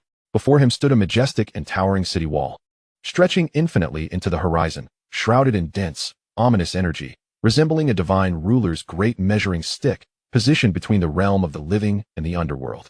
The imposing city tower soared towards the heavens, seemingly merging with the celestial dome above. A dozen grim-faced underworld soldiers stood solemnly before the tower. A multitude of bewildered souls continuously approached from afar, stepping into the tower. At the pinnacle of this structure hung a resplendent plaque, inscribed with the words, "The Gate of Ghosts." Chapter 29, Strange Tales, The Living Wander the Underworld. This is the Gate of Ghosts. Gazing at the colossal tower before him, Xue Dingshan could not help but swallow hard. He had previously thought that the towers of Nanyuan City were sufficiently grand. Yet, in comparison to the tower before him, they were utterly insignificant. Even across the entirety of the state of Chu, one would find no other tower that could rival this one. Standing at the Gate of Ghosts, a palpable wave of ghostly energy surged towards him, an incessant flow of spectral power infiltrating his very soul. No wonder the spirits of the underworld were so formidable. The density of this ghostly energy was astonishing beyond comprehension. "Xue Lao, let us proceed." The underworld soldier turned, speaking respectfully. "Very well," Xue Dingshan nodded. calming the tumult within him, and replied. Soon, the two arrived before the Gate of Ghosts. Along their path, numerous souls wandered, having drifted over from the road to the Yellow Springs, much like themselves. Some floated freely, while others were bound by dark chains, forcibly escorted by ghostly emissaries. Shui Dingshan surmised that these souls were likely recently deceased, having just arrived in the Underworld. However, he did not dwell on this thought. At that moment, the Underworld soldier raised his hand, and a paper talisman materialized before him, inscribed with the words, "The Road Pass of the Emperor of Fengdu, the great deity of the Underworld." After the soldier at the Gate of Ghosts inspected it and confirmed its validity, he permitted Shui Dingshan to enter. Beyond the Gate of Ghosts lay a sprawling array of edifices, pavilions, towers, cliffs, and majestic structures that reached for the clouds. Yet, within these buildings lingered a palpable chill of shadowy energy. Countless souls traversed through these structures, while numerous underworld soldiers patrolled the vicinity. Although the air was thick with ghostly essence, it bore a striking resemblance to the cities of the living. Nanyuan City? Shui Dingshan's expression turned curious. He had once heard from the elders that within the underworld existed a city inhabited by the deceased. This city was known as Nanyuan City, a realm designated for those who had met untimely ends and for those whose lifespans had not yet concluded. Shui Dingshan initially believed that the tales spun by the elders were mere fabrications, yet he was astounded to discover that the city of the wrongfully executed truly existed. Judging by the imposing structures surrounding him, their grandeur was on par with any city in the mortal realm. What truly unsettled Shui Dingshan was the realization that the number of spectral soldiers nearby far exceeded those he had encountered on the city walls of Nanyuan. Just along his path, he estimated there to be 70 or 80 of them. If one were to include the patrolling phantoms and those yet to appear, the number could easily reach several hundred. Moreover, each of these spectral soldiers was at the pinnacle of the ghost general realm. The mere thought of hundreds of such formidable entities was enough to send chills down one's spine. And this was merely the outermost layer of the Underworld's forces. Not to mention the likes of the black and white Impermanence, the Oxhead and Horseface, and the elusive Heavenly Sovereign. What unspeakable terror might they wield? With a heart full of trepidation, Shui Dingshan pressed deeper into the realm. Shui Lao? At that moment, a voice called out unexpectedly.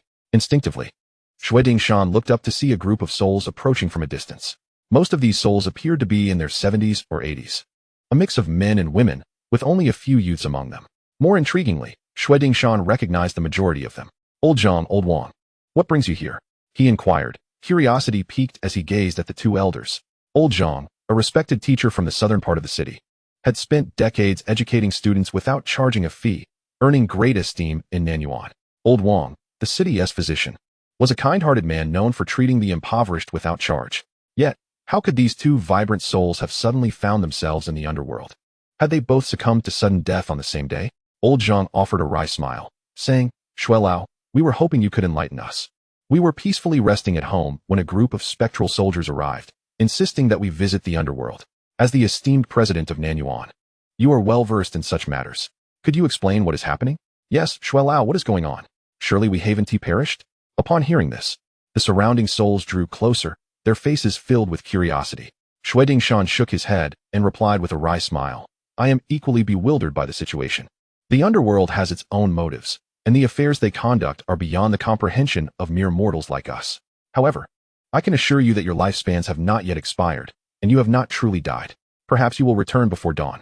Upon hearing Shui Dingshan's words, the gathered souls breathed a sigh of relief.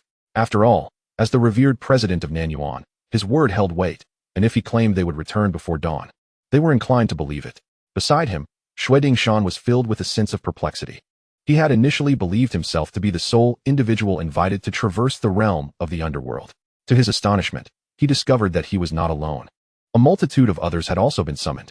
What purpose could the underworld have in gathering so many souls? Soon, the gathering of spirits, under the guidance of the ghostly soldiers, arrived before a grand and imposing palace. A square plaque hung prominently above, inscribed with 3 formidable characters, Judge S. Hall. Shui Dingshan murmured to himself. Merely gazing upon these characters invoked a sensation as though his very soul were being grasped. A sacred aura enveloped the atmosphere, compelling all present to instinctively bow in reverence. Everyone is here, then? At that moment, a light chuckle resonated through the air.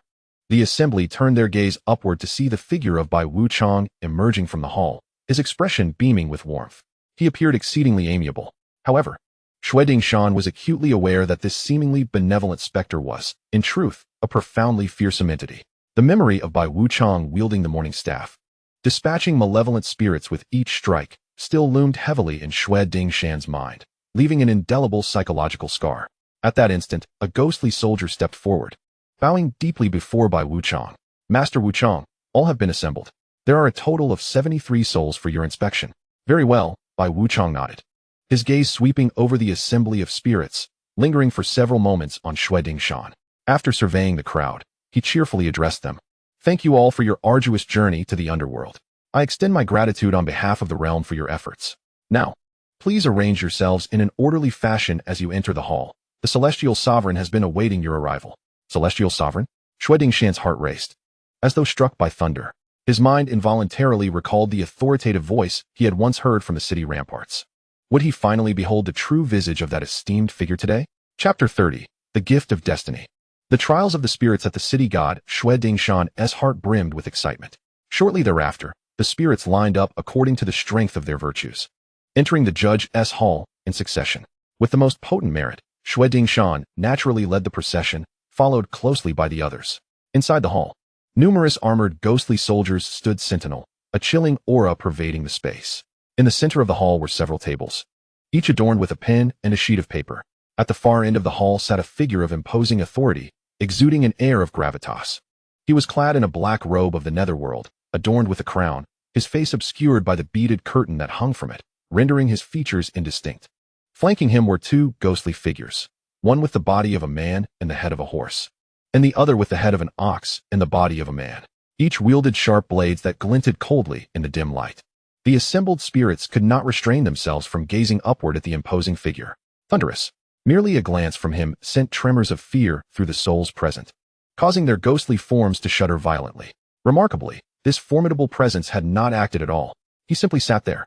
Yet, the overwhelming aura he exuded instilled an unprecedented sense of oppression in all the spirits, as if their very souls were on the verge of being shattered. Xue Dingshan, too, was drenched in cold sweat. He had never encountered such a terrifying being. This aura was 100-fold, 1,000-fold more fearsome than that of the messengers of death he had previously seen. Just as the crowd was engulfed in trepidation, the white messenger approached Chen Qiye, turning to Xue Dingshan and the other spirits, commanding, "You all may pay your respects to His Majesty, the Heavenly Sovereign." His Majesty? A flicker of realization sparked in Xue Dingshan's mind as he recalled the authoritative voice he had heard from the city tower that day. Could it be that this man was the source of that commanding presence? No wonder he possessed such divine authority. If he were indeed the sovereign of the underworld, it would be entirely understandable. With this thought, Xue Dingshan felt compelled to act without hesitation, promptly bowing to Chen Qiye, exclaiming, "I pay my respects to His Majesty." The surrounding spirits, witnessing this, hastily followed suit, bowing and clasping their fists in reverence. "No need for formalities," Chen Qiye said, his gaze piercing through the beaded curtain as he surveyed the assembly of spirits before him. These souls were renowned figures from the 8 cities, each cloaked in varying degrees of golden light, a testament to their sanctity. This golden radiance was the light of virtue, generally. Those who committed good deeds would carry this glow in their souls after death. The more benevolent acts one performed, the more potent the light of virtue would become. Among these spirits, Xue Dingshan's radiance was particularly resplendent. If the golden light of others resembled mere sparks, then his shone like the midday sun. Such a virtuous individual, even if he were to remain unconnected to the position of city god, would be afforded a title by Chen Qiye upon his arrival in the underworld. "Very well. Please take your seats," Chen Qiye gestured, inviting the multitude of spirits to sit. Once they were settled, he continued, "Before you on the tables lie sheets of paper and pens, each inscribed with several questions. The purpose of your gathering here in the underworld is to invite you to partake in an examination. Please answer freely, guided by your innermost thoughts, and cease writing before dawn." Upon hearing this, the spirits bowed their heads in unison, directing their attention to the examination papers before them. Indeed, they found several questions written in neat script upon the blank sheets. The content of the first question comprises merely 8 succinct characters. 1 person, 2 people, hearts intertwined. Thunderous. Upon reading these 8 characters, the spirits present were jolted, as if struck by a bolt of lightning in their minds, resonating with a profound echo. Xue Dingshan widened his eyes, seemingly witnessing something incredible. Not only he, but many spirits around him were rendered speechless, some even dropping their pens to the ground. Most of these individuals had lived for 70 or 80 years, possessing considerable worldly experience. They had heard numerous myths and strange tales throughout their lives. Yet, These 8 characters evoked memories of a particular legend. It is said that long ago, there was a scholarly gentleman who, during a dream, found himself in an unfamiliar grand hall. In this hall, several imposing figures sat, their faces obscured. Before him lay an examination paper. The question being these 8 characters, 1 person, 2 people, hearts intertwined. After pondering, the scholar wrote, with a heart for good, even if goodness is unrewarded. Without intent for evil, even if evil goes unpunished. Subsequently, the scholar garnered unanimous approval from the figures in the hall and became the local city god. This tale is known as the examination of the city god. They could never have imagined that their visit to the underworld today would involve such a question posed by the celestial authority. In other words, it was highly likely that one among them might become the city god of Nanyuan. With this thought, all eyes instinctively turned towards Shui Dingshan. After all, in terms of virtue, none among them could rival him. In terms of status, his title as the president of the Nanyuan City Ghost Master headquarters alone was sufficient to overshadow them. At this moment, Shui Dingshan was equally astonished. He was well aware of the story surrounding the examination of the city god, yet never anticipated that such a myth would manifest in his life. The examination of the city god, indeed. Shui Dingshan took a deep breath, finally grasping the purpose of their invitation to the underworld today. It was likely to select the new city god of Nanyuan. The city god, a legendary deity of the underworld, held a status comparable to that of the black and white impermanence. Should he become the city god, would he not possess godlike powers? When the specters of the ghost kingdom assail, would he not easily vanquish them? The citizens of Nanyuan would no longer suffer from the torment of malevolent spirits, and they could lead lives filled with happiness forever. With these thoughts, Shui Dingshan felt a surge of emotion, causing his hand gripping the pen to tremble ever so slightly. Just then, the authoritative voice of Chen Qiye resonated. The time has come. Let us commence the examination. Understood, the multitude of souls replied in unison, promptly lifting their pens to fervently inscribe their answers upon the examination papers. After a moment of contemplation, Shui Dingshan too grasped his pen and eloquently penned a line of text. Except for the first question, which was rather astonishing. The subsequent inquiries were relatively mundane, such as how to manage the security of the city or how a city god might enhance the lives of the common folk. Shui Dingshan pondered for only a brief moment before beginning to write with great zeal. After all, as the president of the Ghost Master headquarters, he routinely oversaw the entirety of Nanyuan City, making such topics second nature to him. Seated in the main chair, Chen Qiye quietly observed the candidates as they answered their questions. Indeed, the purpose of summoning these spirits today was to select a new city god. Since mythology speaks of examinations for city gods, why not take advantage of it? Furthermore, through this written test, he could discern whether these souls possessed the intellect and capability to shoulder significant responsibilities. Not only Chen Qiye, but also the black and white impermanence, as well as the ox head and horse face, were expressions of eager anticipation. The city god is a dignitary of the underworld, holding a status that rivals even the 10 great underworld marshals. They too were curious whether a deity of the netherworld might emerge from among these mortal souls. Before long, time sped by, and an hour had elapsed. Chen Qiye spoke up without delay. The time is up. Please put down your pens. Your efforts today have been commendable. Yin soldiers, escort them back. Yes. At once, dozens of Yin soldiers stepped forward, each positioning themselves behind a spirit. These souls were benevolent spirits, endowed with considerable merit, and being escorted home by Yin soldiers was the safest course of action. At that moment, Chen Qiye suddenly exchanged a knowing glance with the white impermanence. Understanding the unspoken message, the white impermanence addressed the assembly. Before you return, I would like to remind you all of something. The events of today must not be disclosed to others. This pertains to the discipline of the underworld, and I hope you will keep this secret. Should any of you divulge this information and incur the wrath of the emperor, no amount of merit will shield you from punishment. As the white impermanence concluded, a chilling aura emanated from his being. Enveloped by this atmosphere, the multitude of spirits felt a sudden heaviness in their hearts and quickly clasped their fists in acknowledgement. Very well, the white impermanence nodded in satisfaction, continuing, your examination papers will be personally reviewed by the emperor. Upon your return, please await patiently for news. If no word comes after 7 days, it will signify your disqualification.